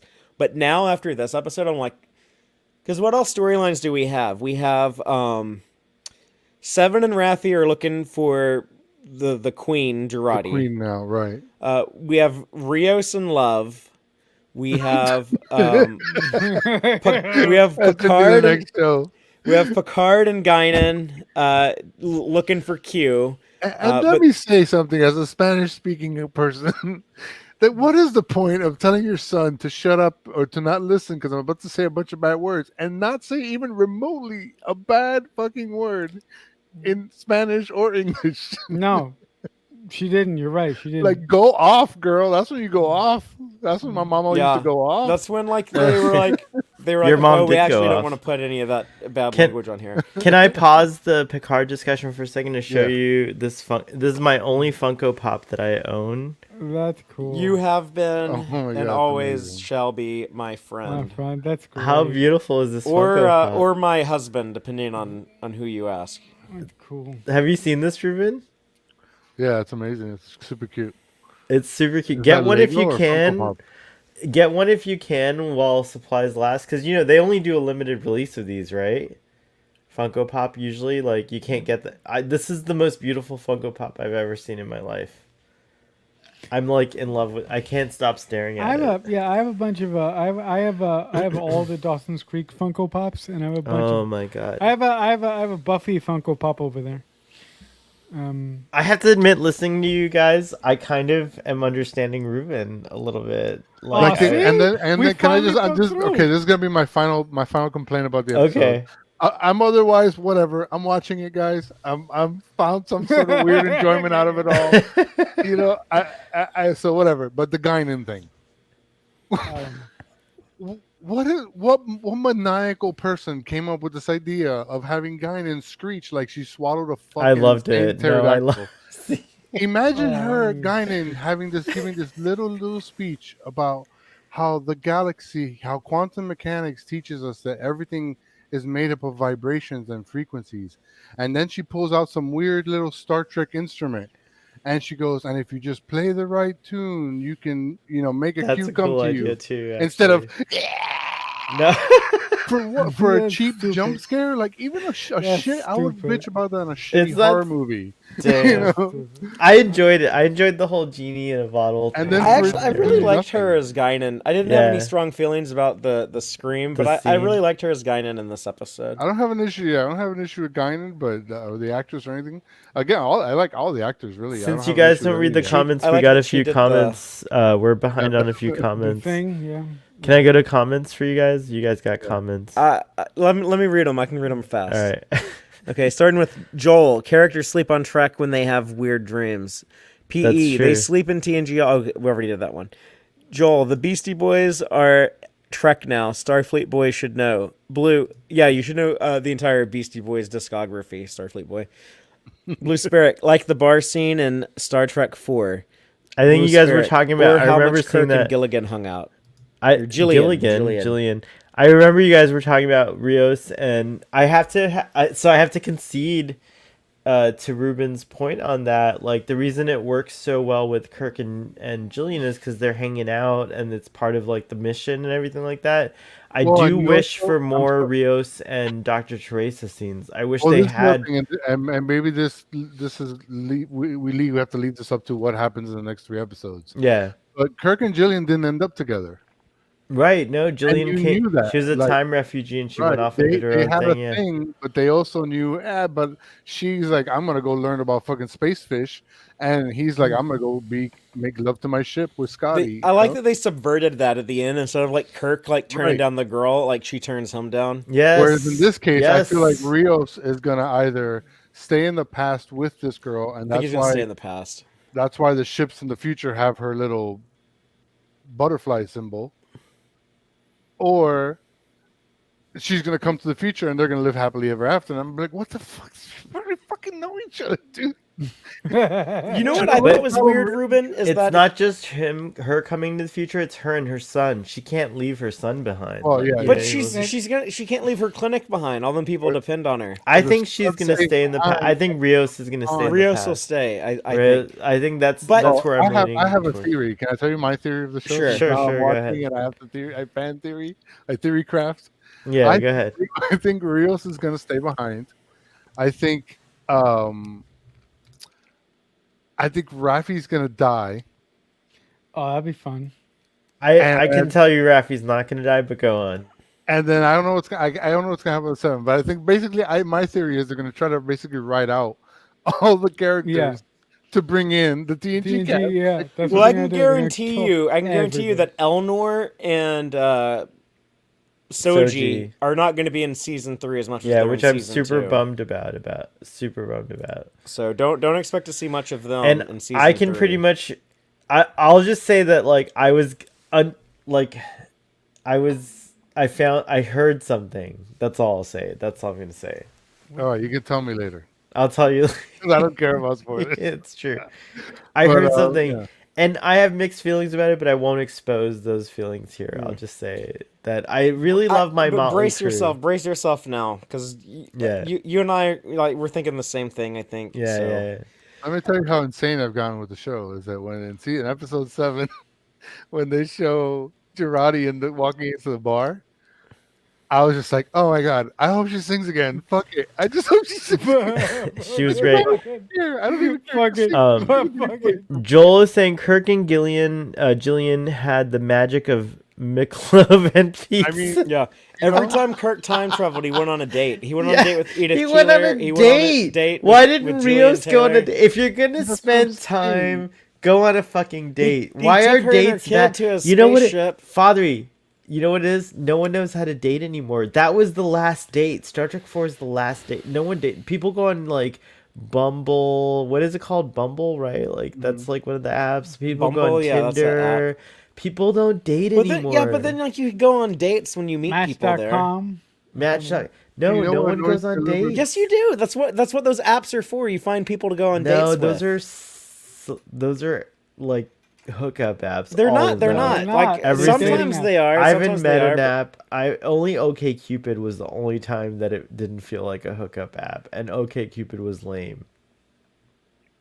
I wish don't they know. would've- I've had a lot of good luck with OkCupid. Really?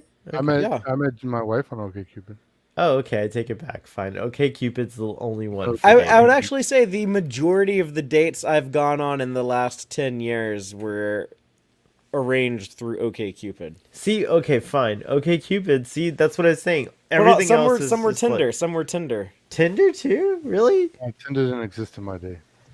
It was OkCupid or Plenty of Fish.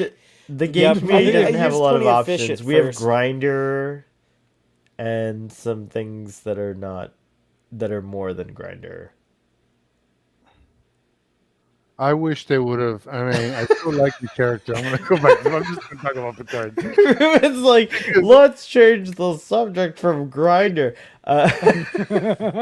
Braxton says, I like the Scream too. I like that it didn't work. Whoa. It worked for me. I loved it. And I love this. Oh, You know what didn't was work for weird about someone that to too. me is that when there was a Ruben, I'm close-up- doing this to you. I'm your guy. You're the fucking Q of the show. You know what? I'm your fucking Guinan. Here you go, bitch. Are you gonna Get stab him ready. in the hand with a fork? I am gonna stab him in the hand with a fork. I took your powers away. Do you know bitch. what I like My about the claw thing? Is that the way that this Guinan used it was that it She wasn't closed as her eyes. Yeah, it was. it Cool. wasn't like as an attack. It was like like as a sensory. yeah, like she's because they're the race of listeners, so she was trying to like be receptive to see like is this going to be a cue or not. I liked that. Molto bene. What is And Ruben that was doing? that was the actor's choice. She came Ruben, up I with that. I'm sending it across the internet right now. I'm sending it to you right now. I'm gonna get you, Ruben. Joel said, that's a really good point. I put my mouse upside down. That's funny. Joel says Rio should stay with his true love, the star. Yes. See, that's what my problem is. If he's just gonna, they need like a reason why he has to stay I behind. wish in my Picard show, you set up Rios, Raffi. I mean, I wouldn't have had 7 in here to begin with, so let's just leave her out of it. You set up Rios and Raffi to eventually, when the Picard story ends at season 3, like it's going to, It's you gonna. start a show with Rios as captain or Raffi as captain and Rios and the other person as first officer, and Yeah. you kind of spin it off into their thing. Stargazer. How Hello. Stargazer. I mean, I still kind of want to see that because I really like the actor who plays Rios. Like, I don't know. Yeah, me too. I love Santiago Yeah. Cabrera. I think he could be the lead on a show. I think He I could. think He could totally a carry show. I a like show. the actress that plays Michelle Hurd, but I cannot stand the fucking character of Raffi. But Rafi's better this season, Ruben. Oh, she does. No, she's not. She is. You know what I liked? You know what I liked with her? She had the best scene. And not the- actually, I'm the not last saying better episode. because I loved her last season. But I mean, for you, don't you think she's better this season than last season? Or no, I think both these last 2 episodes. She had the best scene in both She these did. last 2 episodes. Come on. I mean, All I right. guess He's not everybody's feeling generally Raffi. better to a degree. I liked 2 episodes ago when they were at the gala with the open bar and you And she, saw her like yeah, struggling. I love Rafi. The, I love Rafi so much. Yeah, I like that they like took like a very serious approach to showing her alcoholism, not just her like wandering around drunk drinking Thank wine you. out of the bottle. Thank goodness And- so far I'm not struggling with alcoholism, but like I understand it because I have seen it. If you've been around people with those demons, then Demons, you yeah, have so I a really respect understand it. for it. But Yeah. And I have and I, her and I relationship do- with Seven is really Yeah. good. Like they Yeah. had like a really cute scene in this last episode. I like mean- their, I I love like their the, chemistry. I'm talking love about the, like my relationship with alcohol, and I'm drunk on my show right now. But please, audience, don't take that at face value. I like the effects of the when Mama Picard is drawing on the thing, and then the Oh yeah, think did you so. think that was Right. Batman or T'Challa? T'Challa. You thought it was T'Challa? I thought it was Wakanda Batman. forever. That's funny. Whenever I hear T'Challa, I just holla. Joel says Rio should stay. Oh, I read that. Blue Spark wants to know: does Marcelo have a girlfriend? He's been texting someone the whole time. LOL. No, Is that true? Have you been texting someone this No, whole time? He's texting no, with me. it's like no. I got it. No, when you well, here's a tip. When I'm on camera and you guys are talking about something that I'm not interested in, I often just look at my phone and go. Oh. No, but I was just looking at Facebook right now. I'm sorry, guys. Joel says he's looking for one. Good luck, Marcelo. Marcelo? You could get. You're a snack, bro. No, well, You are. You're no, I've I've a snack and a half. I've only had one girlfriend in my life, and I fucked that up. And every other girl that I've been interested in my life has rejected me and has not loved me back. Oh, So that's my Sorry. same situation Well, with girls. You can't give up on love like No. Picard at the beginning of the season. You have to. no, I mean, you know, What I- do you I- guys think the whole Laris thing? Where's that all? That was what's- Laris Well, is I going to be really- his one true love, and Beverly is going to get an invitation to the wedding. What? No, oh my god, Yep. Beverly. that is bullshit. Oh, Take yeah. that back right now. John Luke and Laris forever. And Oh, she's fuck gonna be that. the Red Queen, and she's gonna be the Board Queen, Beverly, because she's gonna be so pissed off. She ends up becoming the Board Queen sometime in the future. Fathery, can I just say that 2,342 people disagree with you? I tweeted out a little tweet today, and it's got like an insane amount. It's insane. It just doesn't stop. And can I show the tweet on the air here? Sure, yeah. Do you guys want to see this tweet? It's so cute. All right, hold on. But yeah, Beverly's gonna be Picard's main squeeze next Nope. season. Nope. Yep. We know that doesn't work. No, they get divorced. Yeah, but Oh. they're not going to get divorced this time because they They will, know about though. it. At the end of all good things, Riker's like, "What?" Or someone's like, "Why did Jean-Luc tell us all this shit?" And he's like, and then that's when Riker and Worf make that pact to not let Troy die, which occurred, by the way. Yeah, and also why Crusher and Picard make a pact to not get married. Well, they're not married though. We know that. They'll never get married. I Maybe think they Laris They'll won't. never be together. Laris in the past. What's that? I think this Laris is the same Laris that I think Yeah, Laris Talon will Talon turn into is Laris or Laris? something.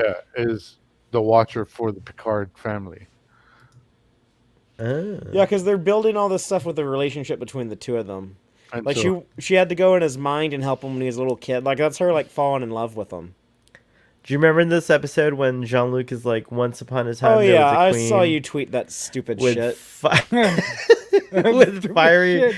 red hair." Did you I know- quote it, and it's got 2,343 likes. That's like the most likes I've ever had on a. Did you on know a that tweet. Queen was female? Yes, I did, and that's how I knew it was Beverly. Because she Really? is female. Put it in writing. What's that? Once upon a time, there was a queen with fire red hair, and she was female. That's the next part of the sentence. We were Yeah, it's making true. fun of that, but it was supposed to be like weird dream dialogue. Yeah, I agree with that too. I was pointing out, like, I know he's a terrible person, he's a fucking asshole, but like Joss Whedon wrote really good dream sequences He did. because he made them like very surreal and trippy, but he put like underlying meaning into everything, but not in like an annoying way. I just rewatched almost all of Buffy. I'm almost done. it's brilliant. Some of the shit. No, where are you now? I just started season. I'm starting season 7 tomorrow. I guess. Ooh. What's Oh your my what's God. what's your favorite season? My favorite Mm. season of Buffy, probably season 3. Okay, good choice. I like Okay. 6. I love season Okay. 6 too. We got a couple comments coming in. Season 6 was season 6 made me cry so much. It's like everything gets like so terrible, and then like right when it starts to look like things might get good again, it goes like so much worse. Yeah. Amazing. Father cried at the convention, which I didn't realize. It's crazy. You're a crier, Father. I cry a lot. Yeah, I'm a pretty I didn't pretty realize. easy You're cry. a very sensitive yeah. person. Oh man. Boatrick says, I think Laris will leave at the end of the season. Her Irish work is done. No, this is another possibility I've thought of though. This is a way you can make Beverly work for me, where I would accept it. Is Alright, that let's hear this. maybe John Luke has to go through like this process of like learning to love with Laris, so that when he gets together with Beverly at the end of season 3, he'll actually be able to like stay married to her and not get divorced. Oh yeah, I like that. I'll buy that for $1. But I would rather season 3 just be like John Luke and Laris just smashing nonstop 24/7. I want to end with John Oh Luke, my god. Laris, and Crusher getting together. What? Hey, not It bad. might be because I just like Orla Brady more than Gates McFadden. I think she's a better actor and a better looking Oh my love God, interest. Stop right now. Wait till season 3. Stop Wait till you cry. You're gonna cry so much in I think season the 3. Borg Queen, when she gets a mask, should be the Picard's wife from Inner Light. Stop. She Cayman's died. That wife. actress died. I think. Her I feel like it was- consciousness was put into a Borg body. Ruben, that's Ruben, that's so wild. I've never. That's that's like the thing you'd be like. These people are lazy writers. It should be that Picard dies, but then Q comes and gets him and is like, "You get to be God now," and No. Picard ascends the Q continuum. Oh my god. And it's that girl from Tapestry from back at the Academy. What was her name? Oh, the black-haired girl. Martha Yeah. Benedictis. Martha. her? It's her, Captain Benedictis. What the hell are you guys It's talking about? her. She's there, and Vash is Whoever- there, and Vash. Crusher is there, That's a big fucking and blood wrestling event to see who gets Picard's love. Lieutenant Deeren is This there. is the worst episode of Starfleet Boy After Dark that I've ever Cayman's been on in my wife. whole life. Cayman's wife is there. The Borg Queen is there. Oh my god. Ultimate wrestling challenge. Who I don't gets know what Picard's dick? this. This is the worst episode of Starfleet Boy After Dark I've ever attended. I don't know what to say. And it's your show. That's funny. All right. Oh. Wait, did I read this comment? Beverly and Picard will just be doing croissants and coffee. PJ says, last scene will be Laris at the end of a rainbow. Swimming in a pool. Lucky Charm. Oh, Melaka Charms. Do you know that there is a reason that she came up with for why Laris? There's a reason Orla Brady came up with for why Laris has an Irish accent. Oh my gosh. Why? What's the reason? She said that when sometimes has an Irish accent. She said that when the Romulan refugees came to Earth, she originally lived. They were given like a refugee settlement in Ireland, and she that's learned great. to speak English from the local Irish That's people there. genius. That's Oh, brilliant. well, You know, I went to Parma in Italy. So if you go anywhere in Italy, everyone has like a standard sort of Italian accent. But when you go to Parma, everyone speaks Cockney English. And the reason for that is that most of the tutors that taught the Italians to speak English were Cockney. So that makes so hell, 100% your Pakistani parents, they have kind of like a British accent, don't they? They do. My aunt especially, but my parents kind of have like They've become adopted more of an Americanized. Americanized Yeah. accent. But like they learned English through British the tutors, British so way. that makes complete sense. I love that explanation. Orla Brady is a genius. That's brilliant. That's legit. That like I've seen that. It's in kind of like practice. when Shaka said that they came up with a reason for the shitty replicators on Picard season 1, when like the food wasn't as good or something. What was his reason? These were like the they're working around the clock for the Romulan rescue, and that they had just like set up these stations on Utopia Planitia. I like Utopia Planitia better than Utopia. They hadn't had time to upgrade everything. It was just kind of like the bare bones minimum. Yeah, that makes sense, but I love Shaka for defending the show, but I don't like the gruel. I just don't like gruel. I think future people eat great. I don't like the thing about like Admiral Vance talking about replicated food as being made from shit either. Like that was not But cool. it would be though. Like that's how. Like read the tech manual that Mike Okuda wrote. That's how the Enterprise works. It's in the tech manual. Like replicators are like, I don't know. I feel like replicators probably do I feel like they're like 85 to 90% accurate of the Yeah, you only get a little taste. Yeah. A little hint of poop. I mean, it's not gonna taste like Ruben, poop, but no hints of poop, Ruben. No hints. I don't want any hints. It breaks down waste There's into energy. Zero. I don't want a hint. I don't want no hints. It can reconstruct energy into matter, but yeah, it's not gonna taste. No hint. Accurate. You know? What? It's 98% accurate. But no hints. The other percent is non-taste. It's not poop taste. It's non-taste. Read this comment from Joel. Oh shit! Which one? There's a lot of comments from Joel. He says, "I think Sally McLennan by the Pogus would be better." The Pogues, by the bro. Pogues? The Pogues. Yeah. I don't know what that is. They're a great band from like the 80s or 90s. I feel like the Pogues. It's like you know who they are, but they didn't know. You didn't know what I don't know Beastie this Boys... song. I think Sally McLennan by the Pogues. I don't know that song, Joel, but I know the Pogues. Well, Joel also says Q is Picard's true love. Oh, Boat Wreck is talking about The Briar and the Rose. That's a song. Oh, The Briar and the Rose. How does that one go? What about the Rosa? Was it the Rosa Belfast? Is that the? I only she know. is handsome. She is pretty. She is the belle of Belfast City.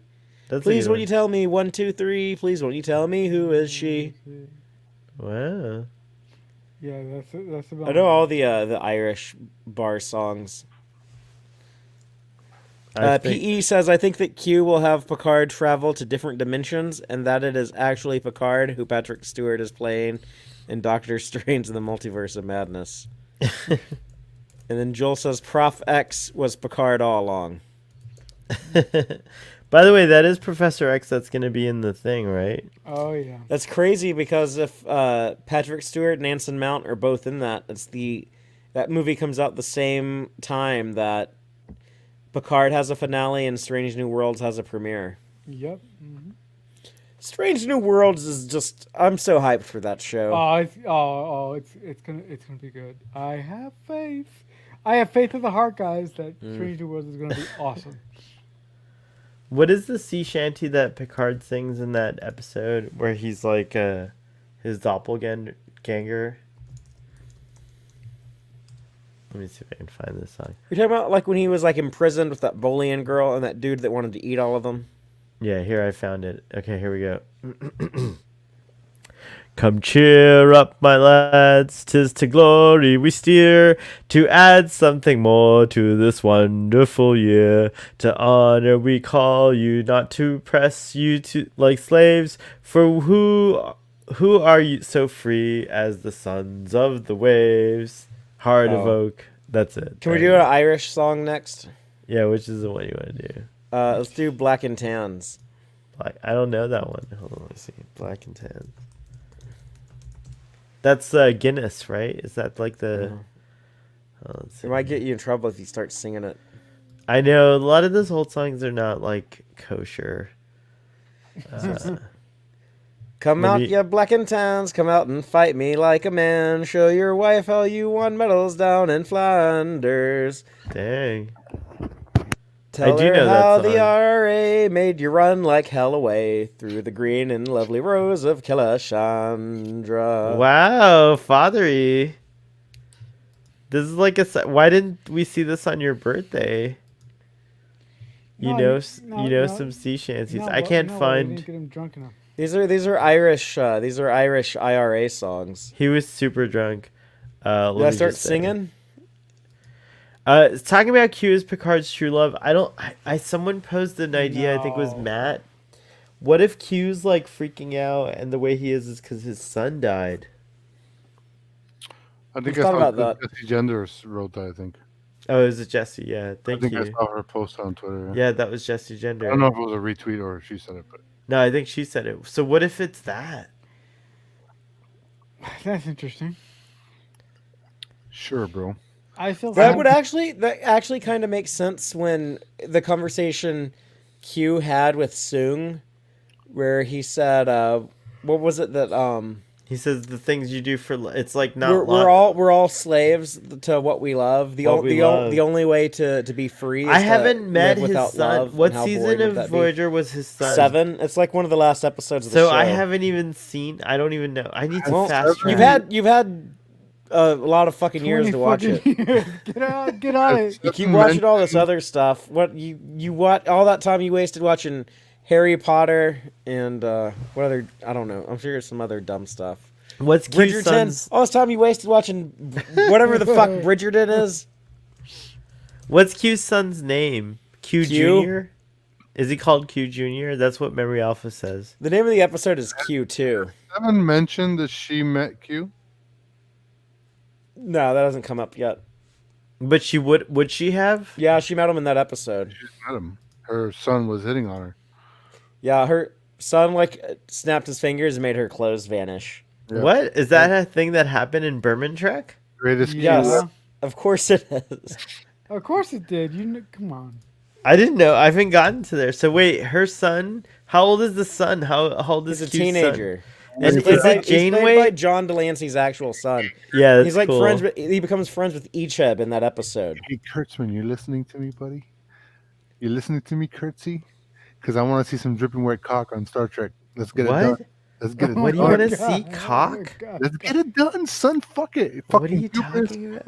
This is the weirdest thing I've ever heard. Fucking let's do it. Drippy wet cock. All Wait, right. I'm putting Ruben under the comment here. I want to see That's a probably for the Klingon best. coming out of a blood shower or whatever fucking crazy. Oh my god, I don't know what you're talking about. Stop it. Wait, this is John Delancey's actual son Yeah. playing Q's son as Hey, well. Joel says no Halo for Starfleet Boy until Voyager is watched. Dang, Joel. That's Yeah, but seriously. I finished Voyager ages ago. What are you doing? what's the fate of Q's son in Voyager, Fathery? I can't remember. He actually He- gets he gets molested by Armus. What? That's not a thing that happens. That is a thing that happens. No, come on, that's ridiculous. They That's, mention that. They mention that in Lower Decks when they prank call Armus. So what? Yeah. No, come on. That's not a thing that happens in Star Trek. Oh, I don't okay. believe you. It Okay, did on what- Tasha Yar's homeworld. It did happen on Tasha Yar's. But wait, no, seriously, what happens? Does Q's son have any significance to like Voyager? Like, does he help them? Like, what's the deal? Q is trying to teach him a lesson and makes Janeway take care of him basically. Whose kid is he? Like, who did he mate with to have? with He Lord mated with another Q Mama. in an episode you must have slept through called The Q Oh. and the Gray. I saw that where they touch each other. That was Yeah. the mating, Yeah. and this is the result of that. Yeah. Oh, And that's Worf's baby's mama, so Worf and Q have the same baby mama. Yeah, they're wiener cousins. Yeah, they're wiener cousins. wait, that's The right. same actress, What's lady. your Oh, name? and they're also wiener Sus- cousins with Jeffrey Combs because she was an Endorian on Enterprise that he mated with. So Jeffrey Combs and John Delancey and Michael Dorn are all three wiener cousins. with Susie Plaxton's characters. Yeah, Oh no, my it's- God, I that's wanna crazy. I wanna join that club. That's like a pretty elite club to be in. Fathery. Anyways, your character could have wiener cousins as well. So she's already played a Klingon, an Andorian, and a Q apparently, Vulcan. right? Yeah, and she was the Vulcan hottie in the Schizoid Man. Doctor She should Pilar. have been the replacement. Dr. for Crusher. Solar. Solar. Yeah, Dr. Yeah. Solar. She should have been the replacement for Crusher. Yeah, hell yeah, she should have been. Yeah, that would have been great. Dang. And they could have done the Actually, it same would've been thing. cool to The have a same thing they Vulcan were doing doctor, actually. with Pulaski. Pulaski and Data. They could have had Dr. Solar be like, "Well, you're just I a love machine." I love that now that I've been like now that I'm like a lot more intimately kind of reacquainted with TOS. I'm really glad that it was Diana Muldaur. I know she hates Star Trek and I like that she that. Pulaski fan. Yeah, Yeah. I know who will not return in Picard season 3. I know which Next Generation actor will not return. Diana Muldaur. Yeah, Yeah. it's true. But She's yeah, only I- gonna return if they're like flying a shuttlecraft around at like warp 9 and like they run into her and blow her up on impact. she's like, stop. No. Anyway, so like, do you think something happened? Was he vulnerable? Did they show any? Like, was he different? Like, what was the deal with Q? I can't. Now I have to watch for. I have to catch up on Voyager. I'm so behind. Like, I have no idea. Well, Like, is the that's the Q price you sun pay when you fuck off. What does it mean watching to you when you read Jesse's Falcon theory and about Winter Q's, Soldier? when you read Jesse's theory about Q's son? Like, what do you think? Like, could he have lost his son? Me and Aaron actually speculated that on Text Trek. Aaron Harvey, aka Geek Filter, writer and designer of the Guide to the Animated Series book, which I recommend people pick up.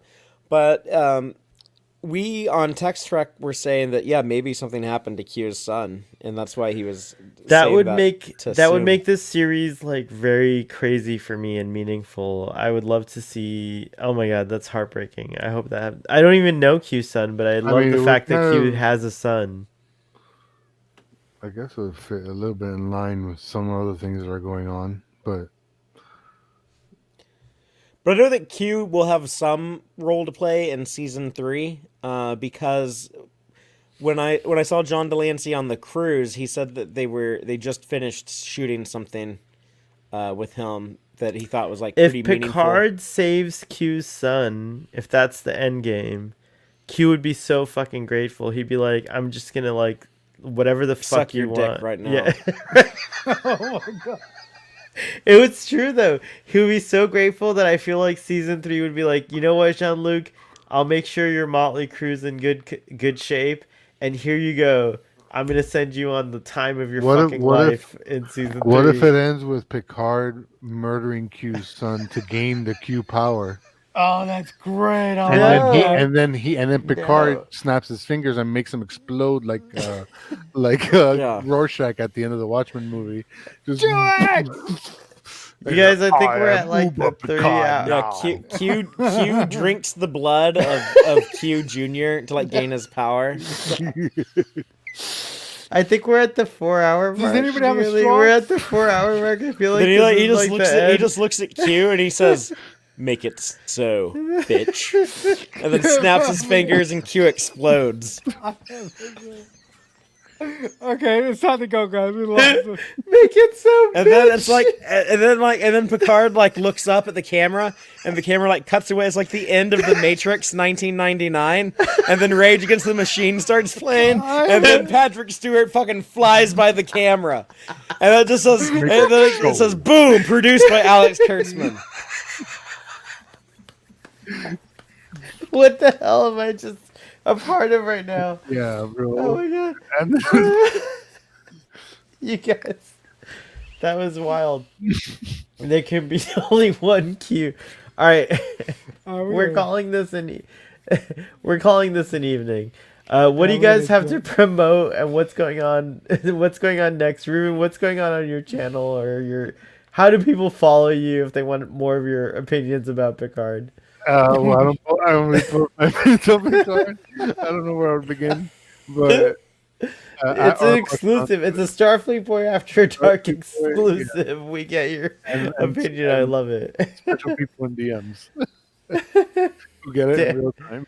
Damn, I want to be in these chats. Whatever. Oh, I'm no. ready. Those are special. Those are special. Especially, All right, we'll like, see. Those are special. So you can go to RuMorg or popaxiom.com. no, just go to my Twitter at rmartian or rubenwrites-rights.com, ruben-rights.com. And yes, I got interviews. I have some that I should have posted this week, but I did not. So I'll have interviews soon.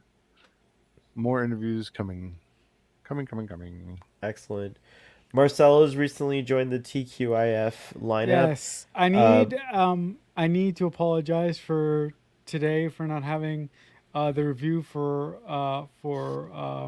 TOS. where, Hey, yes, life happens. where It's cool. where for No Man Has Gone Before. So that video will be up tomorrow, but everything will be back to normal next week because I'm gonna actually do the video early like I was supposed to. But you can check out me on my YouTube channel, Balloonhead Productions, or my two podcasts. The personal one that I have right now that is I just started a new season is called the Red Wall Podcast, and I'd like to thank anybody who has listened to the new season. We just started 2 weeks ago, so that's going well. And I also have a podcast dedicated to the J.J. Abrams universe called Radio 815 that posts new episodes every Friday.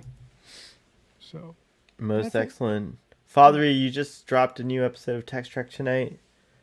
Tell everyone what's I going sure on did. in Text Trek. You did. Yeah, Boom. you Drop catch it that down like a live show every Friday at 7 p.m. on YouTube, where we do a deep dive analysis of the latest episodes of Star The Trek. quickest and the deepest too. You're the first on the scene, baby. Yep. Yeah, Daddy. Yeah, there's a lot of great podcasts out there that cover the new episodes of Trek, but we always have our live show on Fridays, and then you can listen to that wherever you get your podcast Monday morning. And we try to provide the deepest analysis. We go through the episodes beat by beat and talk about what we like, what we didn't like, how it fits into continuity, how it doesn't, any type of Easter eggs or anything they sneak in there, and we have a lot of fun doing that. Also, I have a lot of YouTube content coming out of Mission Chicago. We did a couple of streams over there, gave Yeah, people an man. inside look of the show floor. Also did like a recap of the convention where we talked about all the panels we attended. So if you didn't get enough of that, Can I interrupt for a second? Ruben, Marcelo, did you see any of that shit when Father was posting it like live from Mission? Oh, yeah. Yeah, I saw some of it. Actually watched like half of the video where you actually were walking the floor. Oh, right on. Yeah. Yeah. Go check it out. I had so much fun, and you can see the meeting of me and Trek on the Tube for the first time. It's very cute. yeah, and Larry Everyone's- Nemechek shows up. Yep, Kennedy at exactly. Warp from the Women at Warp podcast shows up on there. So all kinds of people. Which, by the way, Starfleet Boy After Dark, as well as Starfleet Boy Actual, officially stand for Kennedy to be a host at Star Trek Seattle. The host with the most. Yes, the host with the most. So we are standing for that on this channel. We're always going to promote that. So that's all I got to say about that. But what else? When does the podcast drop, Father, on Mondays? Late Sunday night, early Monday morning. Excellent. Hey. Guys, Starfleet Boy After Dark comes on every Friday. I hope you had fun. This was a fun one. We're almost at 4. I can't believe 4 hours passed by. It's crazy. I can't believe I talked about Star Trek Picard with Ruben. I can't believe I actually saw Ruben's point. We had a good sometimes. We were not being so hyperbolic, and we found common I'm ground. sorry, Ruben was very fucking hyperbolic. we the whole reached- fucking well, time, he- but, he calmed did, down after a it's little true, bit. He did He calm calmed down. down. It's true. Fine. We reached, brother. Stepping out to Eden, yay, brother! I love that. Okay, What's happening whatever. tomorrow on the Tomorrow Starfleet Boy is Actual? Whom Gods Destroy. Is that the episode? Garth the Vizar. Sure is that is. right? Yep, sure. Tomorrow. Co-starring Batgirl. That's right. Ruben, are you there? Please be there. Yeah. Are you Fur gonna be coats? painted green? We're gonna see a fur. Yeah. What are you gonna dress up as? It's gonna be fun. We'll to see. We'll see. But no pressure. You don't have to cosplay every time.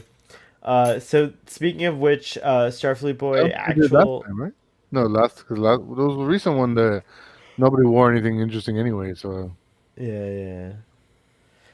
So tomorrow at 3 p.m. we're covering that episode of Star Trek, the original series, and then on Sunday, Starfleet Boys Love Fest of Star Trek Picard, and hopefully Marcelo will keep his Oh, hell yeah. opinions by then and share his dissenting opinions as well as his Love Fest.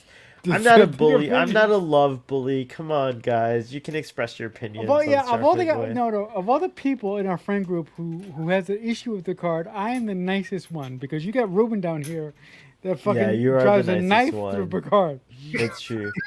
Ruben just wants to eviscerate me. It's true. But yeah, you are the nicest one who expresses dissenting opinions. But yeah, Sunday we're going to talk about Picard. I'm going to try to I'm have the some... nice one. no promises, but we might have some new people coming into Starfleet Boys, so check that out. Cool. Like, it's gonna be a cool thing. I hope. I I hope might be you guys will replaced. like- Oh my god, I'm being You fired. won't be ever replaced, but you'll be joined by I'll be new, cool fired. new people. It's very cool. I'll be We met a fired. lot of folks, and We one of the great things about going to a Star Trek convention, especially if you love community and like want to know more Trekkies, is that's exactly what Fathery, me, Sean, and Braxton did. Is we like expanded our community of people. So it's pretty exciting. So I'm excited about like expanding this community. You need to hit up Vegas or hit up the cruise sometime. I know. I got to do all the things. Anyways, folks, live long and prosper, and we'll see you next time. Did I cover everything? Is that everything? All right, here we go. Here we go. Bye.